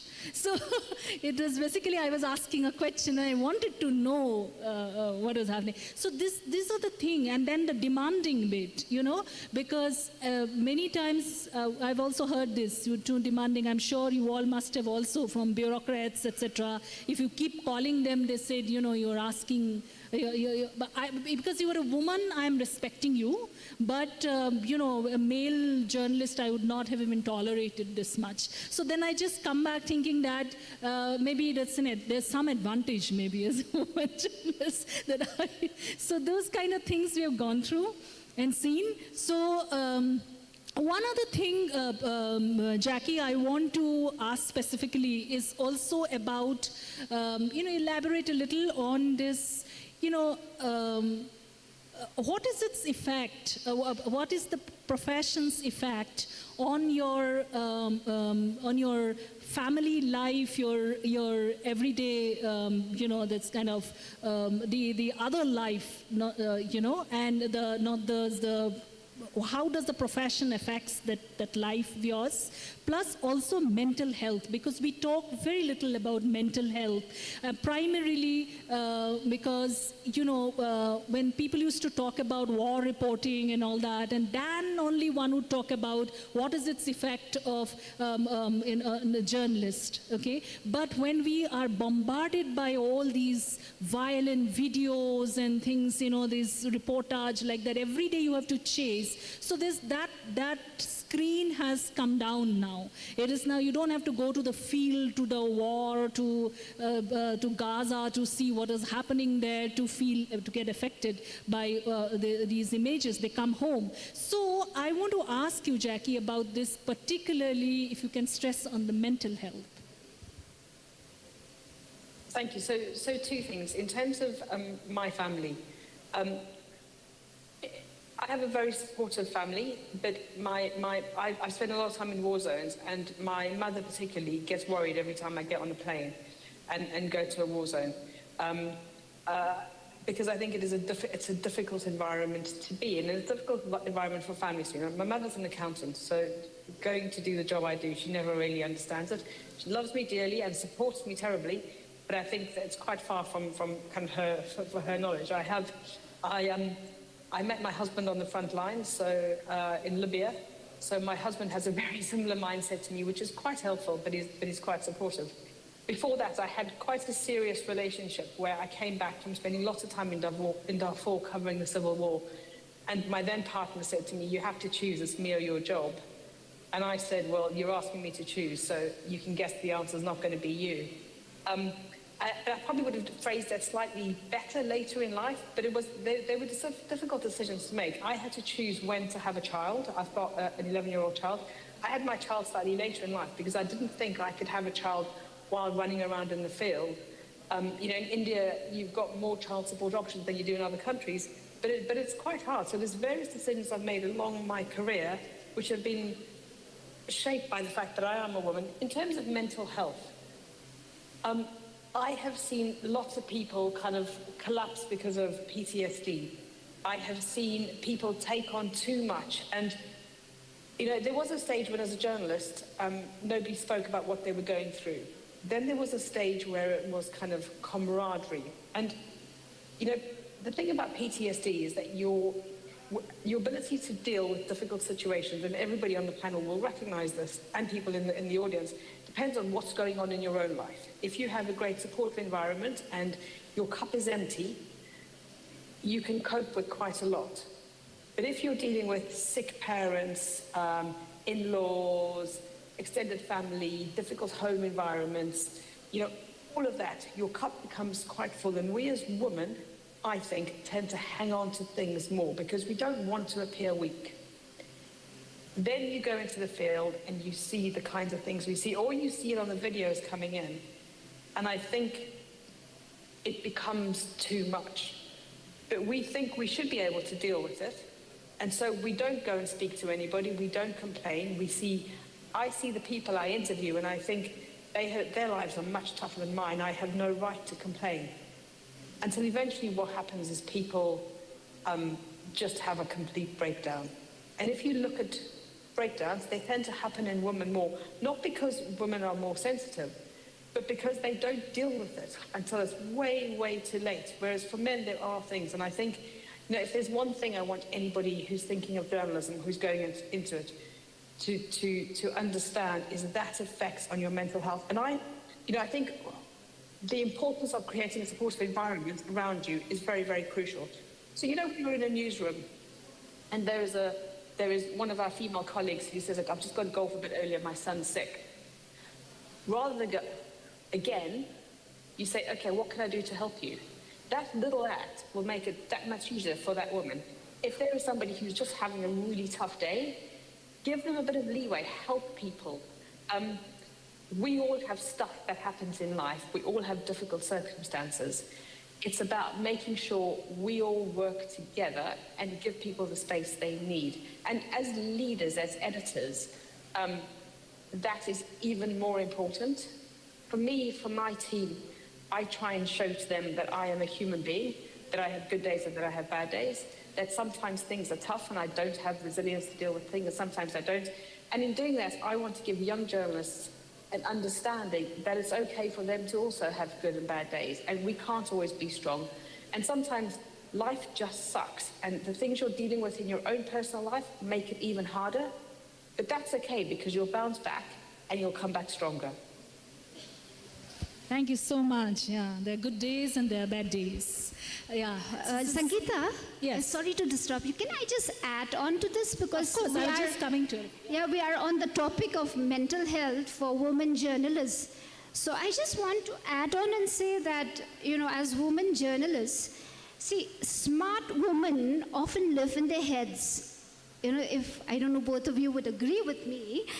And they're always analyzing and anticipating and problem solving. So this high cognitive load, they keeps, the nervous system in what neuroscience call as a sympathetic activation. Maybe more for the women, not so much for the men, because biologically we're made differently. The men's body and the woman's body is different. So, the woman would always have, their thoughts would be racing at 3 a.m. in the morning. Correct me if I'm wrong, Kong. They constantly, on a thinking mode. So, if my advice, if I can give one, is, women journalists, be kind to yourself. Be gentle with yourself. Rest. And, try not to be on a guilty mode most of the time, because if you take rest, then your intelligence will shine even more. A well-rested body, will provide clarity, will give fresh perspectives, and will make, will enhance your work in the field. So yes, be kind to yourself. Thank you, thank you. With the light gone, I think it's a warning enough that we need to round this up. But I just want to go quickly to you and this thing on to, add your last words. Yeah, before we can maybe take questions, I don't know, not too sure. You can just add, yeah. You can take this. I just want to say that I think, and I may not be far from the truth, that women have broken a lot of the stereotypes. We are doing very hard political stories. Personally, I do a lot of stories, have done a lot of stories on insurgency, have written about it, to the point where I remember getting a letter from NSA and IM saying that I'm a RAW agent or an IB agent. They can never accept that a woman can write about this very male-centric thing called insurgency. So people also, put us in a slot. They slot us and they think we can only write these stories. But I'm so sorry to say we have crossed those boundaries. You write very hard-hitting stories yourself, and we know that somebody's keeping an eye on you. And recently, I sent an article, a regular article to the Assam Tribune, which they refused to publish because it's a bit hard-hitting, and they're saying, you only write about your state. Don't venture into our states. So the point I'm trying to make is that women bring in a certain nuance, even in political stories. And mind you, if about 50% of the population in this country are women and across the world, when we do stories on women, especially women in poverty, especially in a state like ours where you have many single women parents, you need a woman's perspective to those stories. You need to bring in the woman's perspective to make them more eminently readable, understandable. So there is a case for women being in journalism. It's a different matter that it's not a very paying profession. But I suppose, people like us who came into this profession a little late in the day, when our families have become stable, we may not feel that pinch. But I think largely people also look at whether the work that you do is actually compensated by an equal amount of salary.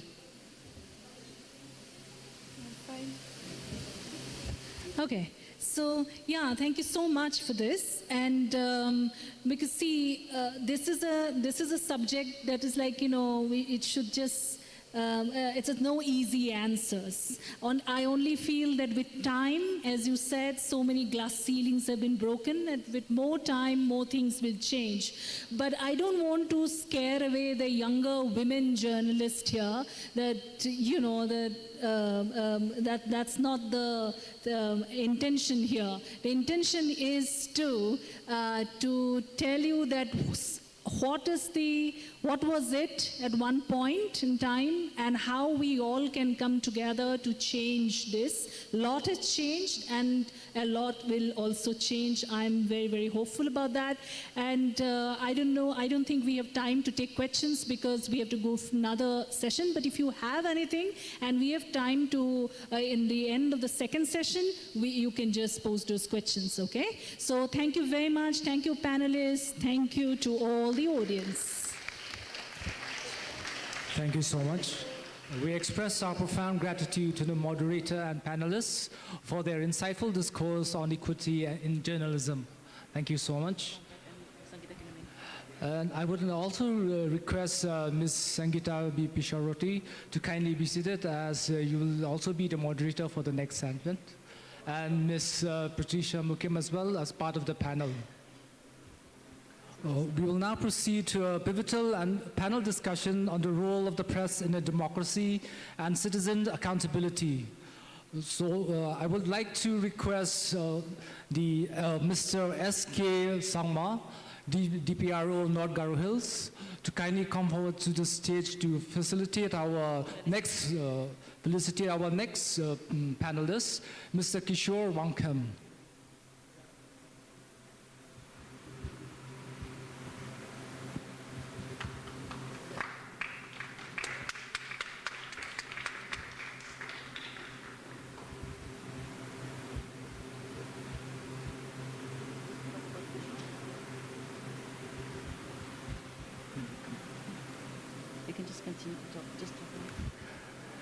Mr. Kishore Wangkham is a distinguished journalist and news anchor from Manipur, known for his incisive socio-political commentary.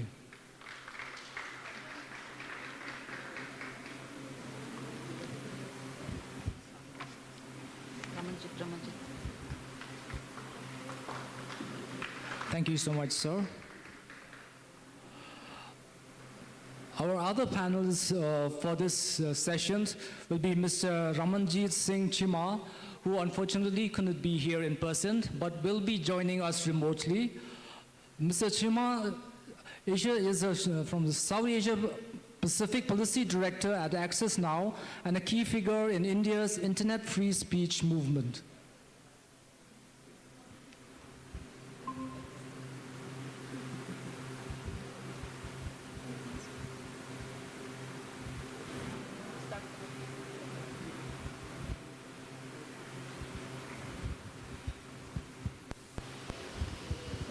Switch on the panelist mic, please. Yeah, it's done then. I'm all right. Listen.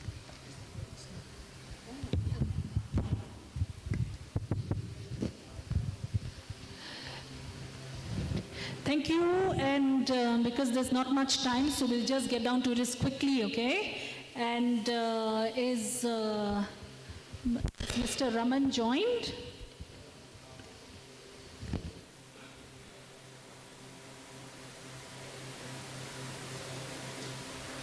Should we start and then he can just join us? Yeah? So let's just start, and then in course of time he will just come. There's some, I think, technical thing here. So the role of press in a democracy and citizen accountability. Quite a loaded, subject. And a subject I'm glad that we're actually getting a platform to discuss. So that's something I want to point out in flag. I can cite a lot of data to show that what are the challenges that we are facing today as far as free press is concerned and in the world's last democracy. But many of us know those data already. Just one data perhaps is enough to highlight where we are, which is the Reporters Without Borders that does the press index, World Press Index. In 2025, we have reached the level of 151 among 180 countries, which is actually a step higher because in 2024, we were 159 among 180 countries, and we never reached that stage before. And mind you, this question is very, very important. This index is important because here we are talking about the world's largest democracy. And for democracy, in a democracy, the role of the fourth pillar, the fourth estate, the free press, is important, as we all understand that's the case. But here we're going to talk about, is that really the case here? And also, where is the citizens' accountability, citizens' role come in keeping a free press? And do we actually need a free press in democracy? I think it is time that we go back to discuss these basics. So I will start with you, Kishore. I have a very specific reason why I wanted to start with you. He is a colleague from Manipur, and normally journalists chase stories, and a couple of times you became the story that we had to chase. And that's because, you were, that was because the larger story that we see, the free press getting attacked, and you were a part of that. So can you just tell us, in Manipur, we have seen a lot of, attack on media, on press over the years. It's a very strong militancy, that kind of history. We've seen Pradeep Panjobam, the editor of Imphal Free Press, getting a bomb on his, table one morning, those kind of things. But those were very different times, we would say. And now when we see this threat that we are seeing is coming from not from the non-state actors. It is coming from the state actors, from elected leaders, So just give us a sense of, how do you see this, through your own experience, the attack on free press, and why do you think free press should exist? Well, first of all, I would like to thank the organizer for making me part of this very significant conclave. Well, if I have to start with the situation in Manipur, well, I'm not saying that it's different in Manipur. It's the same everywhere, but I will be very particular about Manipur because more often than not, the press, the journalists are being attacked, as you mentioned, not only from the non-state actors. It is still there. Attack from the non-state actors do still exist. But ironically, attack from the state actors, especially from the ruling dispensation is increasing in Manipur. Probably I was not the first person, to be arrested there may be many prior to my cases. And in a state like Manipur, journalists don't have that freedom, don't have that free will to work as per what they want. Very frequently, yes, we are being, intimidated. We're being asked to come to the police station and give the clarification of any news that we carry. And even if you, published or maybe broadcast something which they seem is against them, then they would ask to, cancel it or remove it or delete it from the broadcast, or ask to remove it from the publication altogether. So this is very prevalent, and more ironically, this is more prevalent with the onset of the BJP government in Manipur since 2017. But that's not the true spirit of journalism. So, there should be free press in every corner of the country so that people are well informed, so that people can make a very informed choices, so that they can make their voice. Press plays the role of amplifying those voices from the unheard voice. So there should be this free press, but unfortunately we don't see that, because whenever we question the authority, they are insecure of the wrongdoings, probably the malpractices that they normally follow. So that is the reason why whenever you ask a question, you are being attacked, you are being trolled, you are being threatened. And very obviously, because of this kind of threat or intimidation, most of the media houses in Manipur bow down before the authority, and then they become the mouthpiece of the government rather than, representing the voice of the people.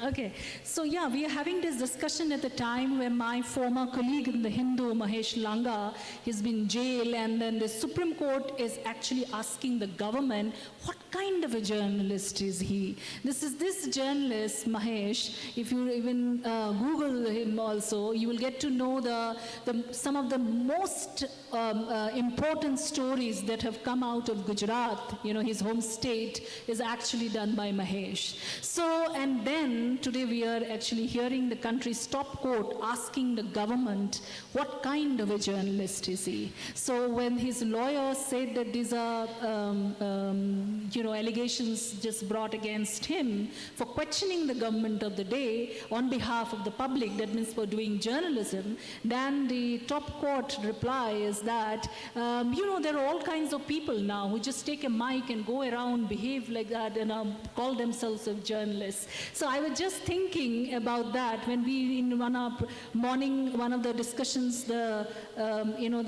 conversation was about our content creators journalist, so he was actually, the court was equating his work to almost like any other content creator or, that kind of thing. The government is also now trying to do this thing. They are calling a lot of these journalists who are who have moved to YouTube to do journalism actually, and they are being termed as content creators only, not as journalists. So this is also something that we are seeing. So I want to bring you in, Patricia. Why do we need journalism? Because you and me, all of us, we get up in the morning, do our work, thinking that we are working for the health of the democracy. We are actually we are asking questions on behalf of the people. So where is people's accountability in this? Sometimes I ask, are we still a democracy?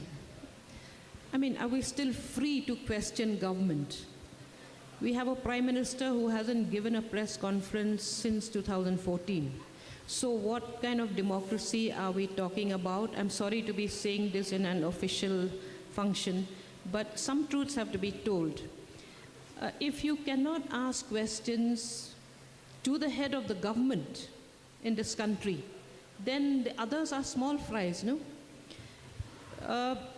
That being said, many of us have given up on asking questions and we have become cheerleaders of the government. So that's why I'm saying we are now a partial democracy. We are not really a democracy. Then I work for a newspaper. Our resources are very limited. So we can invest very little on investigative journalism, which is the soul of democracy. To invest in an investigative story, you have to keep one person for that story for some time. It's not just a one-day story, because you have to dig out a scam, you have to dig out corruption, and you have to really take a very difficult route. So, sometimes it's depressing to be in this profession. A, because you have information overload.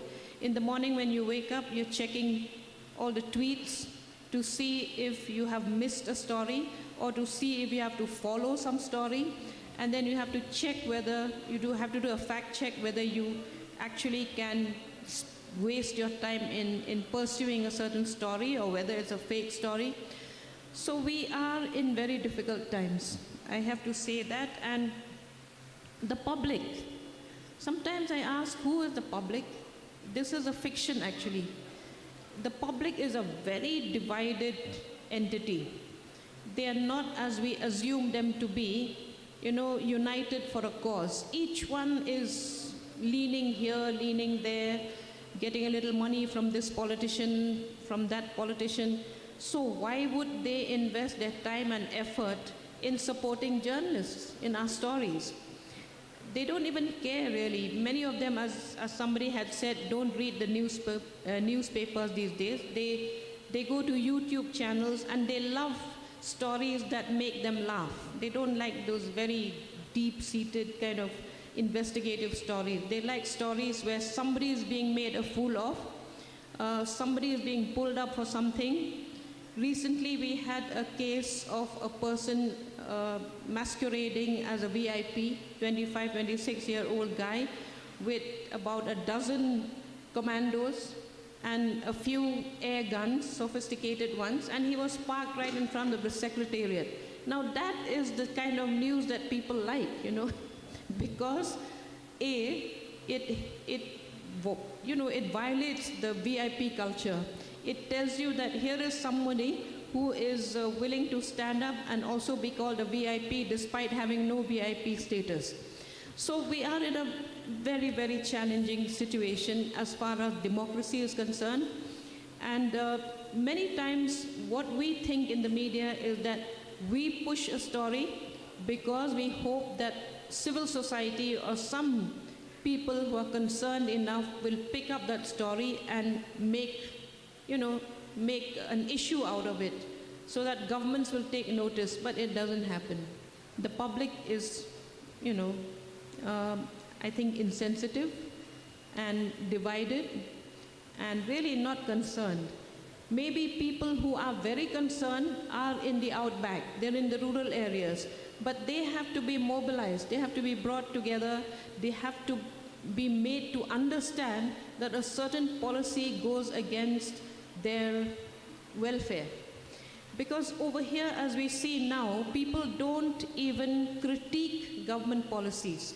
The government passes a bill, it becomes law, there's no public criticism, there's no public discussion, debate, not even in the media. Now at least we have some media that is, taking up these issues and calling for discussions when some of these policies come up. And we really thank such media for that. But we need more of them. Yeah, thank you for this. I also come from an organization that calls ourselves Independent Media, and we call ourselves Independent Media because we don't want to take corporate advertisements. The model is such that it survives on public donation. People pay even $2, $10. that's what, because when you buy a newspaper, you don't get it for free, you pay something. So in digital space also we are trying to create that, and my organization, The Wire, created that model, which I now see a lot of other digital platforms also trying to use, asking people to donate, but it's always a struggle, because when we're talking about citizenry, when we talk about someone whom we think that for whom journalism matters, is like it's a kind of a blur. We don't know whether they really exist, how much of it is, how much of that percentage of the entire lot actually think that journalism matters in my life. So these things are there. So that's why we need to talk about not just the need for free press as like, it's something that hangs in the air on its own. It's also because in a democracy where the public wants journalism, public wants the government to be kept accountable, does public want? So that is why at this note, at this point, I think I will want to bring in Ramanjit Singh. Raman, welcome to this conversation. Can you hear us? I can hear you clearly. Can you hear me?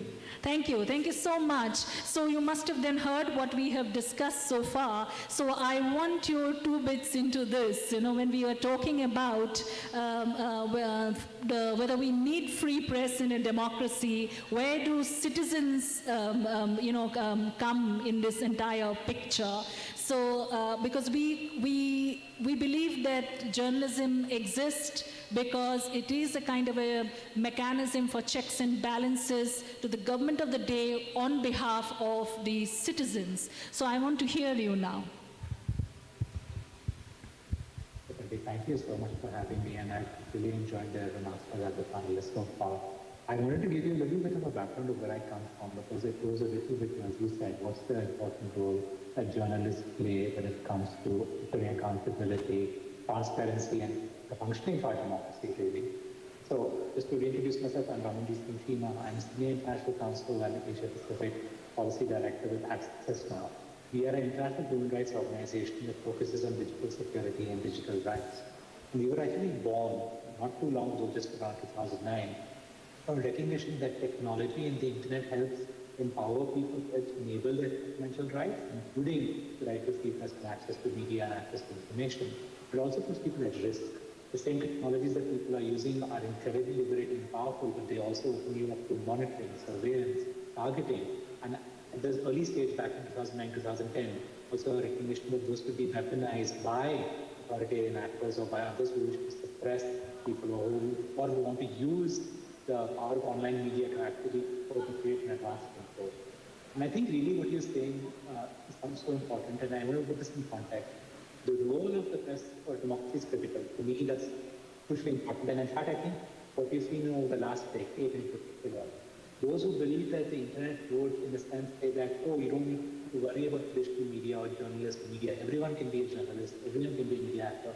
Well, partly true, but not really, right? We've seen the real importance of having dedicated, focused media organizations, newsrooms, editorial standards, and more in our age of access to so much information, so much content, and you could say it's not about no longer being able to access news, but being bombarded with all sorts of viewpoints that try to pass themselves off as news or to suppress what's actually occurring. And I think in that context, it's important to recognize the economics of the press sector have been rapidly upended and accelerated over this last decade. The sort of existing media concentration concern that we've seen in India, including in particular in the Northeast or even smaller states, has been further exploited by the tech players and sort of now stranglehold they have on news discovery, content distribution, and advertising, the money that ultimately helps make media and reporting possible, right? But also recently we've seen that sort of last 10 years of that sort of concentration be further changed in the last 2 years by this so-called AI boom, right? Where big tech in a sense has been replaced, but big tech is morphing into big AI, and we need to be really cautious. In particular, also we need to recognize that in the last 4 to 5 years, as internet and technology has made news discovery so accessible, and it's gone to everyone's phone and device, it's also become the target of use of laws to suppress people. The existing use of legal frameworks to control journalists pressurize them. And the very colonial approach in which India operated in this space has gotten even more so over the last 2 to 3 years. The Indian government, for example, fast-tracking the IP rules in response to press reporting during the pandemic, as well as on the anti-CAA NRC protests, the farmers' protests as well, and the sort of many recent legislative moves by the Indian government in this case. I think most importantly for me, I think we need to recognize that it is so inconsistent that India does seem to be the world's largest democracy, but it's the world's worst perpetrator of internet shutdowns, a tool which has the worst impact on free media, and as we know, in particular has been very problematic in its usage across the Northeast, in particular Manipur. I want to put this again and be very clear about it. India is the world #1 leader in perpetrating internet shutdowns, namely intentional destruction of internet access in order to control access to media, disrupt community. In 2024, the only positive change was India was no longer #1 because it tied with Myanmar. Country that went through a civil war in one of the worst sort of, conflict situations in the world. Hence, in fact, we've collected this data. Access now runs the Keep It On Coalition, which monitors and tracks internet shutdowns, and every year we publish data that looks at the number of shutdowns conducted by states. From 2016 to end 2024, Indian authorities, including the federal government and state governments, have ordered over 855 shutdowns. I want to pause and again just flag that number. 855 internet shutdowns. How is that consistent for the world's largest democracy to do? And again, to put this in context, people will say, are these numbers accurate? I'll say these numbers are only partly accurate. They're actually conservative. We've missed shutdowns. There are probably many more shutdowns that have not been tracked or not been covered because they were in places the English media did not report them, or where NGOs and others did not have presence. These shutdowns particularly disproportionately impact independent media. Big outlets, whether they're national news bureaus or international wire services, have access to OB-WAN, satellite connectivity and more, and the ability to report, let alone whether they're close or proximate to political parties at the state or the center. Freelancers and independent media for whom we so now rely on for actual news information are the ones who have suffered when a shutdown takes place. Shutdowns don't have fact checkers, they don't have newsrooms, and I know the panel following this one will go a bit more into that. So I won't go into that deeply. But I also want to again flag the Northeast and the experiences of the Northeast have shown us that the justifications given for internet shutdowns to help prevent violence are not true. Instead, internet shutdowns are used as a cloak of impunity, where people violate people's rights, where people conduct violence, they even conduct sexual assault, and it doesn't get reported. Some of you might be familiar with, for example, the very problematic video of sexual assault that was brought out in Manipur. But ultimately, the reality is that it was journalists who broke it and said, oh, this is being spread across the country. And if shutdowns had not been occurring, they would have been able to reveal that more earlier. I want to leave you with one other key threat that I think we should be concerned about for the future, namely including cyber threats. That can be, of course, the general explosion of cybercrime and cyber intrusion threats, which you are seeing used or statements from the government, whether from the Prime Minister or banks, warning people about cyber scams or more. And also, look at the very direct link between state-authorized or state-supported cyber intrusion and the targeting of journalists and other activities to our democracy. And by this, I will talk about spyware and I talk about cyber mercenary actors such as NSO Group and Pegasus. India, in my view, is one of the most problematic emerging countries of concern with regards to the use of spyware and commercial cyber intrusion to hack our devices, hack our phones, and through upon there is critical communication tools that in particular the Free Press will use. So many journalists, as we know, have been particularly targeted by Pegasus Group spyware, and that's only one spyware suite of the many others that might be being used in India right now. And in fact, India is the most problematic, and I'll end with this, where you see no accountability for spyware. Our Supreme Court inquiry into the Pegasus case resulted in no outcome. Even Thailand acknowledged that we need to have judicial process function, and they were actually sent this back for trial on the use of spyware. And the United States won its lawsuit against NSW. I'll end with this final comment. I think we're at a key moment in India right now. We're actually in a moment of pause. The Indian government is not aggressively promoting legislation or regulations in the space of the use of internet press this month, as it may have done so actively last year. This is really a moment of pause and reflection. And as we see, whether it's in Nepal, where the cyber authoritarian of the government resulted in so much outrage amongst young people, but also in Sri Lanka, where the winds of the protest movement are at risk of being backsealed a government that's again cooperating with security services to perhaps allow its online security to remain. We are at this critical stage right now in India where we need to take action and we need to see how can we better defend the free press when it comes to cyber threats and the legal framework around internet technology. Thank you so much. Thank you, Raman. Thank you so much. You've actually covered quite a bit about spyware being used in a democracy where they're entering people's phones. I was part of that Pegasus investigation that we've seen. Of course, in the Northeast also they were using this. And this is a very expensive spyware. You know, you're using public money to enter people's phones. And when we went to the Supreme Court with the infected phones, Supreme Court didn't go ahead with the investigation. But when we saw that it was a 30-country investigation, but in other countries we are seeing that, the progress in the cases. Even in Israel, this is an Israeli spyware, even in Israel there was massive reporting that has happened on this. But when we were looking for collaborators in India, and we had a lot of trouble finding people, and in so-called world's largest or the mother of all democracy. So this is where the problem is. And as he said, the internet shutdowns. We saw during Manipur, the biggest example was the internet shutdown. That sexual assault video couldn't come out for days together, which actually was a paradigm shift, if I can call it so. During the ethnic conflict in the Northeast, we have seen multiple ethnic conflicts in the region, but we had not seen women of any community being attacked, and this was something that we had seen for the first time, and it is a paradigm shift.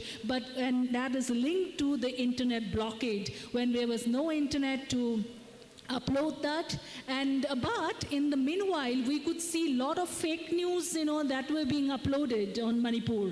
This real news was not coming. So this is where the number of shutdowns that we are seeing. So we don't have so much time to discuss all these in details. I wish we had. But one other thing I want to highlight is also, the importance of a free press in a democracy can exist only when we also ensure that there is a vibrant model of a press model. But what we see now is that there is a lot of corporates that have entered into the system. And then, of course, the politicians. Most politicians own a media house. And what does that signify? It only signifies that there are these shackles that have been put on journalism. There are journalists no more can speak up freely. So this is what we are seeing, not just in our region, but we are also seeing it across the world and India. The kind of takeover that had happened with NDTV. It's a crazy thing. Even the owner didn't know that he was being bought over, and that too by whom. So this is what is happening at the moment. And as Patricia rightly pointed out, that even the Prime Minister has decided not to give a press conference. He gives press conference outside the country because he cannot run away from there. Because their prime ministers and their presidents give press conferences. That's why he had to stand and speak to the press. But in India, which we call the world's largest democracy, we've not been able to grant a press conference without, previously approved for questions in India. We have seen Aap Aam Khate Hain kind of interviews. We have seen interviews of 4 or 5 people surrounding him, but all pre-approved questions. But not a single question has been taken by the Prime Minister of the world's largest democracy. So what does that signify, So I want to ask Pat also about this model of that we have been, it's almost like a corporate model that is coming every year. The salaries have to go up of journalists. I actually for a long while didn't even think that journalist salaries will go up every year. So just, you just give your views on that, because that is where the lot of rot lies, isn't it? Well, there are certain corporate-run media houses that pay very well. We can't deny that. And therefore, they just toe the line. You call them Godi media these days. And I've stopped watching television news. So I watch Ravish Kumar, I read The Wire, and I read some of these other independent news channels. But I have to say that the league of such independent YouTubers has grown. And it gives you hope that, that we will recover democracy. Now, I want to ask a few questions here to myself and to my fellow media colleagues. When in this country has democracy been suspended for 2.5 years? That is what has happened in Manipur, right? You didn't have democracy at all. So, and then where is the rest of India questioning that? Nobody cares if Manipur has become just another story. So that is one point. Now, the major role of the press is to hold power accountable. Are we doing that, or are we self-censoring? Many of us have indulged in self-censorship because of the fear of being labeled seditious and then being put in jail, after which you will become another Umar Khalid and stay there for 5 years. No, actually, there is that fear, genuine fear of pursuing any story beyond a point. The press is supposed to protect human rights, is supposed to uphold civil liberties. Are we doing that today, or are we just too concerned about our own lives? Then we are supposed to uphold the rule of law. We are supposed to put the brakes on authoritarianism of all kinds. But we are failing in all this, and we are not even doing a soul searching. We are not doing honest soul searching. Maybe this is an opportunity for that, but I don't know how many of us can go back and implement even those positive points that we've discussed. I want to add on something about the corporatization of media houses. In my cases as well, it was just because of the nexus between the owner of the media house and the government that I had to go to the jail. Otherwise, my employer could have saved me from going to jail. As simple as that. I mean, just for making a criticism against the government, I was jailed for 4 times. Twice under National Security Act, and I was also slapped with sedition charges, twice, of course. But fortunately, sedition charges has been dropped because there is this, case, a petition in the Supreme Court. But, I mean, just for expressing your opinion, just being critical of the policies of the government, you are being treated as anti-national. I mean, this is a real threat to the press. And this is just, I mean, why they are doing this is to control the information, because controlling the information means controlling the democracy. They don't want people to be well informed, because they fear that if the people are well informed, they are in danger. So as simple as that. So, I mean, it's unacceptable. Of course, I have gone through a very bad phase of my life, but luckily I bounce back, I fight back, and I'm here. But still, there are 3 cases pending. In one of the cases, I have been convicted by a lower court, but yes, I am filing a plea in the higher court, and I'm out in bail. But the question is, I mean, if you jail people asking questions to the authority, then definitely the common people will have this fear psychosis in their mind. And that's what exactly the government want. And that's what they do, so that they have this, upper hand over the common people. And also the added danger about digital media particularly that we see is like sudden shutdown. Like for example, my own organization, The Wire, it was just shut down without even informing. You are actually, your government was violating the rule. You have to inform. You didn't even inform, you just shut it. And why?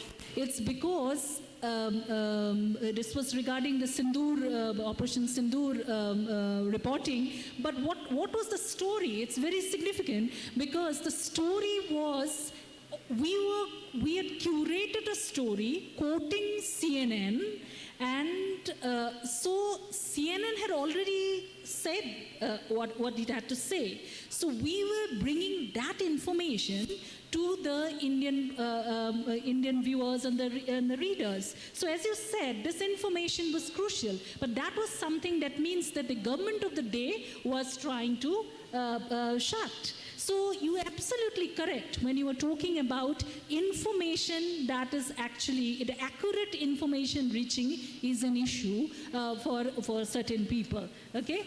Yeah, so we need to wrap this up, okay? Raman, thank you so much for this, okay, because this is like, yeah, very little time, and the topic is such that, you know, it's like a huge thing. And of course, I would like to end by saying that the citizens' accountability is something we need to keep thinking, keep talking about, because if we need a free press in this country, it is not just the journalist's job to put their life on their line and work. It is also the public which has to come on board, and if we really want to live in a democracy. On that note, thank you so much. Yeah. Thank you, panelists. Thank you.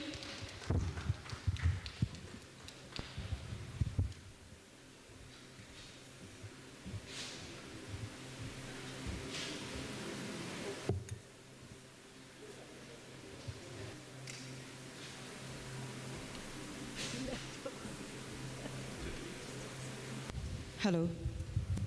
Our sincere appreciation to the panel for their thought-provoking insights on the press's vital role in democracy. A special thanks goes to Mr. Ramanjit Singh Chima for joining us remotely. Let us once again give a big round of applause for this panelist, please.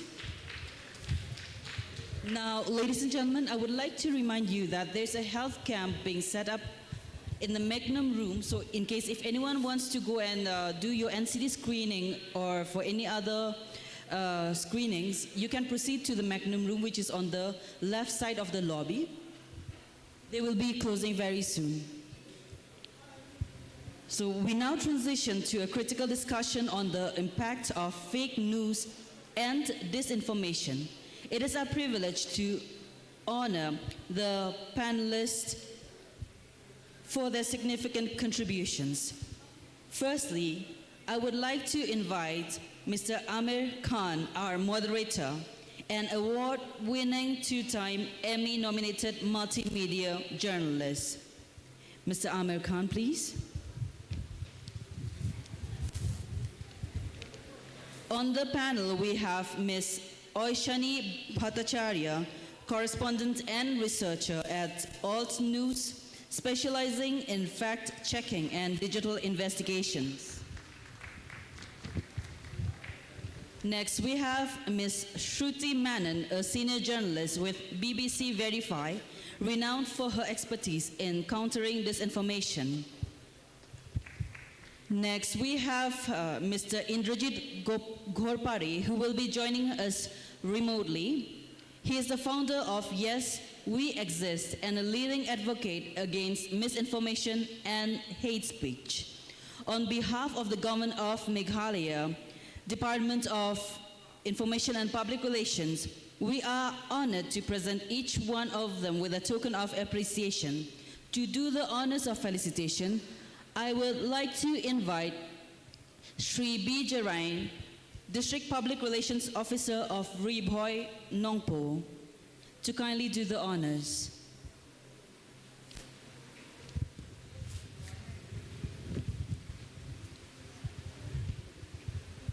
Please join me in welcoming this esteemed panel. Let us all give a big round of applause as a welcome gesture.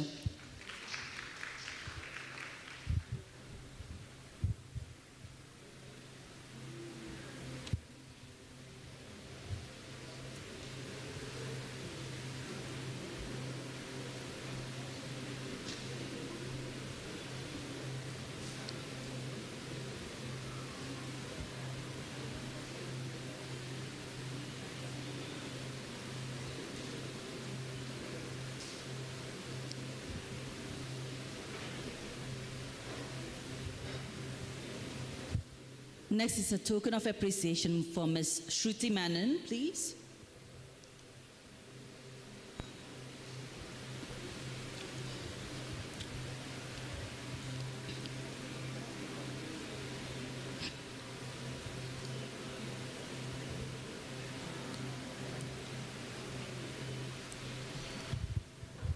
Thank you, Sir Geraint, for doing the honors of felicitation.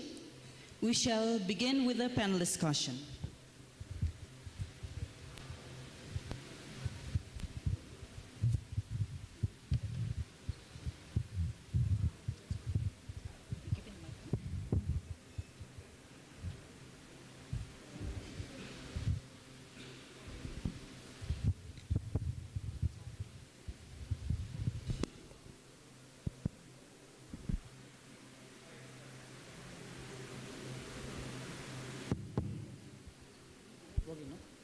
Hi, oh yeah, now we can. Do we have him online or? Oh, that's Raman is also there, okay.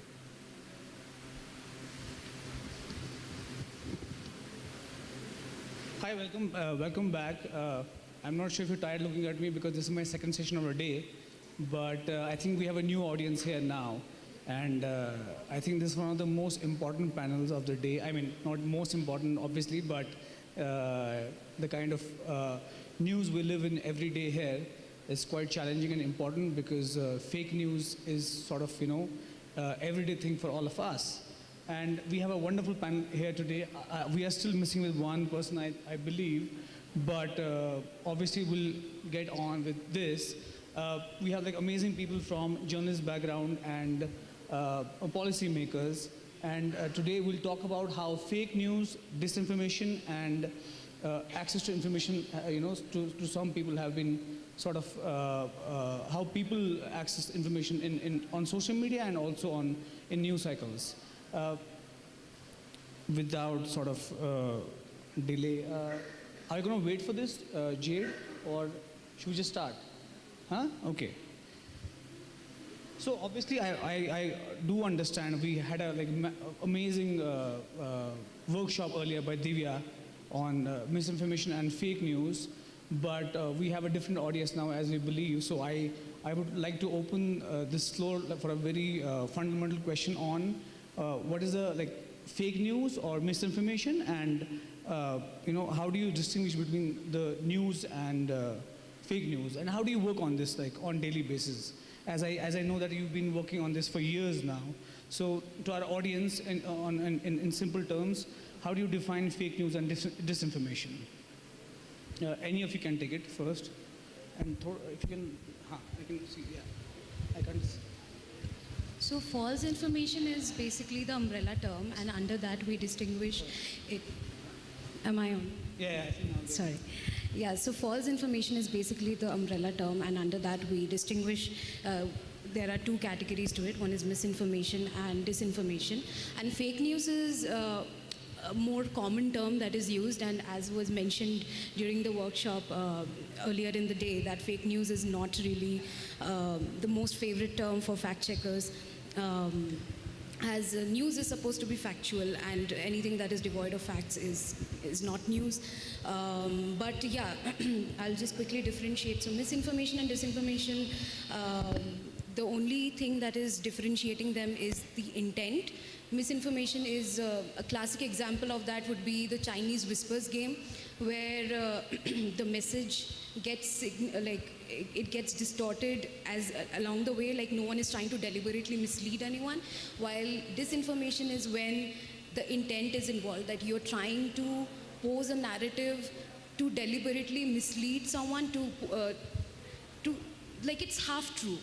So that, I would say, is the difference. Yeah, just to add to that, I just want to add to the intent point. So there are instances where we have tracked narrative building, false narrative building on social media, engagement farming on social media, which is essentially, if there is a hashtag, there'll be more and more bot-like activity, bot-like accounts that will be posting more to either obfuscate information that is coming out of, let's say, a conflict, or to sort of amplify a certain misleading narrative which does not contain full context. So that, all those are part of disinformation, and when both of these seep into the mainstream media narratives, that sort of becomes fake news or false news. But I completely agree with both Oshani and Divya that it's not a term that we really like to use, because it's not something that should be acceptable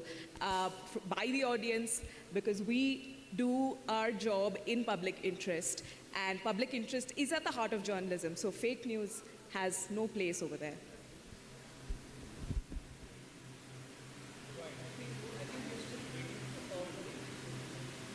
Can you hear me? Yeah. Yes, I think Indrajit is here. Hi, Indrajit. Sorry, we already started the session like 2 minutes ago, but welcome. Thank you. Good, you can hear us. So we were just talking about the fundamentals of fake news and disinformation, and I have one more generic question, because obviously a lot of people are here new.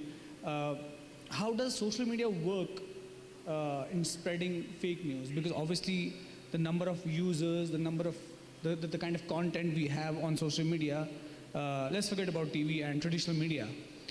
It's like fast-paced, it's quick, it's like hardcore news, like you have like even hard news on your fingertips.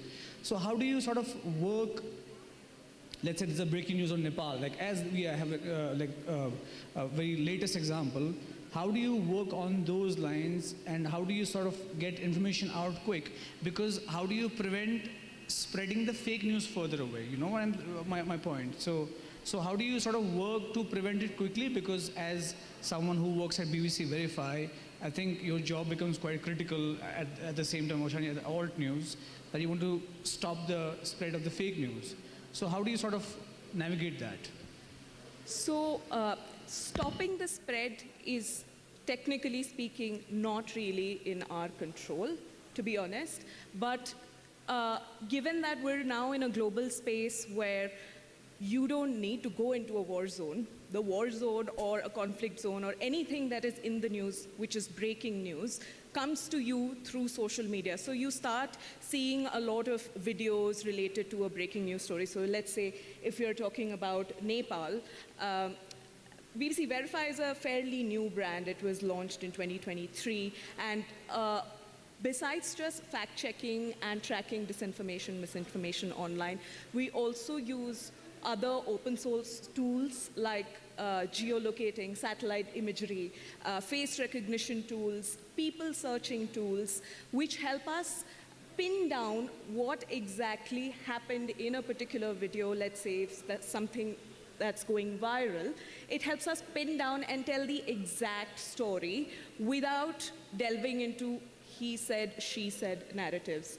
So when we are working on a breaking news situation in the region, let's say, there are two things we particularly look at. One, authentic videos that we can verify using 4 essential parameters, which is our best friend is reverse image searching to understand whether those videos or images that are coming from a certain breaking news location is recent or not. The second thing we look at is we pin down the geolocation, pin down the exact place that the video is showing or is claiming to show.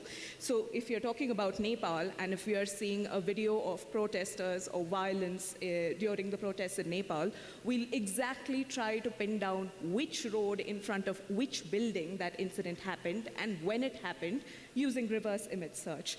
The third thing we do is we do basic AI checks.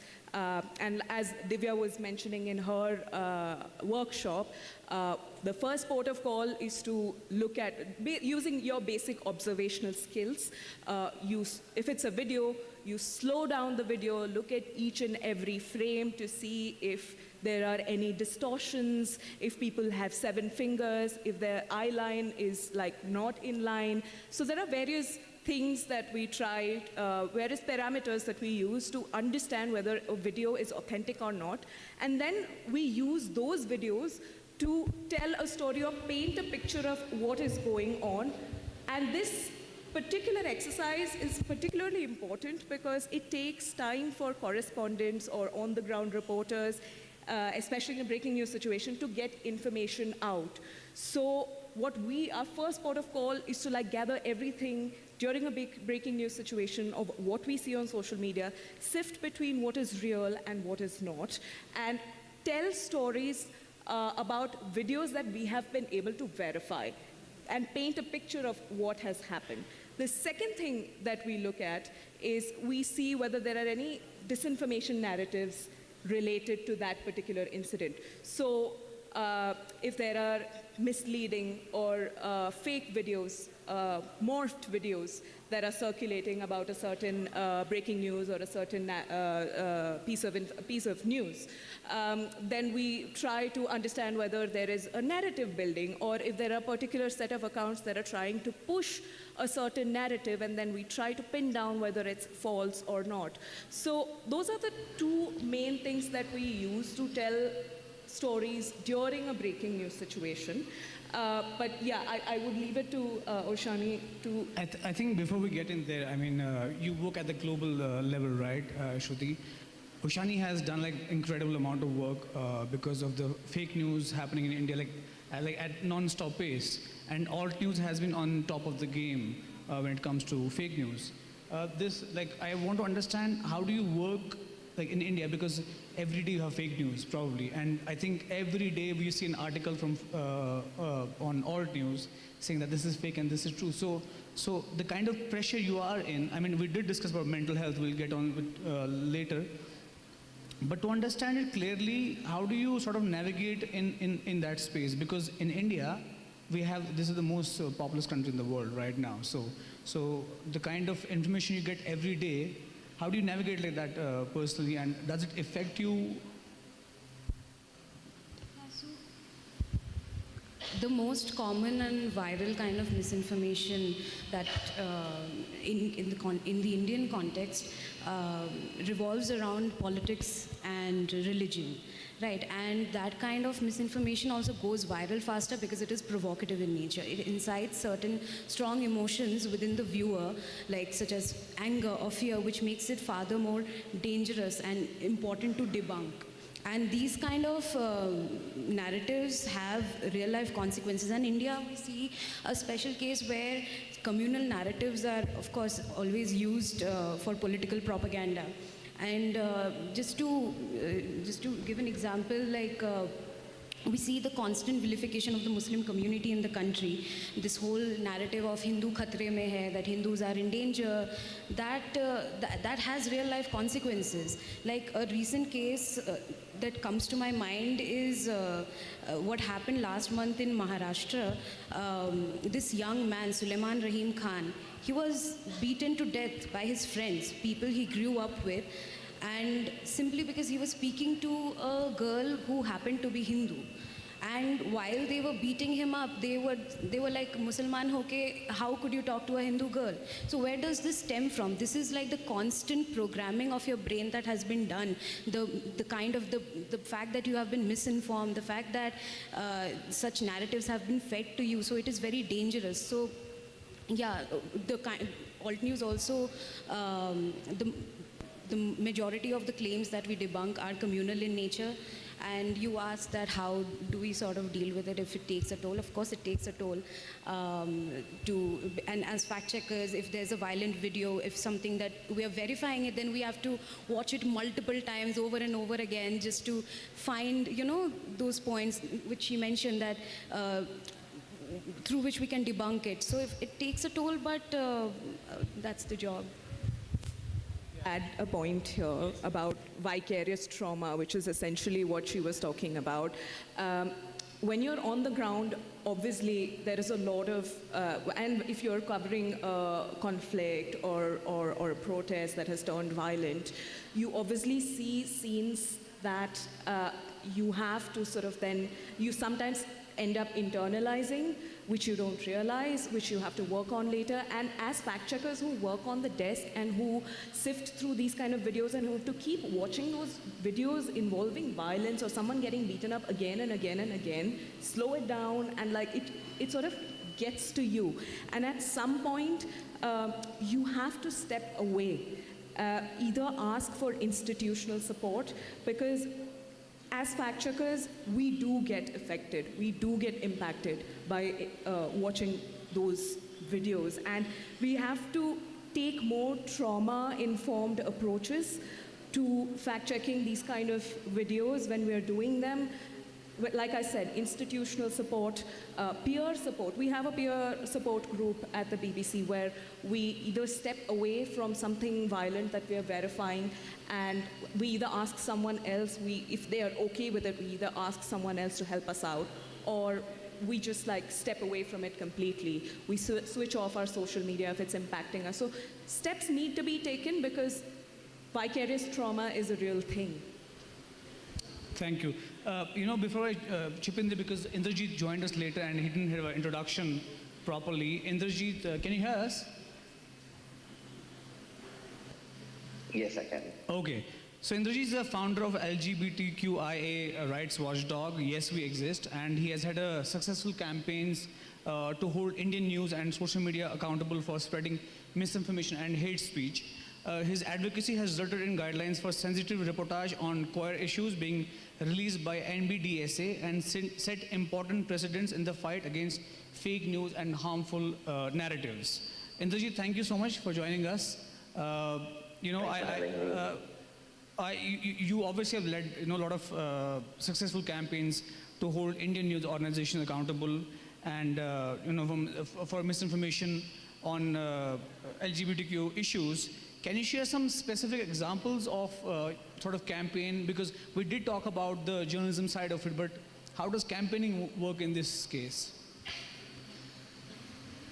There are a few immediate examples that come to my mind. One is a very major news outlet, which is the India Today group, putting out false information with edited, photoshopped, or AI-generated images that showed. Am I audible? Yeah. We can all hear you. Okay, great.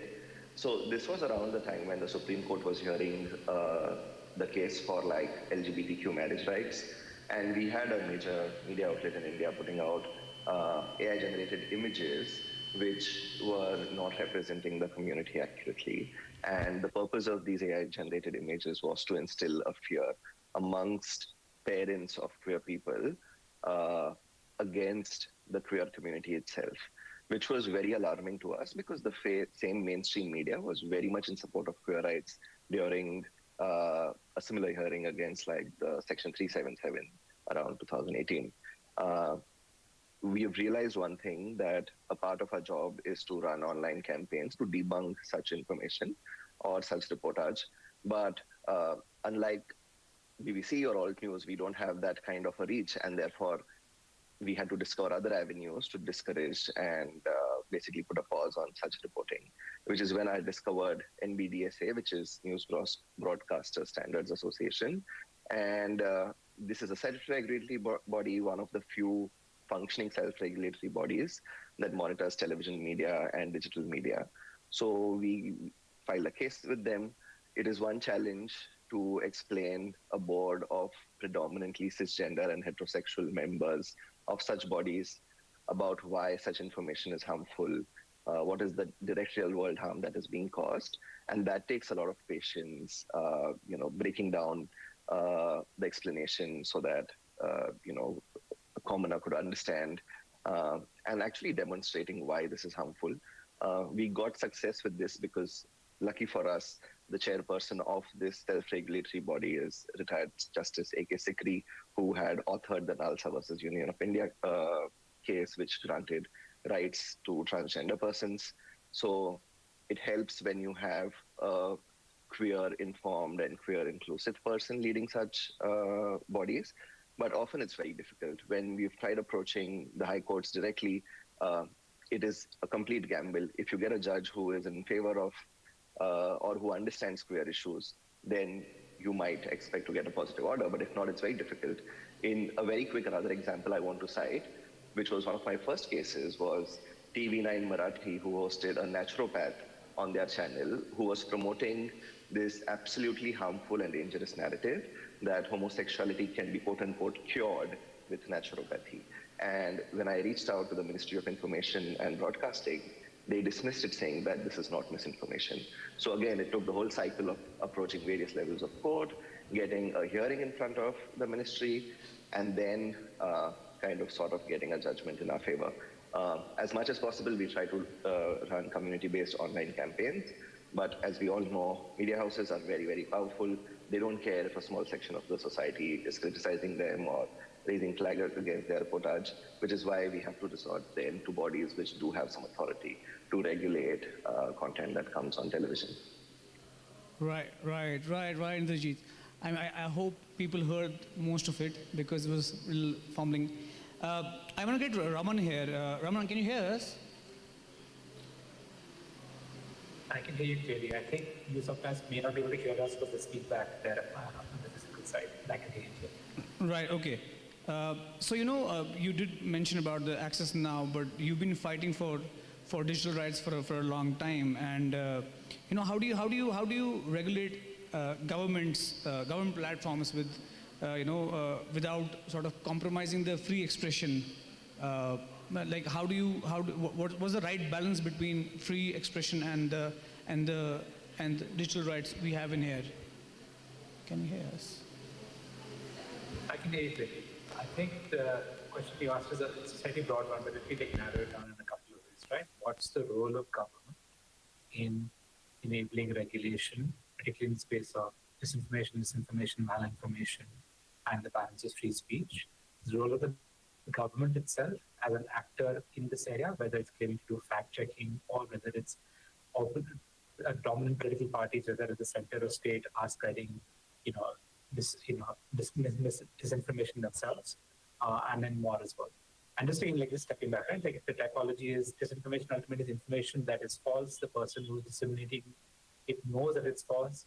Misinformation is information that's false, but the person may not know that it's false. And malinformation is information that might be true, but it can cause harm and damage to people, right? And all of them are used in different ways here. Access Now, my background, of course, our digital security helpline at Access Now does help activists and others, and as well as journalists who sometimes might be victims of malinformation or might be part of or victims of doxing campaigns where people are trying to use either disinformation or even malinformation to cause harm to them. But as you said, right, the bigger issue that we're seeing is balance. Government often claims it's acting to combat disinformation, but the reality is somewhat different. The first part of this process is simple. Talk to those who deal with this information. Talk to fact checkers. Ask them what do they need, what are they dealing with, and what are useful solutions to that. That's one telling thing to me, that most of the plain solutions to disinformation in India are not conversations born out of either talking to targeted communities or talking to those experts or others who are trying to combat disinformation, right? It's one, for example, perspective to say you're claiming to protect people against violence targeting queer communities or targeting, gender communities as well. It's another thing to talk to Indrajit and others as to what do they actually believe would be useful solutions. We need to be very wary of paternalistic solutions in the Indian Republic, because particularly from the 1970s onwards, there is a long history of people claiming to protect people who are coming under harm, and in reality, those powers are used by dominant political elites or by other parts of society to target them instead. I think the best example of that is a pre-digital law, right? The Indecent Representation of Women's Act, which Nivedita Menon has spoken about quite a few times, noting that it's actually been weaponized by the right wing or by conservative groups against either women themselves or against those who are trying to encourage, for example, cross-community or cross-religious marriages, rather than actually provide a useful tool for women's groups to be able to protect themselves. Right. Thank you for that. I'm going to talk to Shruti for this moment. Trust in global media has been declining over the years for n number of reasons, as we all know.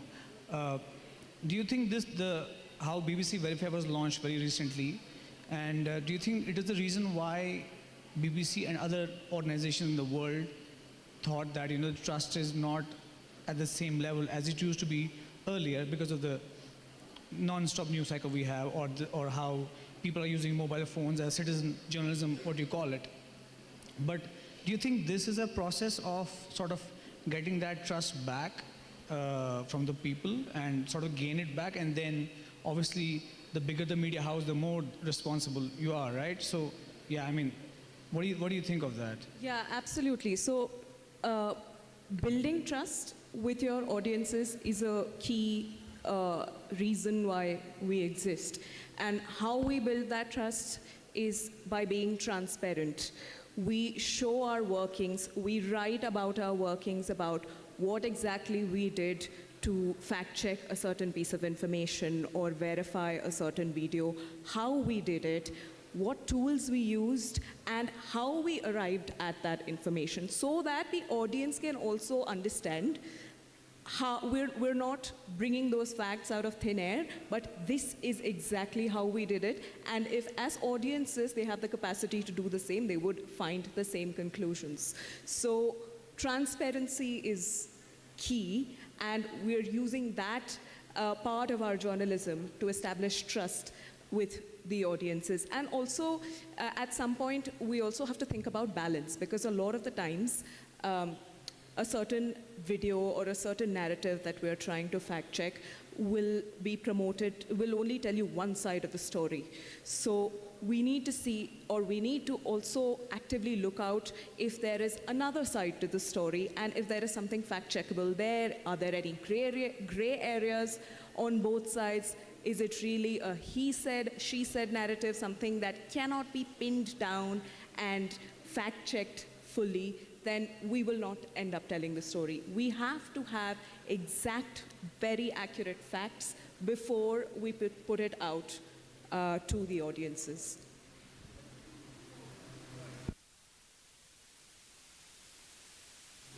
Okay, yeah. Okay, I mean, yeah, that's a pretty comprehensive answer you have in there. I want to get you, Oshani, here. You've been tracking fake news for a bit now. Do you see a pattern in here? Like, do you see a pattern when it comes to topics like elections, health, religion, or I don't know, I mean, you're the best one to talk about this, but do you see a pattern, or do you see there's misinformation more in this topic or in this topic? Do you think, is that the case, or just generic out there? Or religion, or health? Yeah, so there is definitely a pattern. Like I said in my previous answer, that the most common form of misinformation that we see in the country is either political in nature or communal in nature, and often overlapping. So last year, we did a roundup at the end of the year of whatever of all the reports that we had written, and we found that almost 50% of the fact checks were political in nature. Like they either targeted a certain politician or a political party, and most of those came from pro-BJP social media users. So yeah, there is a pattern that we see. And you mentioned elections. So even during elections, the themes remain the same. But we do see a surge during that time. We do, especially during the last year's Lok Sabha elections, we were working day and night. There was just, we saw an unprecedented rise in the level of misinformation during that time. And in terms of health-related misinformation, it is not as frequent, because, and it's not that it's not there, it does not exist, it absolutely does, but the sheer abundance of the communal or the political misinformation is just so much that it sort of takes a back seat, but it is one of the most dangerous forms of misinformation. Like one example that comes to my mind is in 2020, during the COVID-19 lockdown, this one person from this Hindutva group called Akhil Bharat Hindu Mahasabha in New Delhi organized a Gaumutra party, cow urine party, where he said that COVID-19 is basically an extraterrestrial entity, and we need to drink cow urine because that would help us form a divine connection. It has come to punish, non-vegetarians. So that is how we can, so that's just it sounds absurd, but people showed up, people drank cow urine there, and that's just absurd, but not a far-fetched reality. Exactly. COVID was a time when there was a blend of health-related misinformation coupled with communal twists and political twists to it. So it was a difficult time for fact checkers to sift between what is real. If you drink turmeric water, you will not get COVID.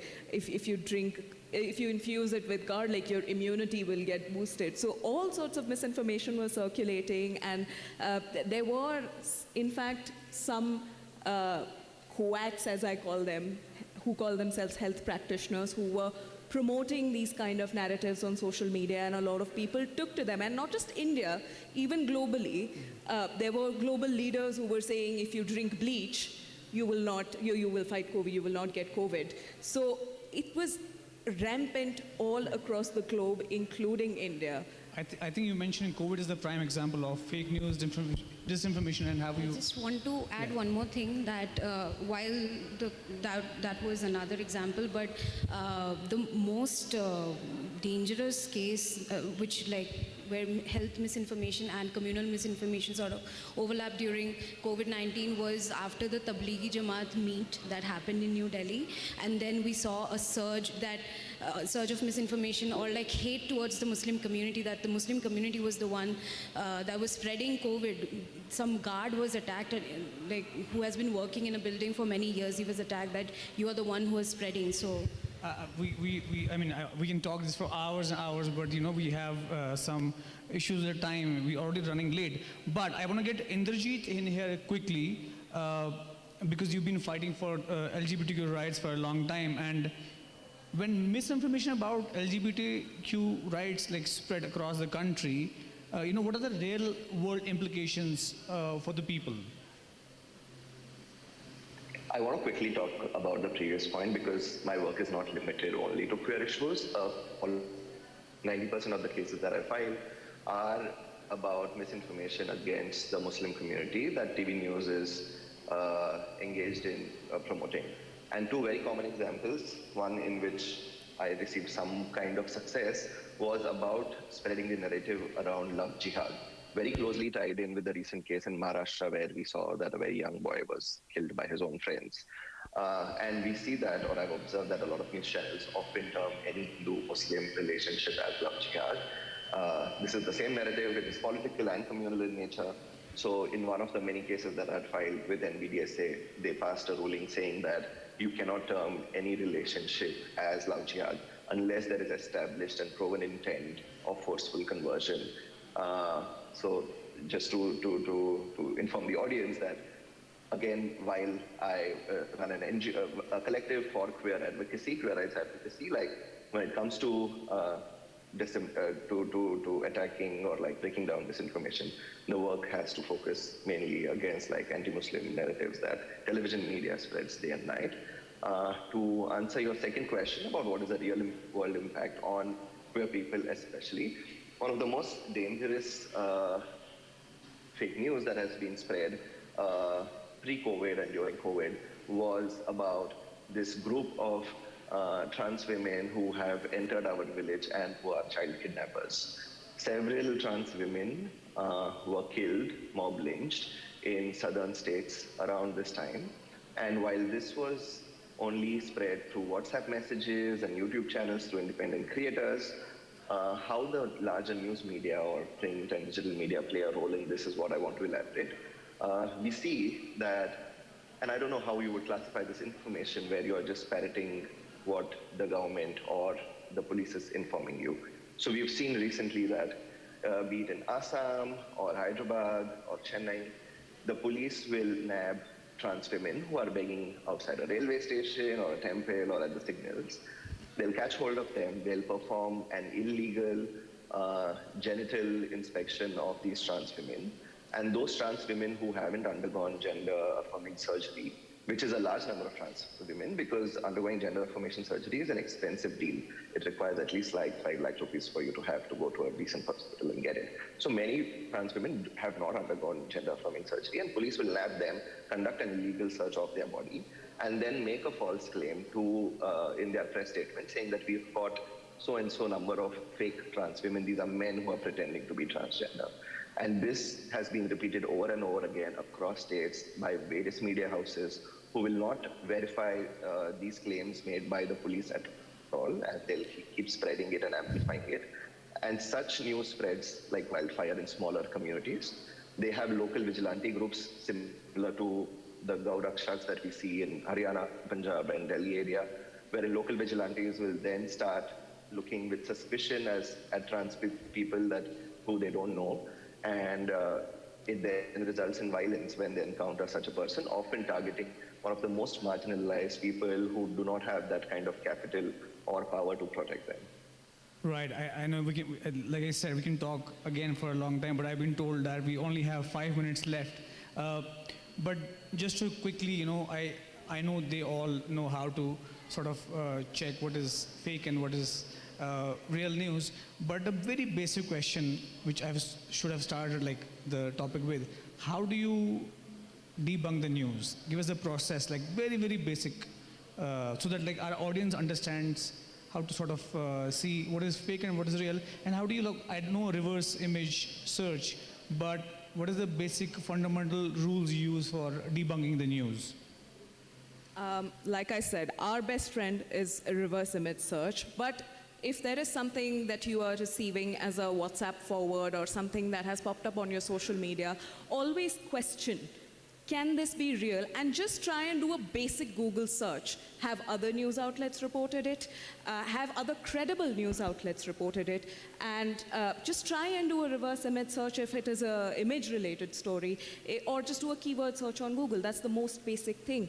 And I want to, in fact, urge everyone here that before you forward something that you received on WhatsApp, or before you share something that you see on social media, ask questions on whether this is real or not. Try and do those Google searches, because what you forward today or what you share today on your social media can actually have real life impact for someone else sitting in some other state or even some other country, because this does seep into real life.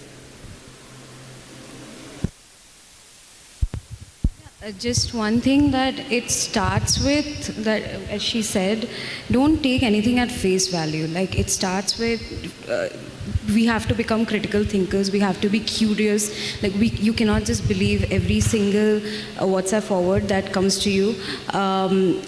So the thumb rule is, whenever something is too extreme, whenever something is too provocative, take a second, take a breath, and just look it up.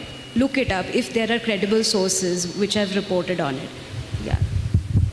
Yeah, I think we are running out of time, but this important session is like really critical, because the way we see news today and the amount of news we have every day on our phone, on TV, is really, really important for us to understand how to watch news, how to sort of read in between the lines, and as our experts said that, try and see what is real and what is fake. Thank you very much for joining us, and I think we'll continue with more sessions and workshops. Thank you guys.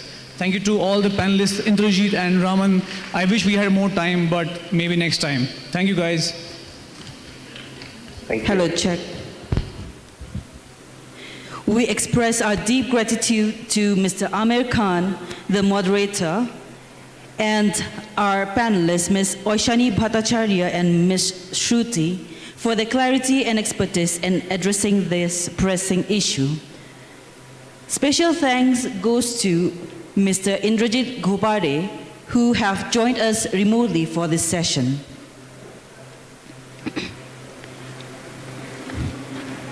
I would like to make an acknowledgement that we have our Honorable Minister of Information and Public Relations, Dr. Maisel Amperin Lyngdoh ma'am.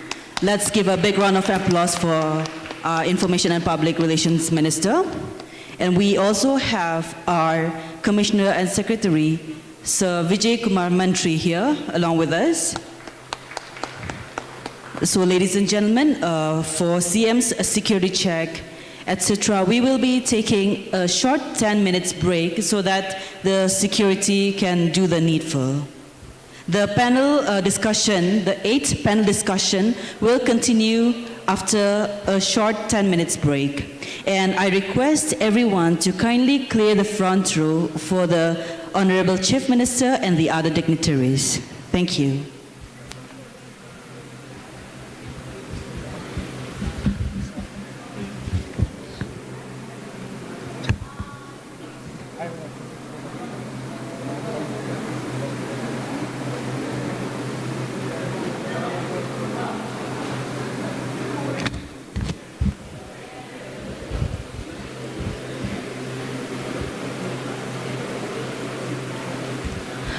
Our Honorable Chief Minister will arrive after some time and would like to take part in the next panel discussion as an audience. So I would request everyone to be kindly seated exactly after 10 minutes.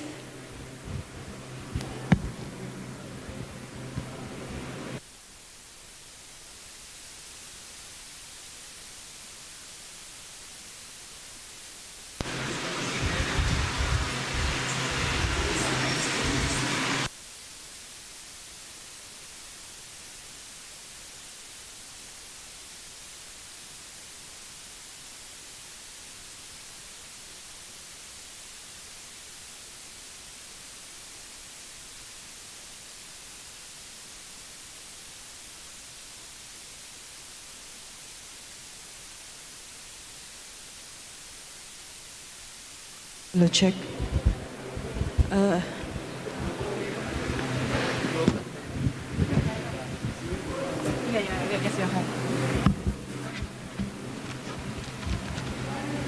Ladies and gentlemen, there is a tea set up on your right side, so you can have a short tea break.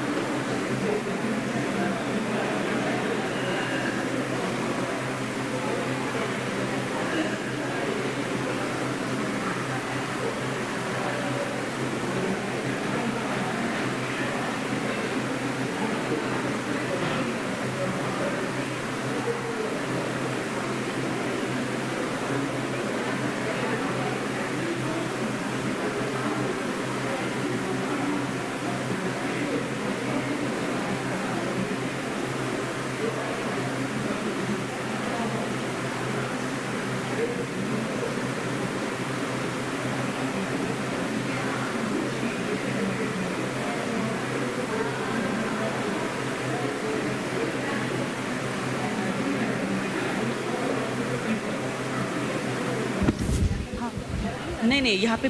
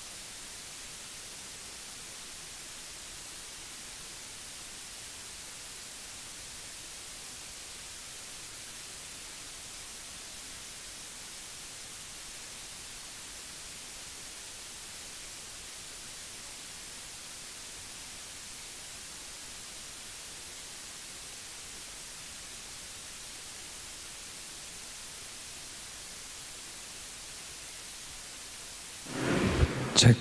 Ladies and gentlemen, I do apologize, but will you kindly vacate the room for 5 minutes since the Chief Minister's security will need to do a sweep of the room. Thank you so much.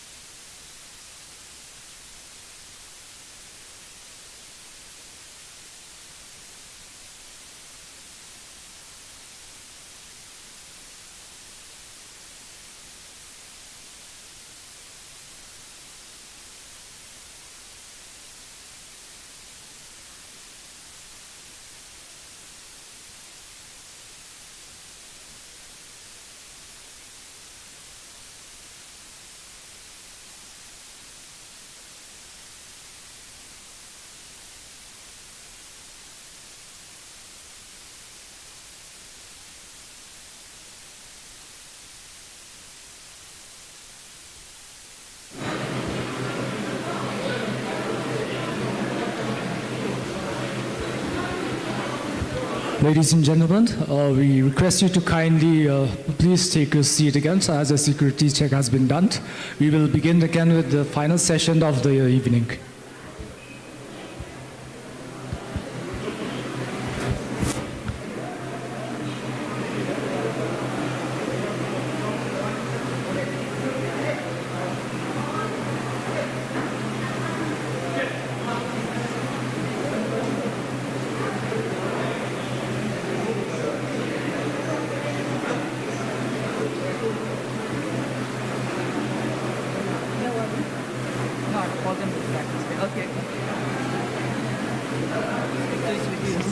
To the director, no?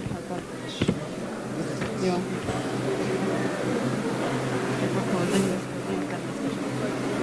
Acknowledge करना पड़ गया कैसे? वो तो भी कोई ले रहा होगा, हमारा ये नहीं ले रहा होगा.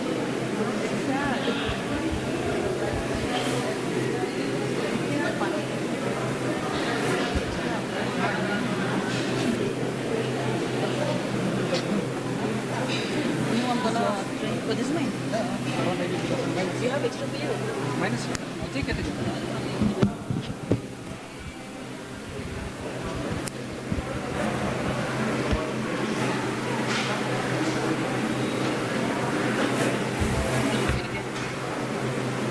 Should we start? Okay, we will wait for you.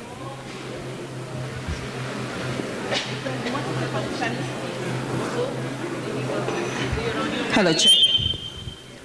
Hello, check.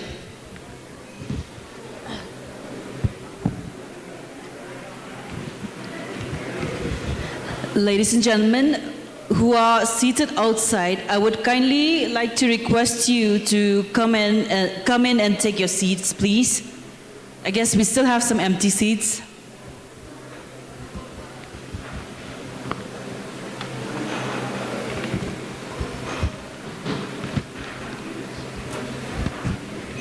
So our final session is a panel discussion by the UNICEF team titled Telling Change, Not Just Stories, Building Media Capacities for Human-Centric Reporting.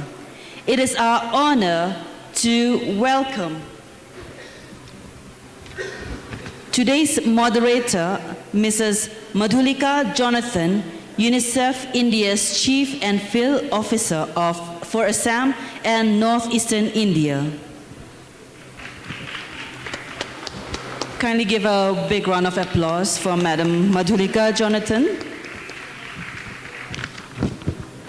On the panelists, we have Dr. Sampath Kumar, Principal Secretary, Government of Meghalaya, a visionary IAS officer in human development.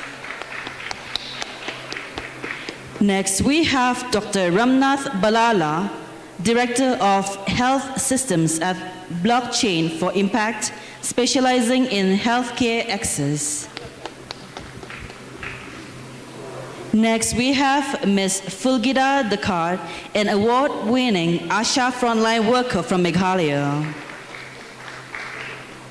We will be joined remotely by Ms. Zafrin Chaudhry, Chief of Communication, Advocacy and Partnership at UNICEF India with over 25 years of child rights advocacy. We will also be joined remotely by Ms. Shweta Raj Kanwar, Development Manager at Meghalaya's State Capability Enhancement Project and former journalist. The Department of Information and Public Relations is privileged to present each one of them with a token of gratitude. To do the honors, may I invite Sir Secretary and Director of Information and Public Relations Department, Sir Badlang Solia, IAS, to kindly do the honors of felicitation.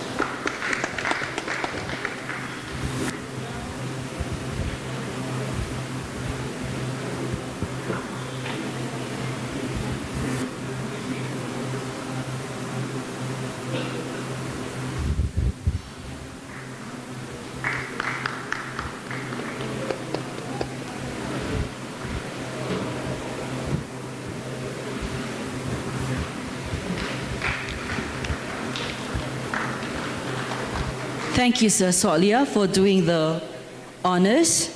Now we shall start the panel discussion.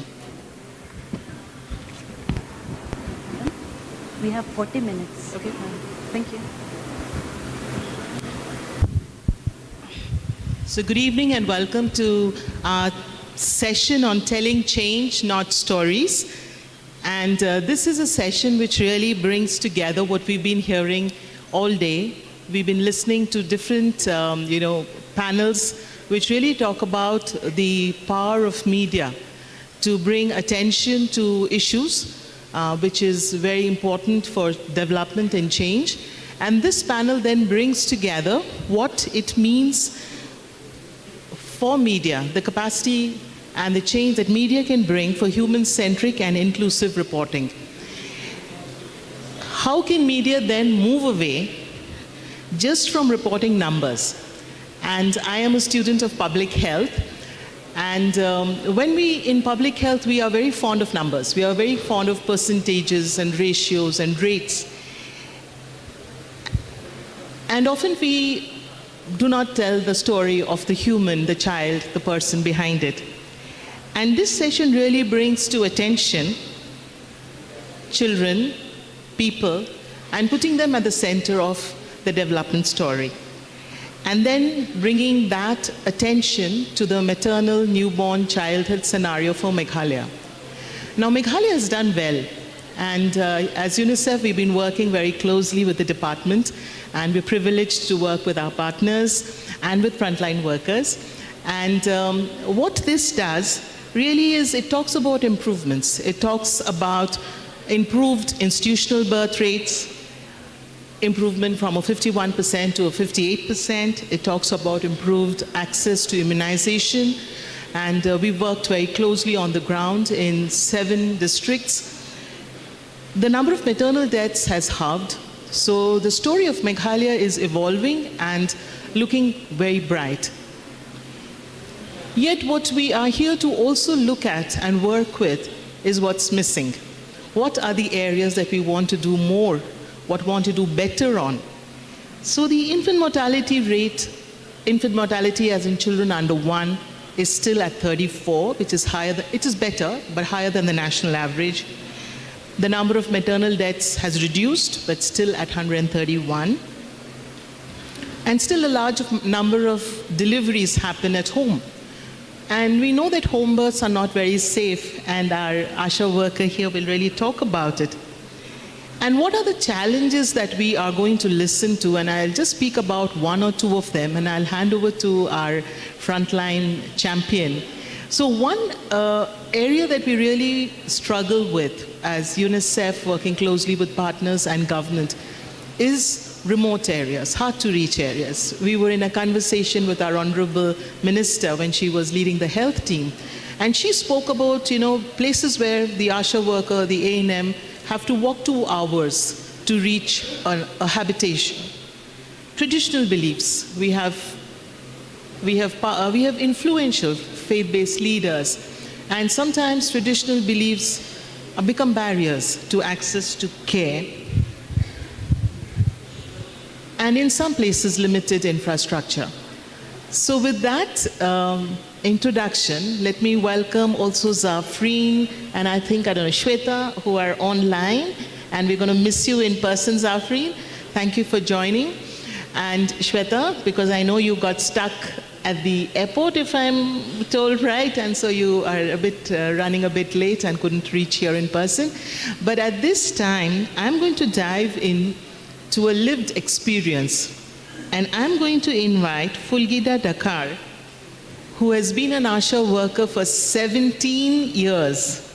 Yes, and so much power to you. And she is coming from Mautwar in Lantloom. I hope I'm pronouncing it right, from the East Khasi Hills. And I'm going to give her this time to share what she does to make a difference. Over to you.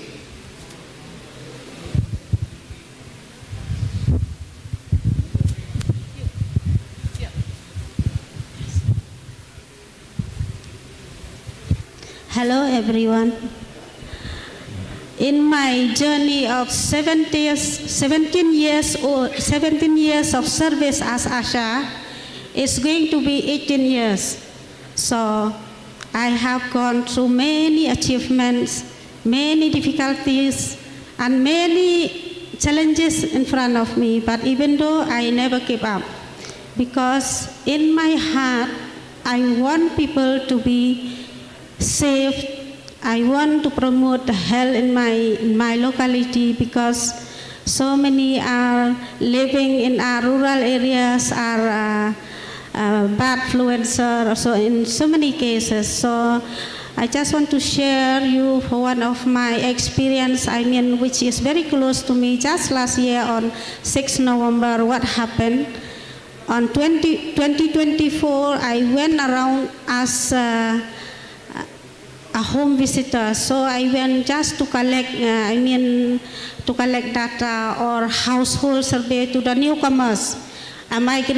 Migrated people are many happen in my area. So that day I went, I gone through, I saw a new household is coming up there. So I just went inside the house and I wished Blakong, So she was so nice actually. Then I told her that I came to collect data, for you as a new household. So I registered to the husband's name, her names and all. So we were sitting, then I recognized that lady was pregnant at that time. So I asked her, Ikong, are you pregnant? She said, yes. I asked, how many months? She said, 6 months. So I was thinking, 6 months pregnancy. Then I asked her, where have you have a checkup? Have you checked up in private or anywhere? Then she said, no, in my life, I never have any checkup in my life. Actually, that lady, she is 40 years old age. That was the 7th gravida. All the 6 children, she never have any checkup. She never take medicines. That is what she told me. And all the 6 children, she gave birth at home. Then she is newly migrated to my area. Then I asked from home, where you come? Then she told me she came from West Khasi Hills. A very far village, maybe. It might be a lack of knowledge for her or anything, because she is not originally to my area. But anyhow, I told her, see, Kong, you have already 40 years age. You have done 6 deliveries. And another thing is your last age child is 12 years. No, but still she insists. She said, no, I don't need any checkup. I don't need any medicine because I am fit. I am fine. I am strong, she said. No. Then I told her, see, you can compare now and 12 years back. 12 years back, you were still strong. Yeah. Then now you are getting 40 years. It's not safe for you. So just tell me, if you agree with me, then just come to a sub-center. It's a rule. As a rule, you have to come for registration. All pregnant women should come for registration. Then she said, where I will go, so I don't know. Which place I'll go, so I don't know. I tell her, okay, you don't worry, I will take you. Every Friday, we have a clinic day for all pregnant women. Now, we conduct that. So I promised her I will take her on the next Friday to our sub-center. So the next day, so then after some time, I spend more times on that lady. Actually, from home, I have planned, I'll go there, I'll go somewhere, I will do this HBNC or HBIC, so many activities I was planned, but that day, 2 hours I was in that lady's house. So anyway, I was happy to my convincing. She promised to come with me for registration first.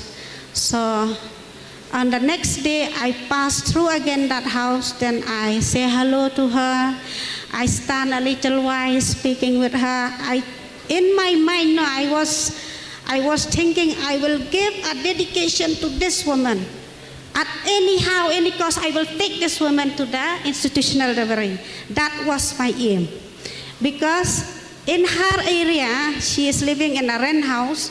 So many people migrated from the west, Khasi Hills. I know many things will be happen in that area. So I want that lady to be like a model for that area. I want to take her anyhow to come for delivery in our institutional. So what did I do? Whenever I passed that area, I used to greet her, I used to call her. So on the Thursday night, I call again. I got her phone number, so I call her. Kong, what time will go tomorrow? I asked her. Then she said, you tell me at what time I'll get ready. So I told her, you get ready by 9:30, then I'll come to pick you from your house. Then before, at night, I call our ANMs to the sub-center. I told her, see, sister, tomorrow I will bring you one refusal ANC. So you understand very well what to do. I was expecting that they will give the good counseling. No.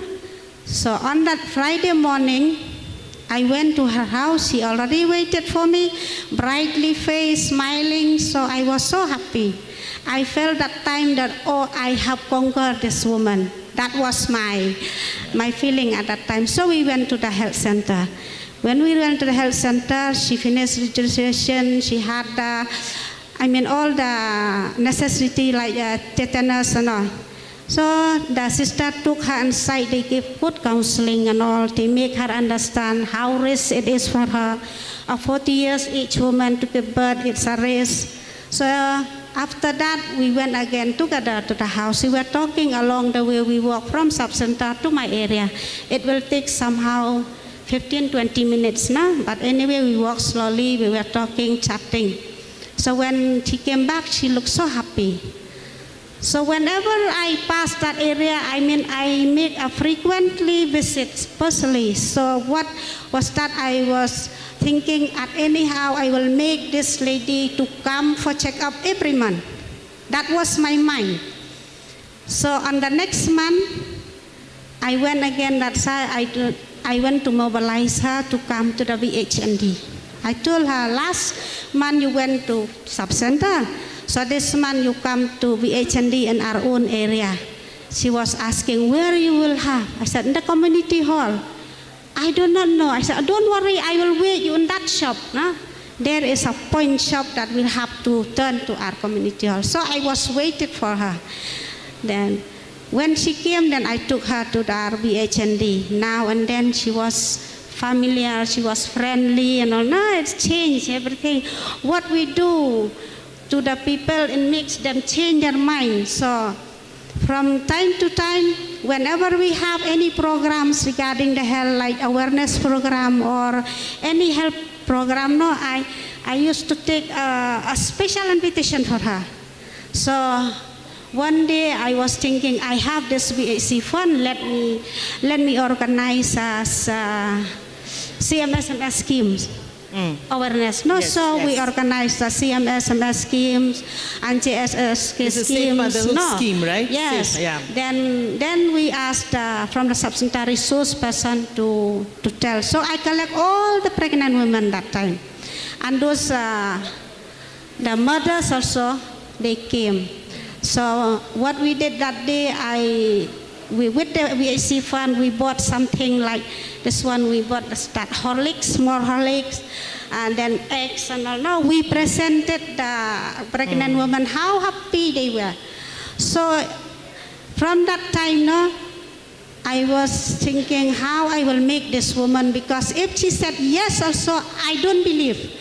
I'm not confident whether she will come or not for institutional delivery. So what happened finally? What happened to me now, one day I wanted to meet her husband. So I know her husband work. Now he has a labor work. I will never meet. So on one Sunday evening I went.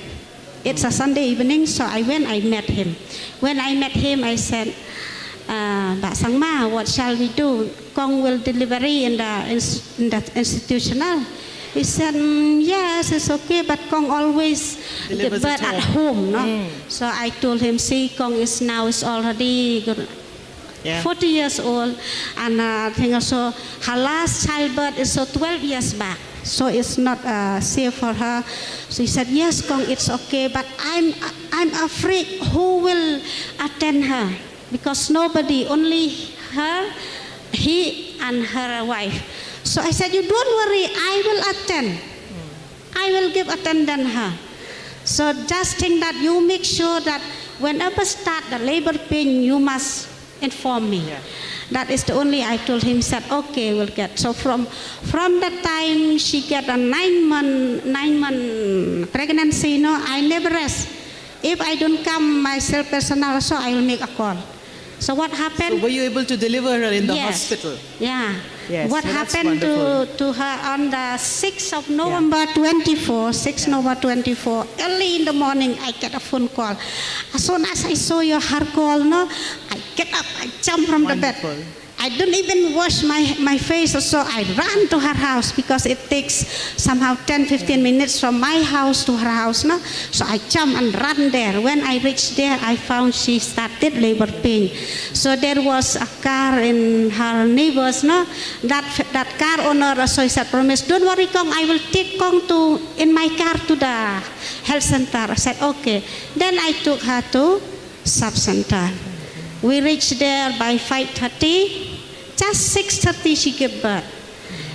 I attend her till she gave birth. She finished everything. Then after that I promised her that when she will be discharged tomorrow, I will come myself and take her. That was I did, So she was so happy. Then on the next day I came to the sub-center. Then I took her home. She was discharged already. Yes. So when we reach home, I just tell her I will come next day for. So in the interest of time, I'm going to really ask you, what is that one thing that shifted the narrative between you and the patient? Well, how did you build that trust? With my contact to her. Yes, my contact to her, my frequently visit makes her very close to me. True. Yes, she is very close to me that time. She is fairly friendly. She fairly family member.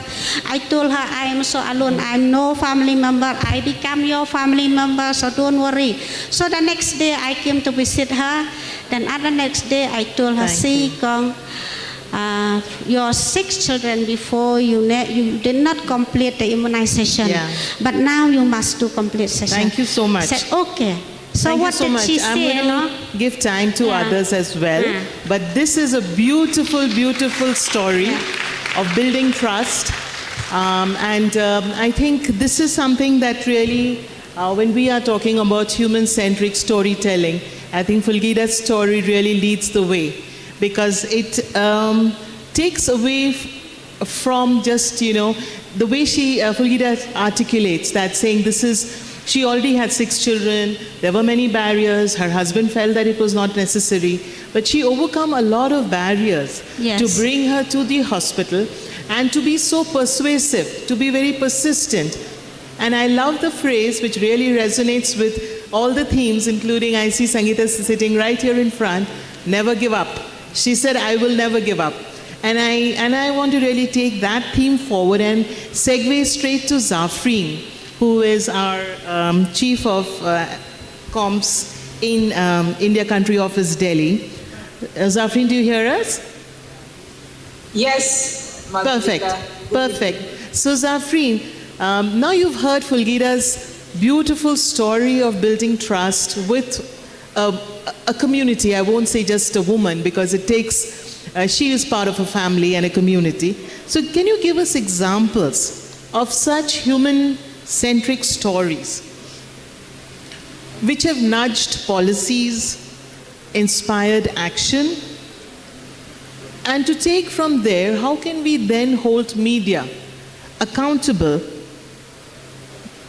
to systems? The systems accountable to media, the other way actually, without just using numbers. So how can we bring these stories to the center so that these stories then speak and nudge policy. Over to you. Thank you. Thank you. Good evening, respected Dr. Sampal, also Dr. Ramnath, and my colleague, Madhulika.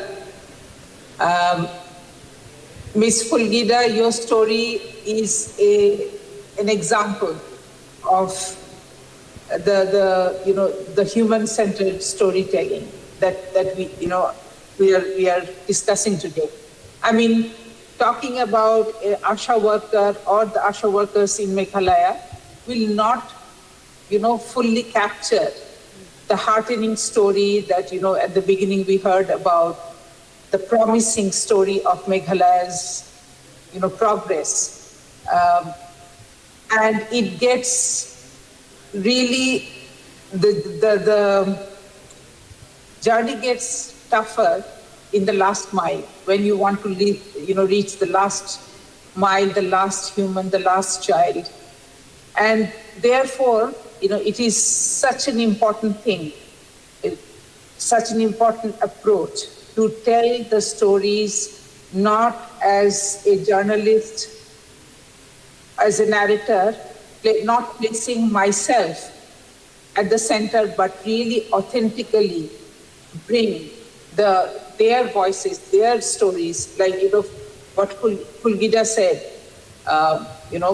how she engaged and how she really accompanied the journey of that woman and thereby the community. This is a story that's coming from the ground up and extremely, authentically, and gives us goosebumps. Actually, numbers are numbers, and numbers are important, very, very important statistics, numbers, percentages, but they don't have the emotional stir. They are the evidence base on which we need to paint the human face, that woman's face, the child's face, and that is what, can make a difference. We have been talking of numbers and percentages, shortfalls and, deprivations for decades and decades. But what is it really that will change, bring the change? What is it that really will, touch the heart and the mind and the action, therefore, of those that are in, positions, whether they are in the position of power and leadership, or whether they are at the heart of the community, really, galvanizing those changes. So we have... Yeah. Please go ahead. Please go ahead. So what is, when you speak about what is it that is a harbinger of change, what then is I would use the word practical tip for journalists to balance heartfelt stories, I won't say versus facts, but along with facts? Absolutely. Yeah, not sans facts, but how to use the facts and bring that, we talk about that data visualization often, and how to bring that face, that, that situation, that compassion, and even that capacity. It's not like, only as the recipient of benefits and development, perks, etc., but also that. So you earlier asked about examples. We have so many examples in UNICEF across the world. Far away from home, we have examples, from Zimbabwe, how these, approach had, and in Ethiopia, how this approach have had direct impact in transforming the health sector, bringing up the, vaccination rates and so on. Even in Nepal, we had in Karnali province, how the training, the human-centered development training revealed family hierarchies and habits that affected the dropout and thereby prompted media stories and were able to turn the tide around. So it is, if you talk about, what do we expect and what can we support the journalists with? They are they know the tool of their trade. But what we can ask is, if we come to the media landscape in Meghalaya, the little that I know, sometimes the media will spotlight on the crisis, stating what has happened and what has gone wrong, child abuse, midday meal corruption, more than 600 infants and girls died between August 21, December 22. These are the headlines that, came to my notice. These are, I'm not undermining these are important information. However, they also have a desensitizing impact on the mind. But when the human-centered story paints the human face, then you have another perspective. You're really looking through the numbers and the data and the evidence and boring down to the child's life, and also the community-driven solutions, what is needed. Rather than trying to assess that from outside the community through a professional expertise lens or a journalist lens, it's much better because we have seen that the solution lies in where the problem is. So that is what we would look at. If they can amplify real voices, if they can really put their feet in their shoes and bring those stories as narrators, stories that not only appeal to the brain with numbers, facts, and straight, incidences of this is what has happened reporting. Also, alongside the brain, if they can try to appeal to the heart. And when people's heart are impacted, when I feel something deeply within, then my hand also moves. No? So it comes from brain to heart to hand, which is action, which is participation, which is engagement, and which is trying to do something, stirring that emotion along with evidence and facts. That is what propels people to action, and that can really bring change. And as I said, from around the world, also in India, in the subcontinent, in the in South Asia, we have seen those stories. So that is what our appeal to the journalists and the media friends will do today. Thank you. Zafreen, and I think the way you articulated that the human-centric development stories, they bind us. Whichever part of the world they belong to, a child is a child, a woman is a woman, and these stories of change will bind us and continue to give us hope. So I think that is a sort of wonderful message to take away. Plus, beyond the numbers, they actually amplify voices from the ground. They actually amplify the voices of change, of what works, and also amplify the voices of what does not work, and tell us where we need to do more. So it is good to hear these voices because that keeps us grounded. And also when you speak of mind, heart, and action, that is very important because what we process mentally, and we heard our academicians speak about cognitive abilities and the neuro linkages, so to say, and how that can be converted into action. So I think it connects, it completely connects, and Fulgida's story then rings all the right bells because it then tells us that change and hope is there.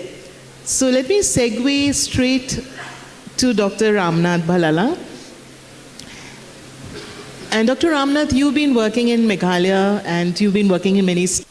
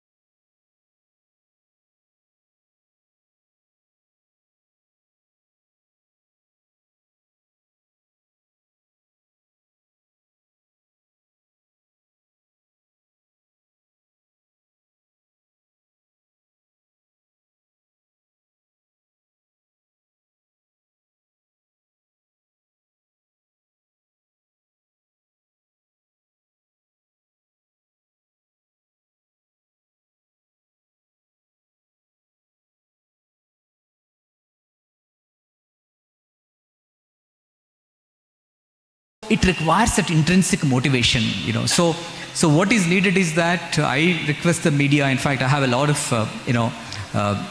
appreciation for media. In fact, when I was working in Andhra Pradesh, one Hindu reporter asked me, "What do you want to see your children?" I said, "Either journalist or a lawyer," I said.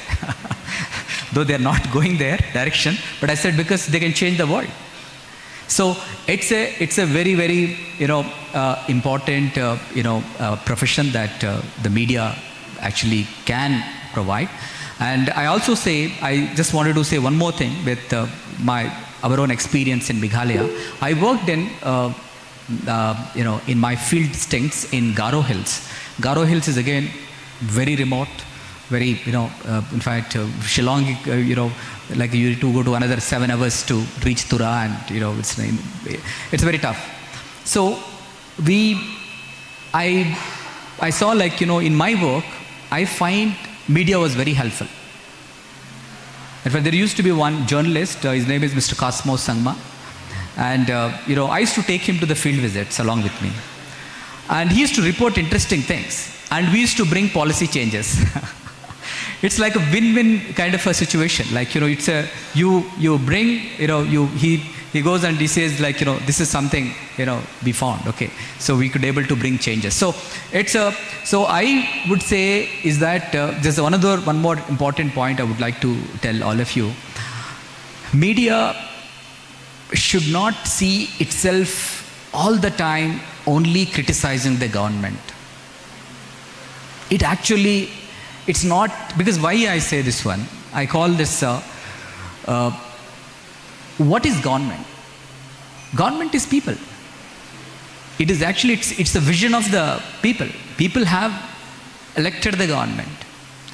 So, media support is very important to strengthen that idea of the state. Because there is a hope. We really wanted to see that, like, if you, the idea is that if you encourage those frontline functionaries, if you encourage those human stories, more and more work will be done. That is basically positivity leads to positivity. Instead of actually, basically many times what happens is that there is a negative report, we only try to, we go in a defense mode.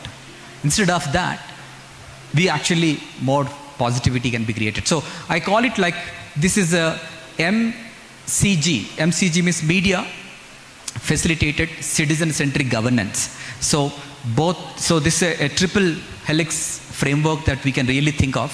So media and, the government and citizens, if they can work with, I'm not saying that, like, there are issues where you need to make the government accountable, but it's also important that, like, in a place where people, especially young people, it's like, are really looking for a lot of positive stories, how actually they can change their lives. I think a lot of, these human-centric stories makes a lot of difference, because it requires, the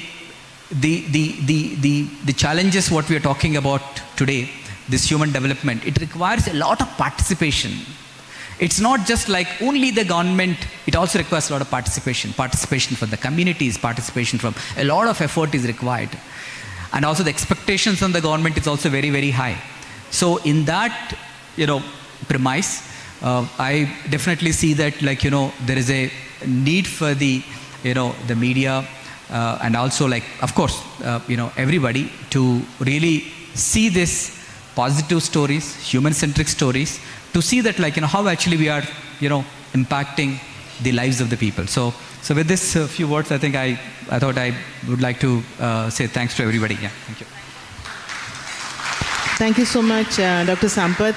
I think 2-3 things that really resonate. One is that technical fixes are not enough, and that building trust with communities and the human-centric storytelling is very critical for change. And another thing that resonates is, for young people, listening to what works. Sometimes it may not always be positive stories, but what works, even in a story. Some things don't work, and we are real about that. But what works then gives us hope and gives us that moment of change. and participation. We've always spoken, as UNICEF, we always speak about child participation as being a very critical ingredient of change and policy shifts. But I think what you say about citizens' participation, and then children are citizens as well, that is a very critical change that we can look for, ingredient that we can look for. And then looking to media as important stakeholders, important pillar for harboring this change. I think that is something that I am really taking away from what you spoke. So moving on to Shweta, and thank you for waiting for us. Shweta, I'm going to take you a little bit away from just the human-centric storytelling and talk to you because you are coming from a research and comms background of SCEF. How can digital tools, chatbots, podcasts, how can these make maternal newborn child health reporting more inclusive, more impactful? Because sometimes they come across as, AI, don't have a face, but how can they be more inclusive? How can they be more impactful when we want to reach communities? Over to you, Shweta. Thank you, Ms. Madhulika. Thank you for keeping up with the little technical glitch also that we had. Firstly, I would like to take this opportunity to express my gratitude to the organizers of this event, the Government of Meghalaya, DIPR, and CPR, for organizing such an event. I think it's an honor and privilege for me to be here, to be able to speak today. Am I audible? Yes, you are. Very clear. Okay. So coming to your question, Ms. Madhulika, about how we can leverage AI and chatbots, I think the first very important step here to consider is how and for what purpose we are using AI. Since the theme of this panel is to build media capacities, I would like to shift our focus a little bit back to the theme and go back to talking about how we do expect the media to be the fourth pillar, but there should be efforts from stakeholders to also create an enabling environment for the media persons to be able to fulfill, I would say, that kind of expectations. At this point, Meghalaya, under the leadership of our Honorable Chief Minister, is at the cusp of a very evidence and data-driven policy action. In fact, in the recently concluded cabinet retreat meeting, where of course the media was also invited, we had seen that there was a lot of evidence-based presentations that were presented by some officials of the public service, where we got to see a lot of correlation between many data sets.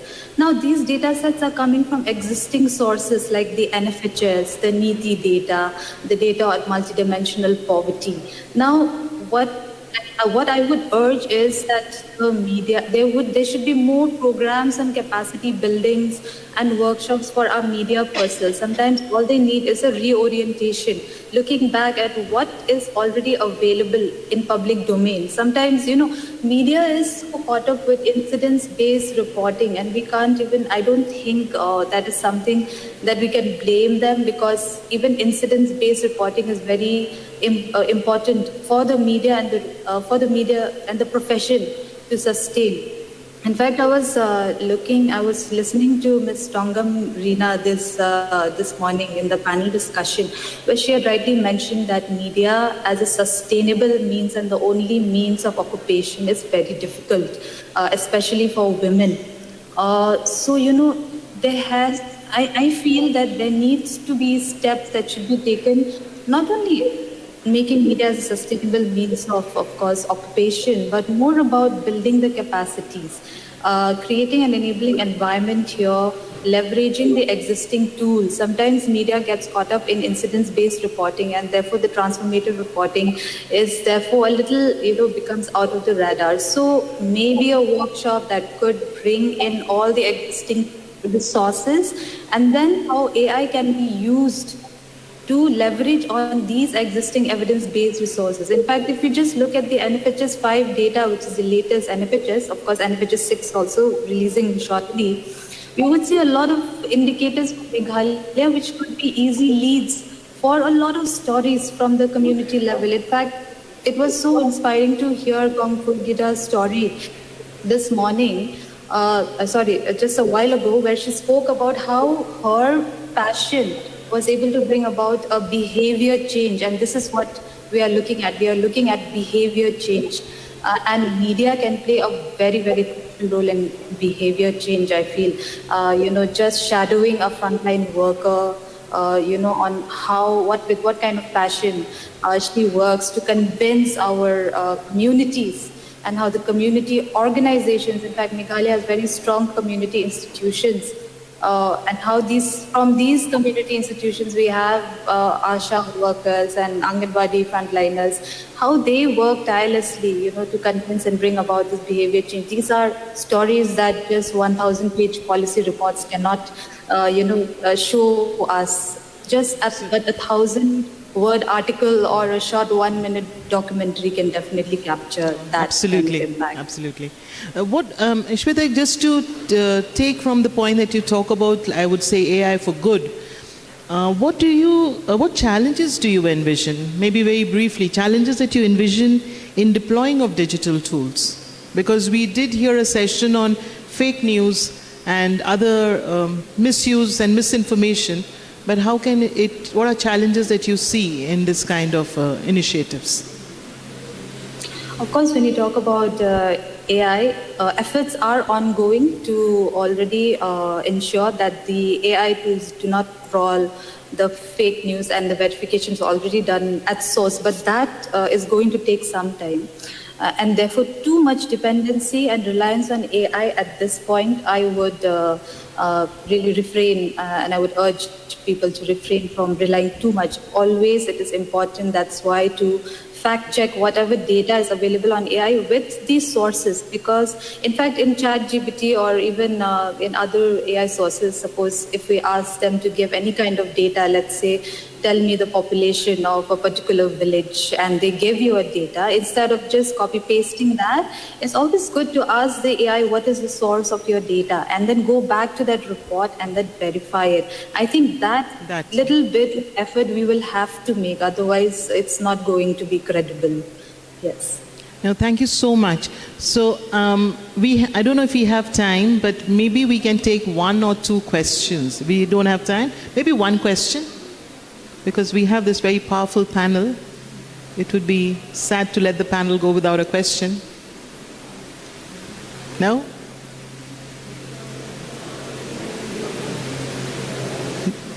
I think we were very clear. Okay? We are good? So, sort of to not summarize, because I think each panelist has spoken in a very heartfelt way about the area of their expertise and what sort of moves them the most. But just taking a few points, I think one thing that comes from the way our ASHA worker, our frontline champion spoke about, lived voices, lived experiences should be and must be, I would use the word must be, prioritized. We have to speak their stories, because that story will help us to shift policy in the right direction and make it most useful for the communities it's made for. We need to leverage the culture.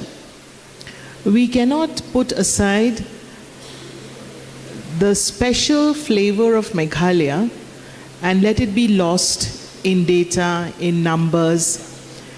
So we really need to keep that as a very important principle in any policy shift. The whole point on capacity development with media, not for media, but with media, and ensuring that they are part of that journey with policymakers is very critical to change. Digital innovations, however tough, however complicated, that is really the way the world is going, and we need to keep looking at it in the best possible way. We We need to understand also that these stories are the harbingers of change. They will engender change. And sometimes we feel that it's just the story of one person and there are 100 stories which are untold. But let us make sure that these stories are told, because these stories will then motivate many women, many children, many caregivers, many fathers. Often fathers are not spoken about, but many fathers to come and access services. From what Dr. Ramnath spoke about, I think the power of stories to nudge investments. We understand that the banks have invested quite deeply in Meghalaya, looking for, outcome-based budgeting, looking for change that is meaningful. And I think that these stories from the ground will only make that more real, more powerful, and it'll really make it happen. So on this note, then, let me thank my honored panel. And thank you, Zafreen and Shweta, for staying online with us. And let me then close. And thank you very much. Our heartfelt gratitude to the UNICEF team and the panelists for their impactful discourse on human-centric reporting. Ladies and gentlemen, please give them a round of applause.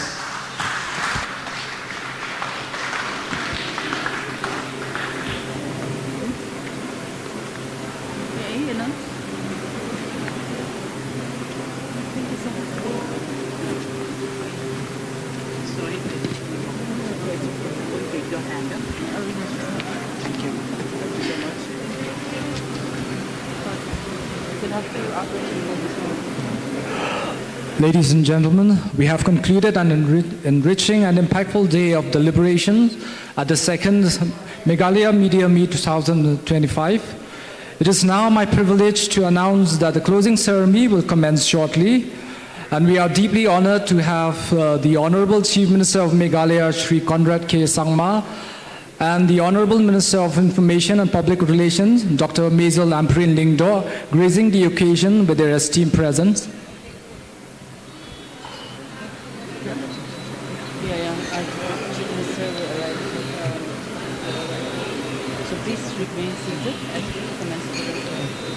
On behalf of the Department of Information and Public Relations, we extend our deepest gratitude to all participants, speakers, panelists, and attendees for your unwavering commitment and contributions to making this event a resounding success, and we look forward to reconvening for the closing ceremony.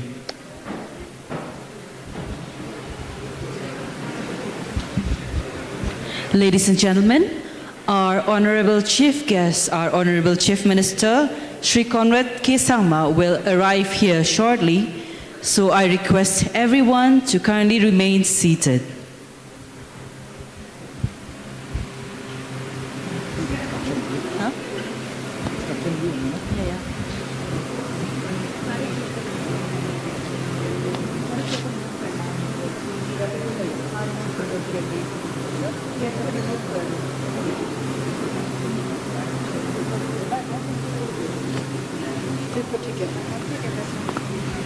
Ladies and gentlemen, please rise up to welcome our Honorable Chief Minister, Shri Conrad K. Sangma.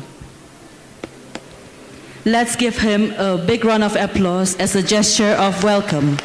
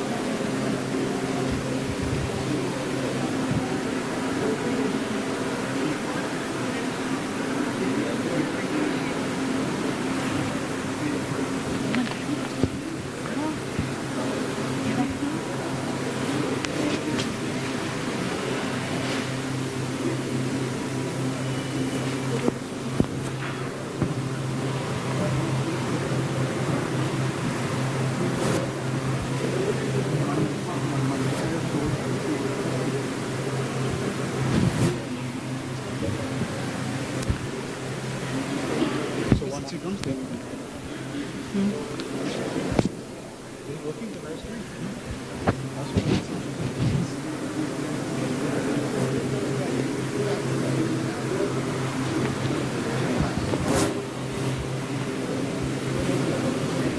Kindly remain seated as we are waiting for the arrival of our Honorable Chief Secretary, Shri D.P. Walang, IAS.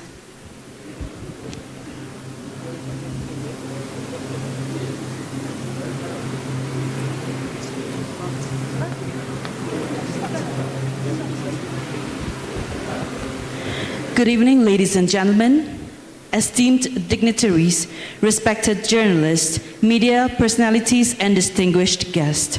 On behalf of the Department of Information and Public Relations Department, Shillong, Meghalaya, I welcome you all to the closing ceremony of the second Meghalaya Meet, themed From Print to Pixel, Navigating Trust, Technology, Consumption, and Accountability. We are gathered here at the Courtyard by Marriott, Shillong, to celebrate the evolving landscape of journalism and its pivotal role in shaping society.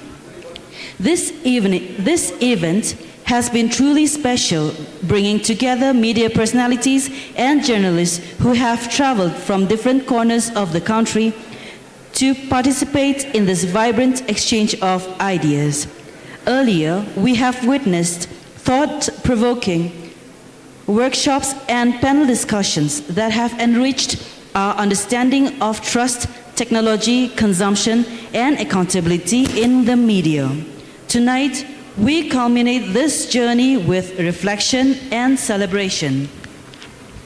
Please join me in extending a heartfelt welcome to our Chief Guest, Honorable Chief Minister of Meghalaya, Sri Conrad K. Sangma, our Guest of Honor, Honorable Minister of Information and Public Relations, Dr. Maisel Amperine Lingdo, our special guest, the Chief Secretary to the Government of Meghalaya, Shri D.P. Walang, IAS, and all our esteemed guests, including government officials, senior journalists, media professionals, and representatives of the Government of Meghalaya. Let us commence this evening's proceedings with a sense of pride and purpose.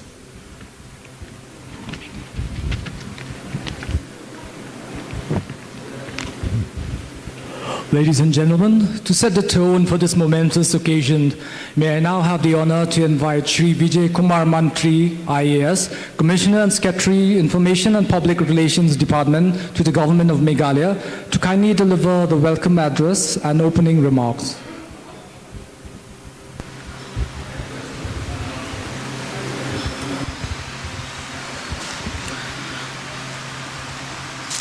It's my proud privilege to welcome our Honorable Chief Minister, Sri Conrad K. Sangma. It's always very exciting and very inspiring to have the presence of Honorable Chief Minister for us, especially for me. But today even more because today we are talking about public communication. In essence, the whole thing is public communication. And I know that he is master of public communication. He has about 2 lakh followers in Instagram, 3 lakh followers in Facebook, without any professional support. So he is the most followed individual personality from the state and also one of the most followed individual from Northeast and many chief, if you compare with the chief ministers of other states as well. So I have listened to sir very carefully many times. Very complex ideas he can convert into very simple words where people can correlate to. Because governance now, it has become so complex that there are a lot of technical words and jargon has crept in. So now to make it very lucid and easy to understand for the people, he is the master. So we are very happy to have him. So welcome you, sir. And I'm very happy to welcome our Minister, Madam Amperine Lingdo. She has been in journalism before and she knows in and out of journalism and media. And it's always, she has been guiding us, and with her guidance, we have been able to restructure our DAPR to suit the latest trends and standards that have been coming, that latest technology. we have even initiated this, with her guidance, we have initiated this event, Meghalaya Media Meet. And we have improved a lot from last year. This is the second edition of Media Meet that we are having. And it's always, we always feel the support that she gives us. So it's my honor to welcome her. Our Chief Secretary, we are very glad to have him here today. And then he has been like a big brother for officers especially. And then his guidance he is so wise that he knows everything about this state. So it's always safe when he says something and then we can just go with it. Also, we have Sampath Kumar sir, a visionary IAS officer, very inspiring for young IAS officers, and very rare to have such officers in service because officers, he is so humble at the same level and is so intellectual as well as humble. So thank you sir for coming here. And our director, he has been working very hard for this event. All the officers of DIPR and all the senior journalists who are here, and all the journalist fraternity. And then, so today we started this journey in the morning at 10 o'clock, and we had various sessions that involved, it started from creative writing, and we have discussed about AI, we have discussed about misinformation, disinformation, and we also have discussed about democracy, the role of media in democracy, challenges that women journalists face in the media. And also we have ended up just now with human-centric reporting. For this, we have collaborated with many reputed agencies, and we have the presence of, we had the opportunity of having many speakers, the international acclaimed speakers today.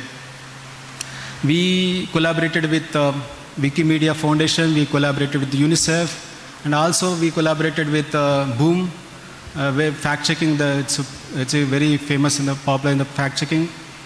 So this is this interesting lineup that we had, and then I'm sure that our journalists, our media fraternity, they have benefited something out of it, and we'll continue to have this kind of engagement with them.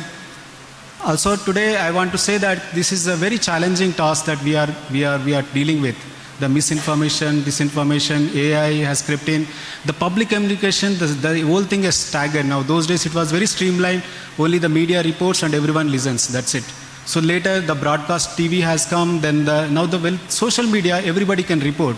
The news is spreading like wildfire. We have seen what happened in Nepal, and that's why public communication is very, very important in future. So if the public communication was right, things like what happened in Nepal, I don't think it would have happened. So that's why it's very challenging for everybody is dealing with this. And we have a great opportunity. We can be leaders in this field where we can reduce this misinformation, disinformation. We can, because if you see our media fraternity, they have very good bonding between them, camaraderie between them. Unlike other states where media houses, they don't talk to each other. Here they just sit with, every day they just sit together and they just discuss and chat. So we have very good leadership at political leadership we have bureaucracy and then we have a media who are like a family. I think we can show the way. Being a small state, we can show a way to other states and other countries as well. So with these few words, I would like to welcome you all. Thank you so much. Thank you, Sir Mantri, for those inspiring words and for highlighting the significance of this gathering. Your insights remind us of the critical role media plays in bridging the past and the future. To express our gratitude and respect for our esteemed dignitaries, we will now proceed with the presentation of bouquets. To do the honors, I would request Sir Mantri to kindly present the bouquet. A bouquet will be presented to our chief guest, Sri Conrad K. Sangma, Honorable Chief Minister of Meghalaya.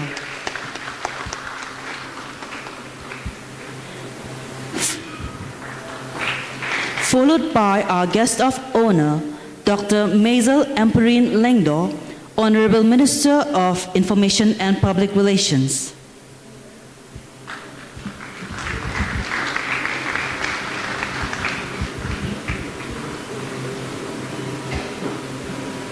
For the next felicitation, may I invite our director, Sir Batlang Solia, IAS, to kindly do the honors.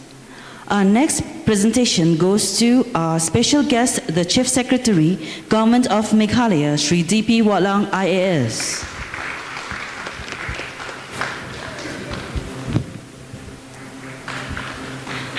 Our next felicitation goes to Dr. Sir Sampat Kumar, Principal Secretary, IAS, Government of Meghalaya.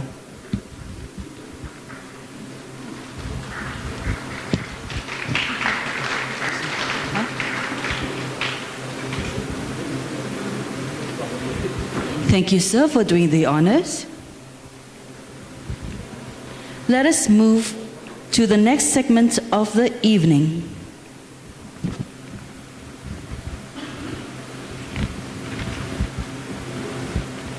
May I now invite the Chief Secretary, Government of Meghalaya, Sri D.P. Watlang, IAS, to share his valuable thoughts.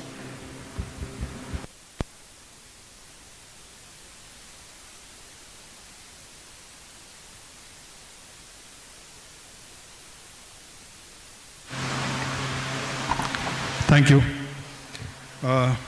Chief guests in today's function are Honorable Chief Minister Shri Conrad K. Sangma, the Minister for Information and Public Relations, Dr.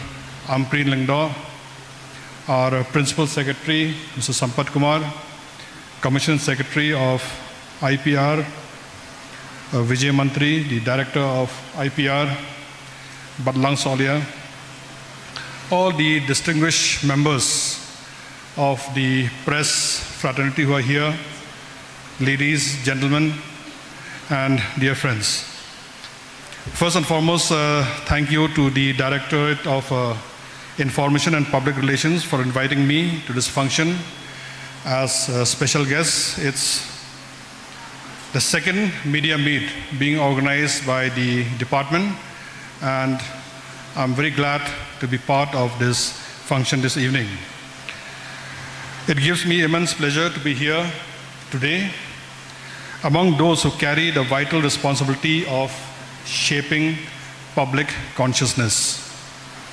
Our theme today, From Print to Pixel, is very interesting because I remember right from the time we grew up how we have seen this transition from print to pixel with the advent of technology, with the advent of so many steps that we have seen in the last 30 to 40 years.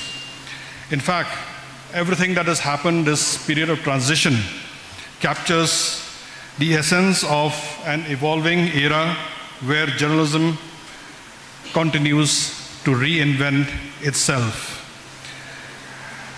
There are three to four things that I would like to share with all of you very quickly before we can hear what the honorable guests have to say. First and foremost, when we talk about the media, I think so the most important thing is trust. Trust remains the most precious currency of journalism. And if people lose trust and they don't read what you write, then the whole process of journalism is defeated. Whether in print or digital platforms, the credibility of news determines its reach and influence. In this current age, where misinformation can spread faster than facts, the responsibility of media houses is to strengthen editorial integrity. Building trust requires vigilance, it requires transparency, and the courage to hold power accountable without compromise. The second point is the importance of technology as per the theme of this meet. Technology offers speed, it offers scale and accessibility like never before. It democratizes news. Artificial intelligence, data analytics, and digital platforms have transformed how news is produced and consumed. Yet, technology must remain an instrument, not the master. The enduring purpose of journalism, truth-telling, and public service should never be overshadowed by algorithms or click-driven incentives. We have seen the power of artificial intelligence. We have seen how AI can play around in the digital platforms, and most of the time, for those who are not very social media expert or those who are not very comfortable, in fact, AI can lead to a lot of misinformation. Therefore, technology, yes, it can be used as an instrument, but be careful. Don't allow it to be the master. You have to be vigilant, you have to be careful, and you have to be alert. Audiences are also no longer passive readers, they are interactive consumers. We know what is happening. Look at Instagram, look at Facebook. They are all interactive consumers of news who engage across multiple formats: text, videos, podcast, and social media. With shrinking attention spans, we all know that we all read news through reels. We all read news through Facebook, through Instagram, and it takes us 15 seconds, it takes us 20 seconds to absorb what is being shared. With shrinking attention spans, media organizations must adapt storytelling techniques without diluting depth or accuracy. The challenge is to balance brevity with substance so that information remains both accessible and enriching. Accountability, which is the most important factor. Accountability is twofold: to the audience and to democratic values. In today's fragmented media space, fact-checking, ethical reporting, and responsible commentary are not optional. In fact, they are imperatives.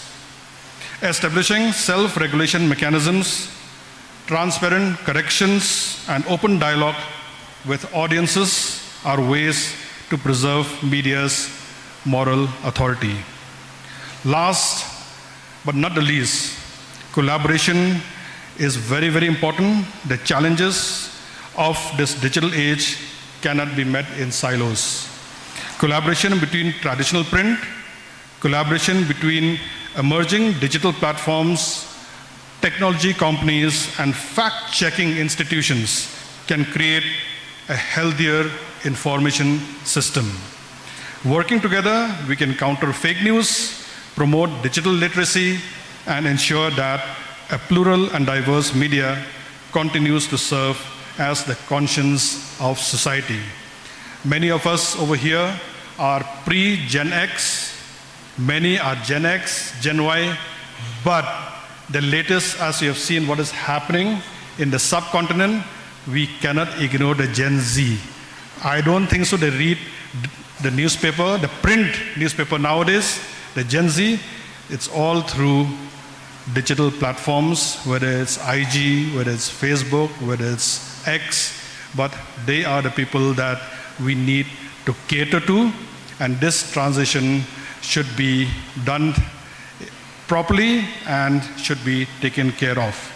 Let us embrace technology, respect changing consumption habits, and remain steadfast in accountability. For it is the only way then that the media will continue as the beacon of trust that society desperately needs. With these few words, I thank everyone. I thank the DIPR for organizing this media meet and all the journalists who are present here from the media, and congratulations to those who will be getting the awards. Thank you. Kublai Mitela. Thank you so much, sir, for your thoughtful remarks and for recognizing the contributions of our media fraternity, and also to share with us the awareness of the dangers of advanced technology and AI. Thank you so much, sir. It is now my privilege and honor to invite our guest of honor for the evening, the Honorable Minister for IPR, Dr. Maisel Amperi Lyngdoh, to kindly share her thoughts with us.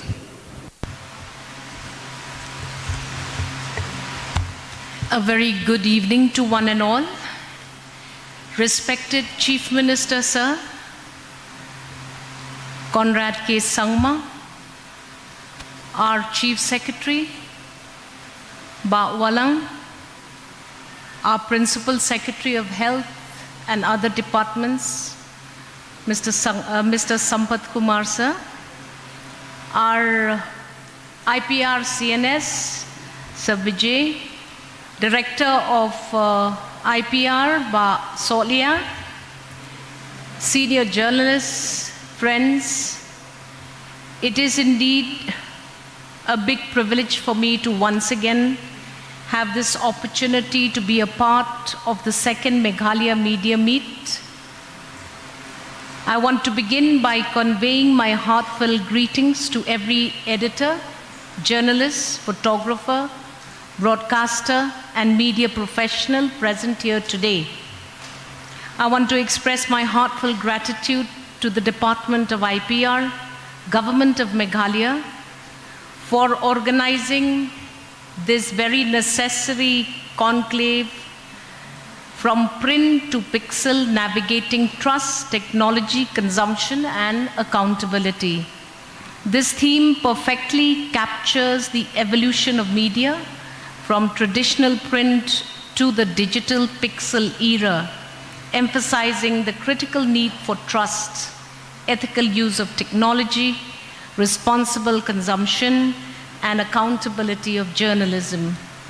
My special congratulations go to the senior journalists who are going to be felicitated today for their decades of dedication to truth and journalism, enriching Meghalaya's media landscape.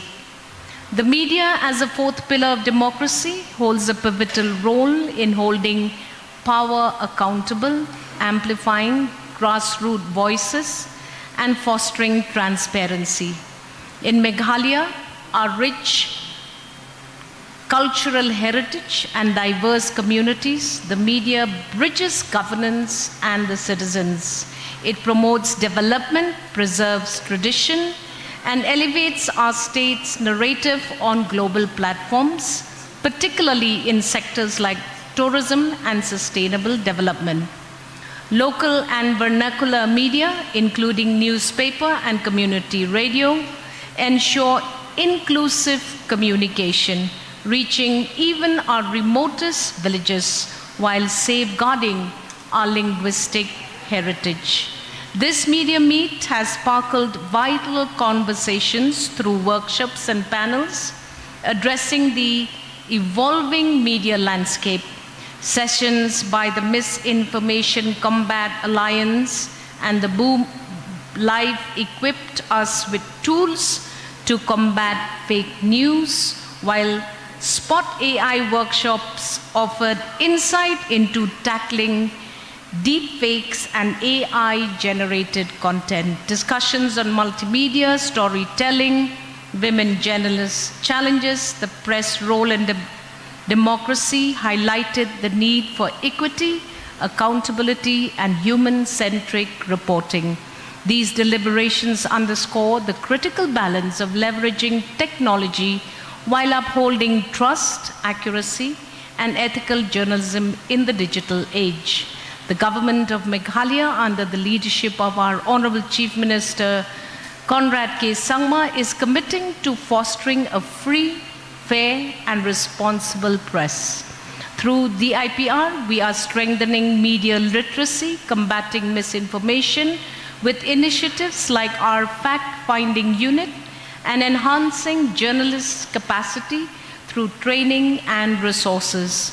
Our people-centric program in infrastructure, education, healthcare, youth empowerment, agriculture, and tourism aim to improve lives, and your storytelling brings these efforts to every corner of the state.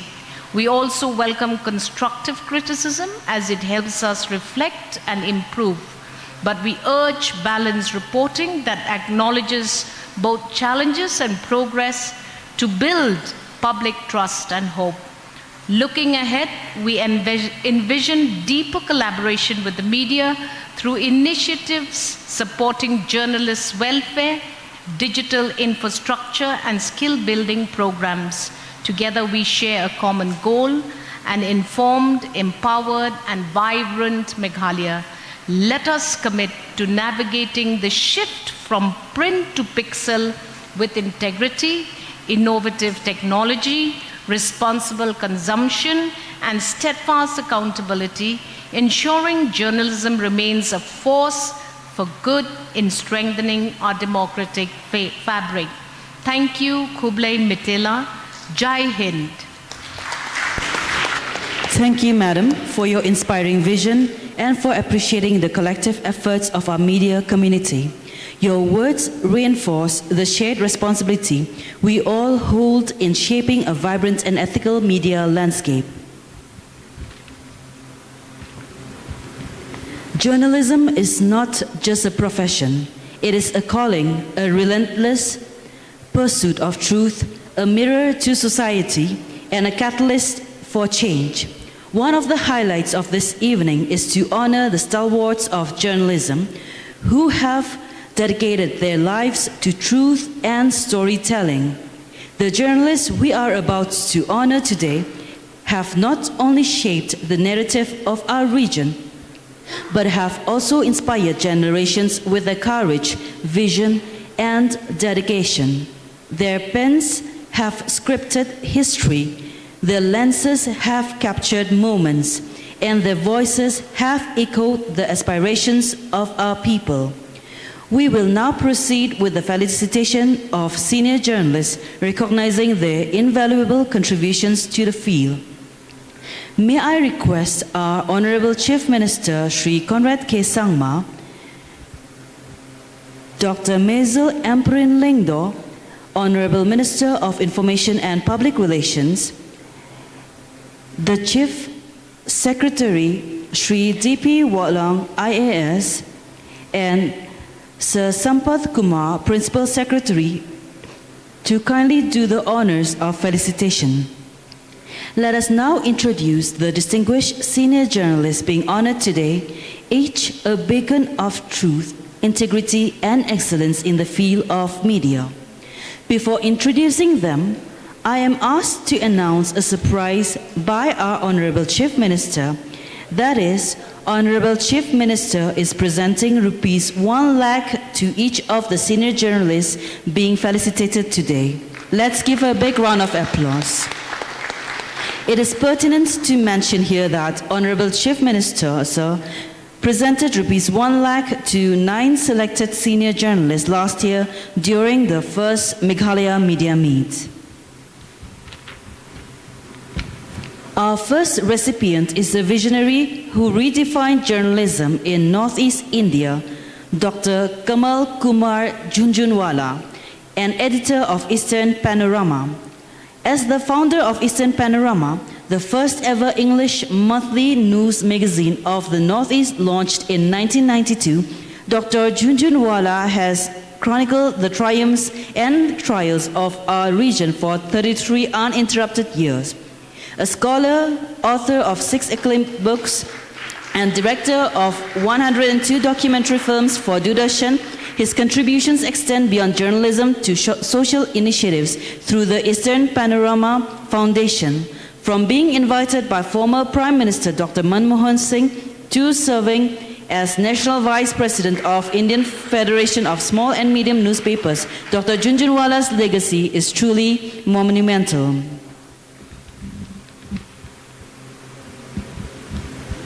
Let us give a resounding round of applause once again for Dr. Jhunjhunwala's unparalleled contribution. Next, we honor Shri John Wilson Thaba, a veteran journalist whose career spans over 3 decades. Starting as a reporter with the Shillong Times in 1992, he rose to serve as editor of Marpur Today and later as executive editor of Highland Post.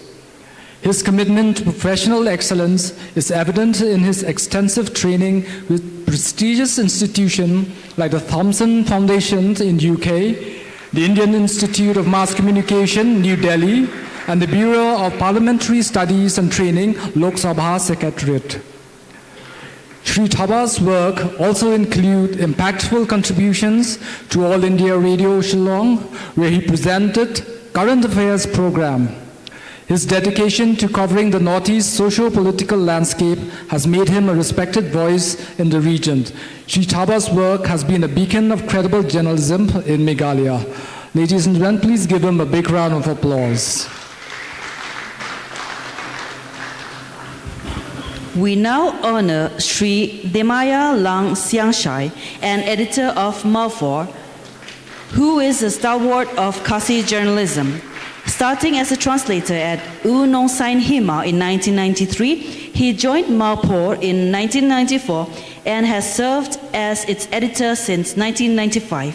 For early 3 decades, his leadership has elevated Malpur as a trusted voice in Khasi journalism, nurturing editorial standards and fostering a legacy of excellence. I would like to also mention that he is the current president of the Shillong Press Club. Let's give a resounding round of applause for Sri Siangshai's exemplary contributions.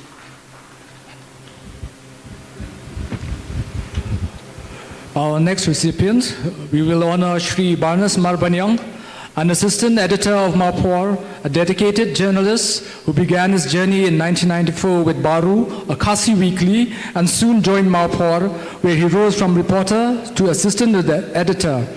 His perseverance and commitment to Khasi journalism has made him a respected figure in the media fraternity, contributing significantly to the growth of regional language journalism. Ladies and gentlemen, let's give him a resounding round of applause. Thank you.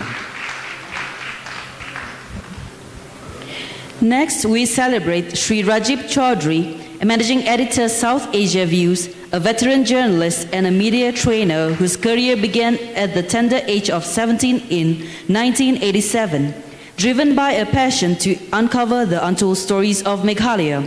With over 3.5 decades of experience, he has worked with prestigious national and international media houses, including Sahara TV, NewsX, Times Now, TRT World, BBC Bangla Service, and CNN. His contributions to Khasi media include serving as editorial consultant to Pingor Cable News, the state's first news channel, and contributing to various Khasi newspapers. A recipient of the prestigious Panos South Asia Fellowship on HIV and AIDS in 2009, and a key speaker at an international conference in Brazil in 2005, Sri Chaudhry continues to elevate journalism through his training initiatives and dedication to bringing the Northeast to the national mainstream. A thunderous round of applause for Sri Chaudhry's outstanding contributions, please. Our next recipient is Sri Starfing Jove Langpen Padakase, an editor of SB News Agency. He is a trailblazer in both print and digital journalism. Beginning his career in 1994 with Malpur Khasi Daily, he has served as a senior reporter, photojournalist, and editor across publications like Bupang Khasi Daily, Petngor Khasi Daily, Dienjat Khasi Daily, and Unong San Hima. His career also includes photojournalism with Eastern Projection and UB Photo in Guwahati. In 2009, he founded SP News Agency, launching the first bilingual Khasi language news portal in 2012 and a YouTube channel in 2025. As its proprietor and editor, based in Mausan Ram, with his innovative spirit, he continues to serve the people with dedication and also shape the media landscape in Meghalaya. A hearty round of applause again to Shri Starfing. We now celebrate Sri Manoj Das, a correspondent of Times of India, a journalist whose passion for truth ignited in the mid-1990s, when access to information was scarce in Meghalaya. From serving as executive editor of Afira English Daily to contributing to national dailies like the Times of India and working with the Sentinel, Assam Tribune, and United News of India, Sri Das has tirelessly reported on the ground realities of Meghalaya's diverse communities. His role as the casual news editor at the All India Radio, Shillong, further underscores his commitment to public service. Let's applaud Sri Das for his dedication to authentic storytelling. Finally, we recognize Sri Pawal D. Soklat, a graduate of St. Edmund's College, who joined Marpur Khasi Daily in 1994 as a reporter and retired in 2024 as joint editor. His contributions extend to Re-Khasi channel and Doordarshan Shillong, and in 2021, he launched his own YouTube channel, Usangat Uprta, amplifying Khasi voices in the digital age. May I also like to mention that he is also the sitting member of the current KHEDC.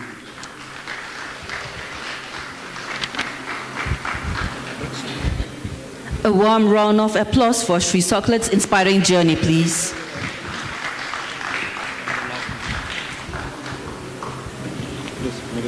We will now proceed with the distribution of monthly special support to veteran journalists under the Meghalaya Journalist Welfare Scheme 2024, effective from May 2025 in honor of and recognition for their invaluable contributions to the field. May I request Sri Marcus M. Tayang, editor, UTIP, to please come to the stage and receive the check.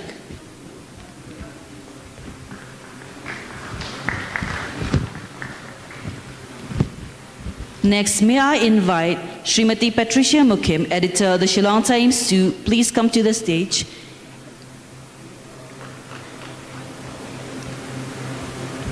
and receive the honor.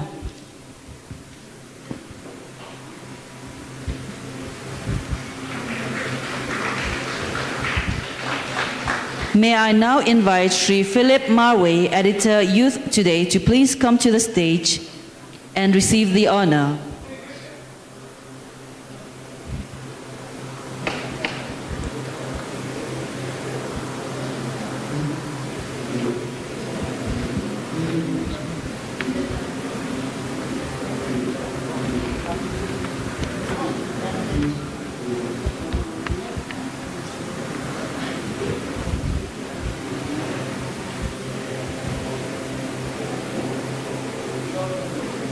Ladies and gentlemen, Sri Philip Marway, editor, Youth Today.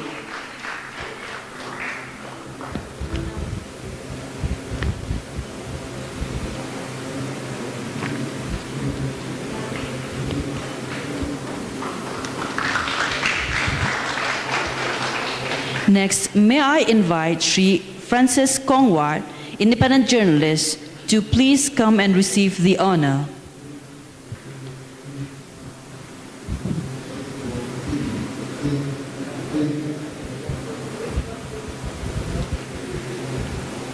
Sri Francis Kongwar, please.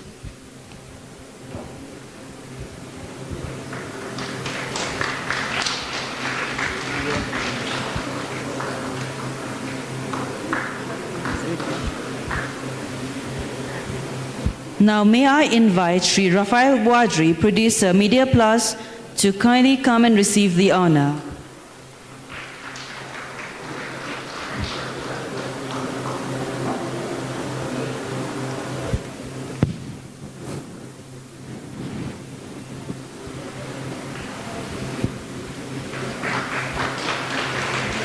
We have a recipient, Srimati Linda Chakchuak, independent journalist, but unfortunately she could not join the program today, so we will make sure that the honor and the check reaches her residence. Ladies and gentlemen, the senior journalists have not only chronicled the history of Meghalaya and the Northeast, but have also shaped public discourse with their courage, integrity, and commitment. Their work reminds us of the power of the pen, the lens, and the voice in building a more informed and connected society. On behalf of Department of Information and Public Relations, media fraternity, and everyone present here, I extend our heartfelt gratitude to the Honorable Chief Minister, Sri Conrad Sangma, and Honorable Minister of IPR, Sri Mazel Emperin Lengdo, and others for gracing this occasion and honoring our senior journalists. Their recognition today is a testament to the vital role of journalism in our democracy. Let us once again applaud this extraordinary journalist.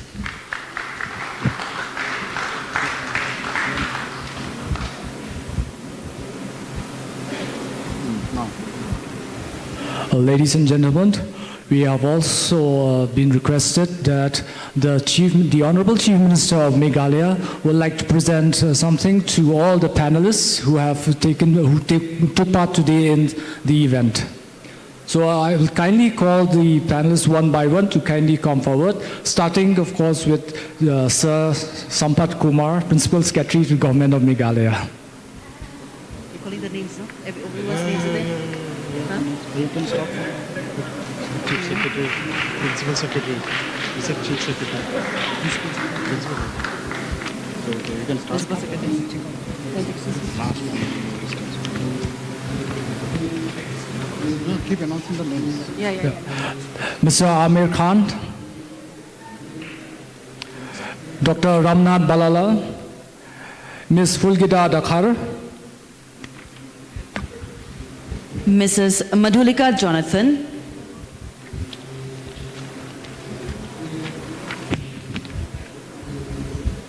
Ms. Shruti Menon, Ms. Oishani Bhattacharya, Ms. Patricia Mukim, Mr. Kishore Wangkem, Ms. Sangeeta B. Pisharotti, Dr. Cherry Karshieng, Ms. Tongam Rina,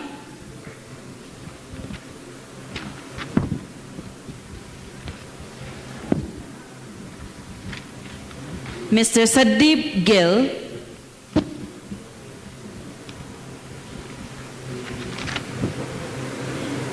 Ms. Princess Giri Rashir, Ms. Asmita Nandi, Mr. Antarish Jain,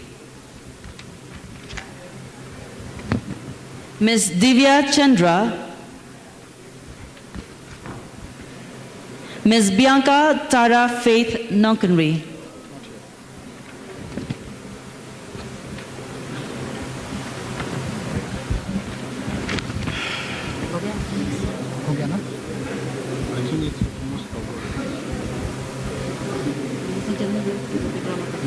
Ladies and gentlemen, let's give a big round of applause to all the participants today.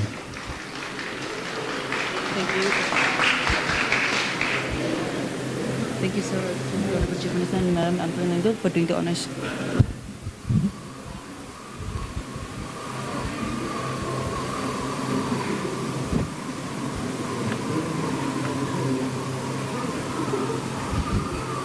What is that sound?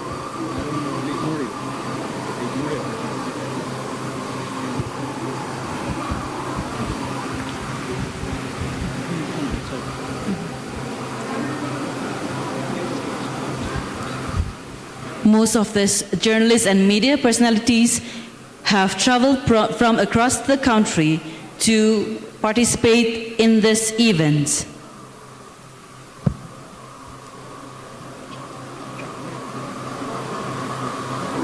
Let us all give a big round of applause once more for these journalists who have traveled from different parts of the country to be part of this event. Thank you, Honorable Chief Minister, sir, and Madam Ampurin Lingdo, Minister of IPR, for doing the honors. We now come to a moment we have all been eagerly awaiting. May I have the honor of inviting our chief guest, Sri Conrad K. Sangma, Honorable Chief Minister of Meghalaya, to kindly deliver his address.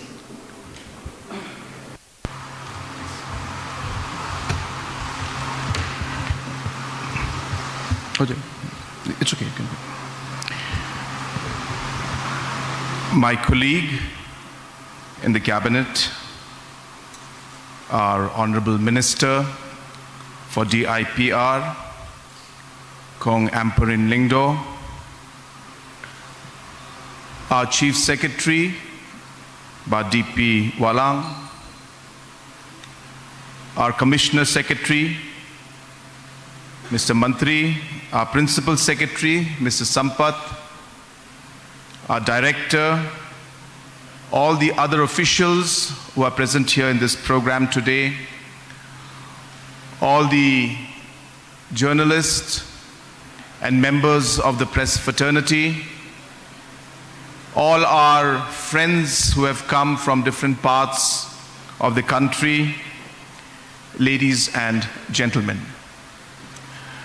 I first of all would like to congratulate the DIPR for having successfully organized this meet, something that we have been truly committed to, I must say, and wanting to do for a very, very long time. So I really am thankful to our Honorable Minister and to our Commissioner Secretary and to our Director for having organized this program successfully. All our panelists and speakers who have come from different parts of the country. I also would like to thank all of you for taking your time and being with us here today. I don't have much to say. I think a lot has been said before me, and you always hear me speak, so there's not much to speak about. But just a few things which I feel this is a great platform where I can share my thoughts with all of you. I think the first thing which I would like to share is that we sometimes don't realize the kind of responsibility and power that we have. When I say we, I mean you as journalists and as media people. And I think it's very important to be able to understand that responsibility and that power, because it influences the way our society is, the way our state, the way the state's affairs are held or taken care of, and how we move forward or how we move backward.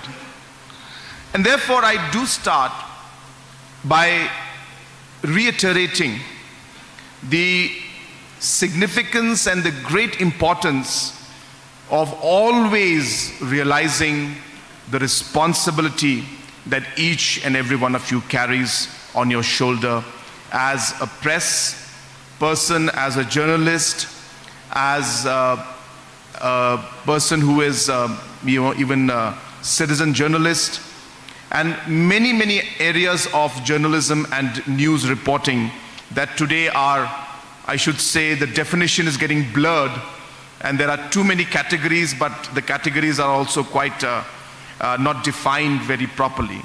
So that's the first thing that I would like to stress on, and I'm sure that all of you realize that whenever you are working, and whenever you have, you're writing your piece, or whenever you're interacting.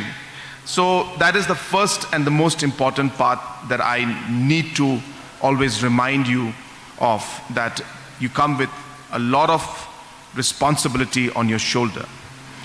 I think the second thing which we have also realized as a government is that while the press and the press fraternity has been contributing immensely to our society, to the state, to the country, we realize that at some point in time, it's important to recognize this contribution that is being made. You know, I am always a very, very strong believer that it's not about what you give or about the amount that you give. But I think it is important that whoever the person in whatever walk of life, at some point in time expects that the person will be recognized in some way, will be appreciated for the work, the contribution that they have done. It's human nature. And in 2018, if some of you remember, this started with a thought process of actually for entrepreneurs. I started recognizing entrepreneurs. Those are the first group of people I started recognizing. And I truly felt that, you know, you need that recognition. And I'll tell you where this comes from. It comes from myself, actually. And I remember as a small entrepreneur when I was very young, I was struggling. and I really didn't know what to do, how to move about. So many areas of difficulty. And I sometimes just would wish that somebody would come and just give a pat on my back and say, don't worry, you're doing great. It's tough, but keep going. And I think even that small pat on the back would have motivated me so much, even through those difficult times, even if that I didn't get the money or any kind of support from the person. But I think recognition is very, very important. And that's why I thank, in fact, the press fraternity. You have met me so many times and you have submitted so many memorandums to me. I'm so happy that we are finally able to give some structure to the memorandums that you have been submitting. I admit I could not do everything, but it is because of your intervention. Today we are having these programs to recognize senior journalists, people who have given their life for journalism, who have faced the challenges in difficult times with no financial support, and yet continued to do what they did because they believed in what they did, because they were passionate about what they did, and no challenge or no difficulty would bring them down. And that's really what we are trying to appreciate today by recognizing these senior journalists. And I think most of you I know, I've met so many times, and I've seen the challenges they've faced. And I always tell people that God has been kind to all of us. God has been kind to me, has given me this opportunity, given Dr. Ampreen, Mr. Vijay, the opportunity to do something that we could make a difference. And so we are here today and happy that we are able to do some small bit of contribution. I was very happy when Dr. Vijay had come and given a proposal that the welfare scheme should be increased to 35 lakhs from 5 lakhs. And with that 35 lakhs, different ways to support senior journalists, after a certain retirement age could be achieved. And with that today, almost about 10,000 rupees per month is being given to some of our retired journalists on a regular basis. And I think that is maybe a small amount, but I'm sure it is helping in many ways for them to move forward.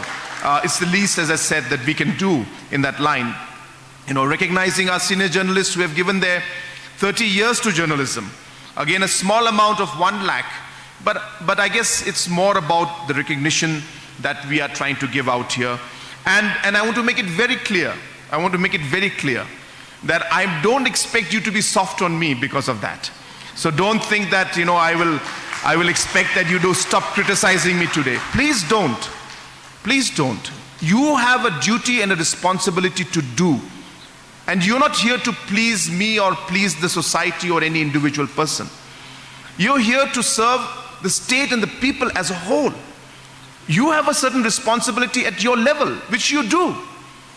I think never have I ever called any of you for any article you've written against me or for me or pro me. I never call because I don't believe in it. I have a lot of friends who tell me, why don't you tell this person to stop writing like that? I said, it's not my job. And it's not fair for me to do that. And I will never do it. And so I'm repeating, just because I'm having these programs, please, you don't have to be soft on me. So you can do, but yeah, of course, we expect you to be fair, that's all. But I don't expect you to be soft. I expect that you will always bring out, I'll tell you many a times, the small messages I get, the small, articles I read, or some kind of, posts that are there. You may not believe this, but actually it helps me make very, very important decisions in life. And decisions that impact thousands and lakhs of people in our state. So therefore, it has that impact. Of course, I take it in a positive sense, and that's why I look at it that way. And I'm a person who always looks at any kind of criticism in a positive way and say, well, is there something wrong that I'm doing? Is there something that I can change? Is there something I can improve? And therefore, for me, I always look at it in a positive manner, and I hope that we will continue to do that in the future. Coming to the overall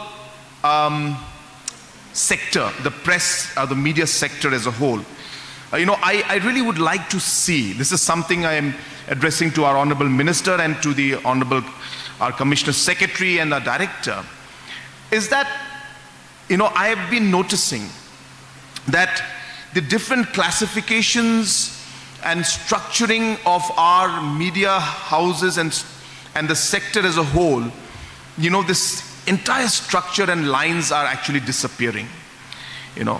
Today there is a strong need for you to be able to define and structure and categorize our different journalists.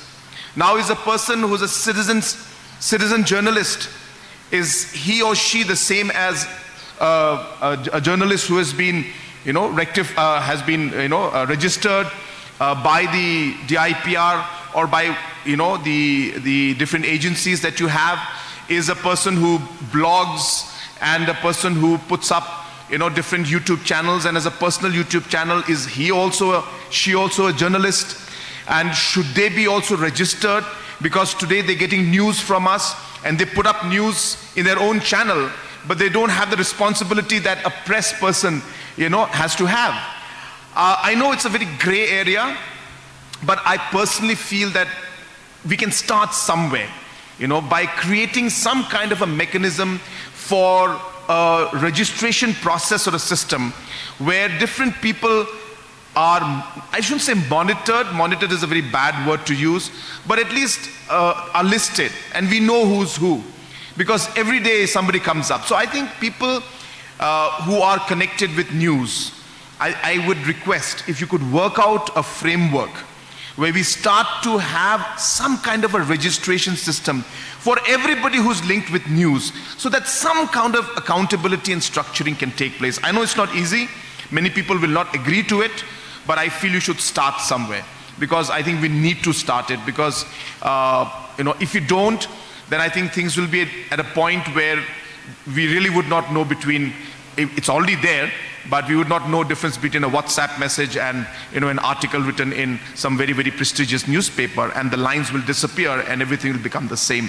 And I hope that phase doesn't happen, and for that I think proper policy and structure is required. And I think this is something only if the stakeholders work together with the DIPR, we can actually come to some kind of a conclusion in that aspect.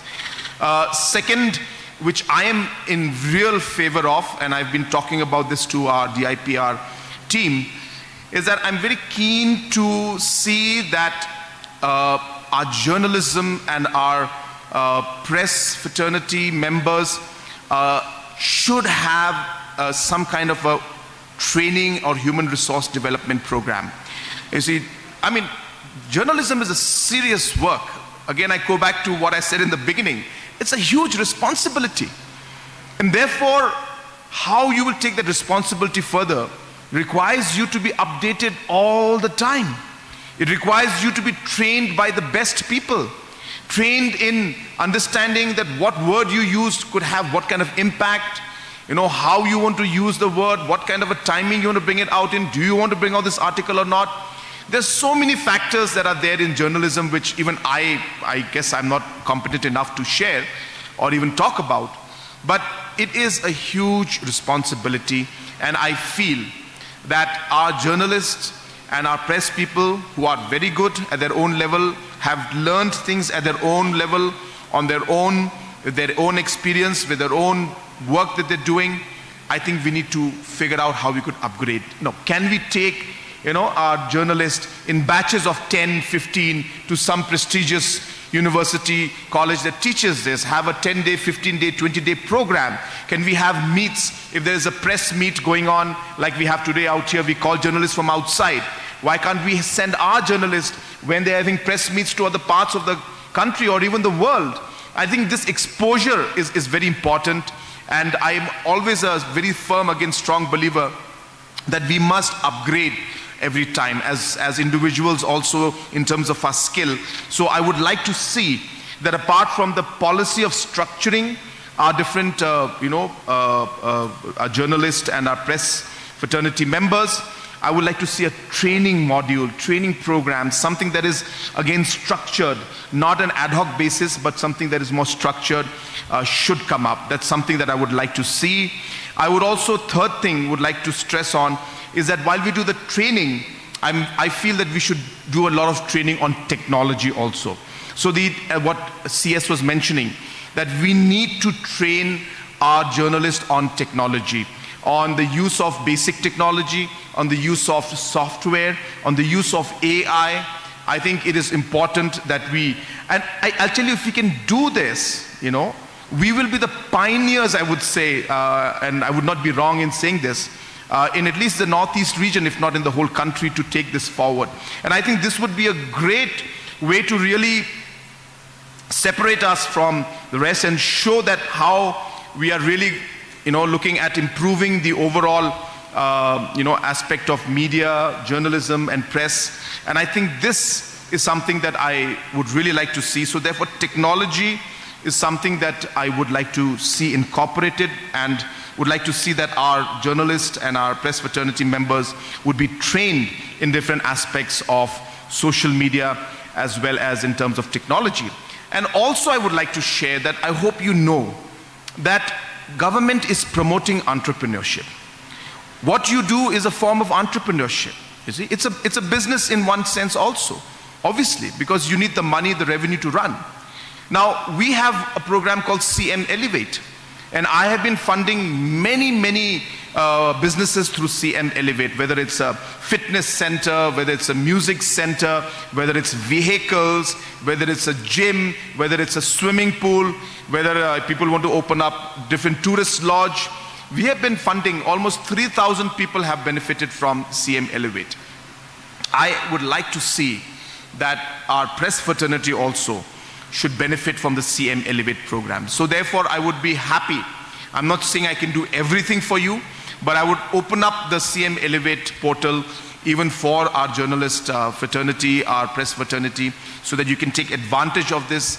Say somebody would like to set up a studio, the funds can be supported. We don't give 100% subsidy, but we give around 35% to about 50% subsidy. Then you take a loan component is there, and obviously there's some contribution from your side. So it's a very nice balanced package that we make to promote entrepreneurship.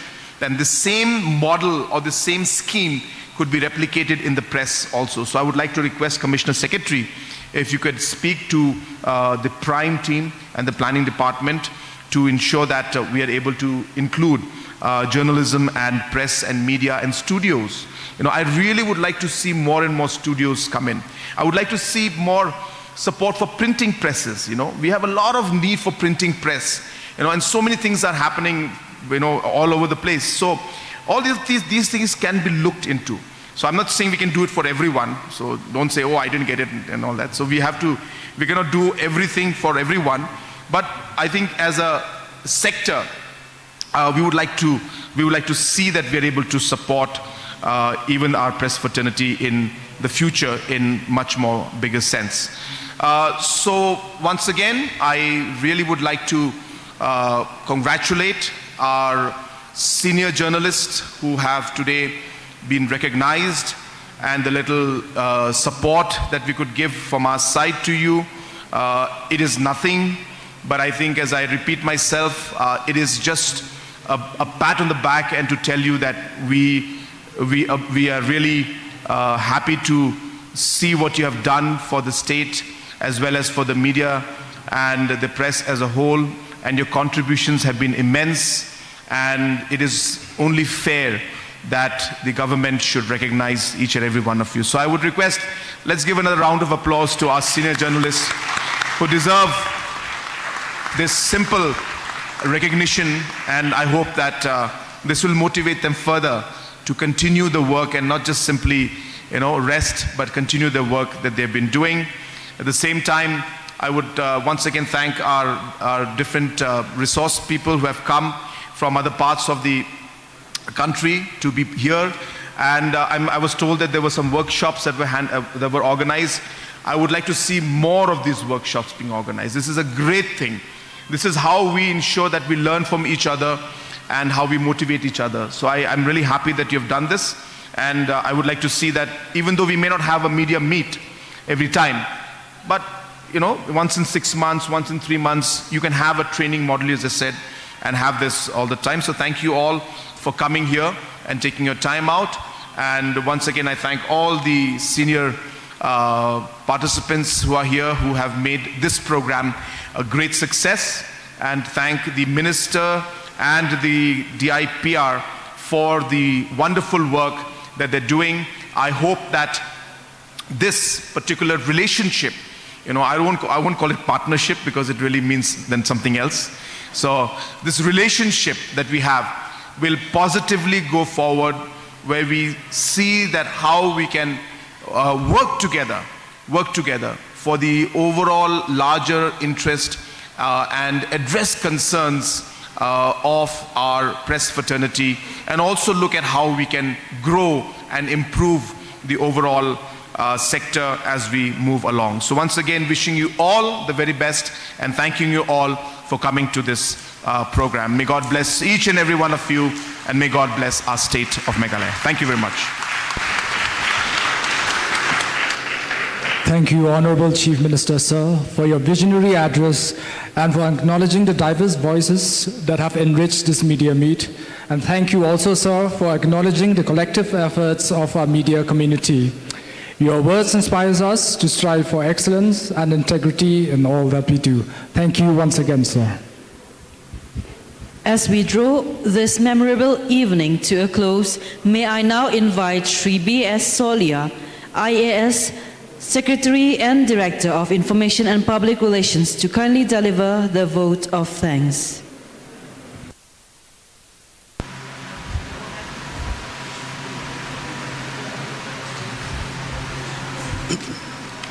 Thank you, Chandme and Johan. It is my honor to stand here to deliver the vote of thanks.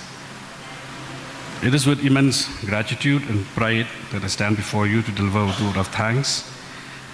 First and foremost, I extend my heartfelt gratitude to our Honorable Chief Minister, Shri Conrad K. Sangma, for taking time out of his exceptionally busy schedule to grace this occasion with his presence and inspire us all with his vision. Thank you, sir, so much for the thoughts that you have shared with us this evening and the instructions that you have come out from your thoughts, and especially for opening the doors of CM Elevate to the journalists, that we can avail of this and that they can benefit. We thank you once again, sir, your kind presence and your speech. My sincere thanks also goes to the Honorable Minister of Information and Public Relations, Dr. M. Ampurine Lyngdoh, for gracious presence and unwavering support, which have been instrumental in making this event a reality.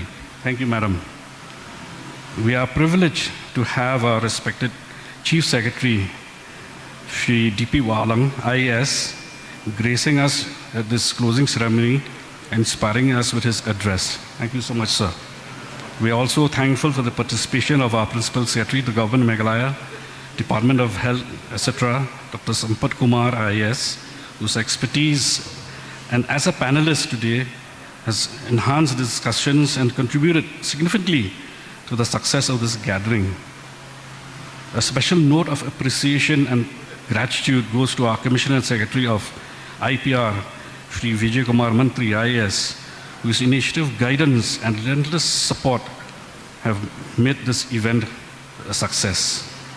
I extend my gratitude actually to the Health Department for the commendable efforts in setting up the health camp, ensuring the well-being of all participants. My heartfelt thanks to all the officers, journalists, and staff of Department of IPR, many of whom have traveled from various districts from across the state to be with us this evening. I would place on record a big thank you to Jade Lyngdoh and the entire team at the Center for Policy for curating this event with such finesse and dedication, ensuring every detail was perfectly executed. We are grateful for all, especially this event is actually for you, the media individuals, journalists, panelists, resource persons who have traveled from across the country and from within our state, enriching us with the discussions and the insights and expertise. Your contributions have made this platform vibrant and meaningful. I would like to acknowledge for the enthusiastic participation of the students of NEHU, EFLU, St. Anthony's College, whose energy and curiosity have added a spark to this event. Our sincere thanks to the Courtyard of Marriott for providing this venue for us, impeccable services, ensuring a seamless experience for all. We extend our gratitude to the vendors who meticulously set up the stage, LED, sound system, and other technical arrangements, creating a professional and engaging atmosphere. A special thanks to HMG for their outstanding work in live streaming the event, enabling a wider audience to the part of this significant occasion. We are also immensely thankful to Raj and the MyMech team for their exceptional efforts in writing, printing the booklet, and providing photography and videography service alongside digital media cell of DIPR. Our appreciation extends to everyone involved in the branding, printing, and designing of the standees, the invitation cards, and other promotional materials also. Finally, I would like to express my deepest gratitude to each and every one of you again for being part of this journey and making the second Meghalaya Media Meet 2025 a grand success. Your presence, contributions, and enthusiasm have made this event truly memorable. Let us continue and carry forward the spirit of collaboration and dialogue fostered here as we continue to work toward a stronger and more informed society. Thank you once again. I look forward to seeing all of us together again in the next edition of the Meghalaya Media Meet. Thank you. Thank you, Sir Solia, for your gracious words of gratitude. Ladies and gentlemen, as we conclude the formal proceedings of the second Meghalaya Media Meet, let us carry forward the insights, inspirations, and the connections forged through our workshops, panel discussions, and this evening's ceremony. The journey from print to pixel is one of trust, innovation, and responsibility, and together, journalists and media personalities from across India and our esteemed leaders, we will shape a future where media continues to be a beacon of truth. Ladies and gentlemen, we now warmly invite all our distinguished guests to join us for a delightful dinner where we can still continue our conversation and celebrate the spirit of journalism. The evening will also feature special entertainment by 3 local artists, including the IPR's very own Grisil Ramme. Ladies and gentlemen, have a lovely evening ahead. Thank you, Kublai, Metela. God bless.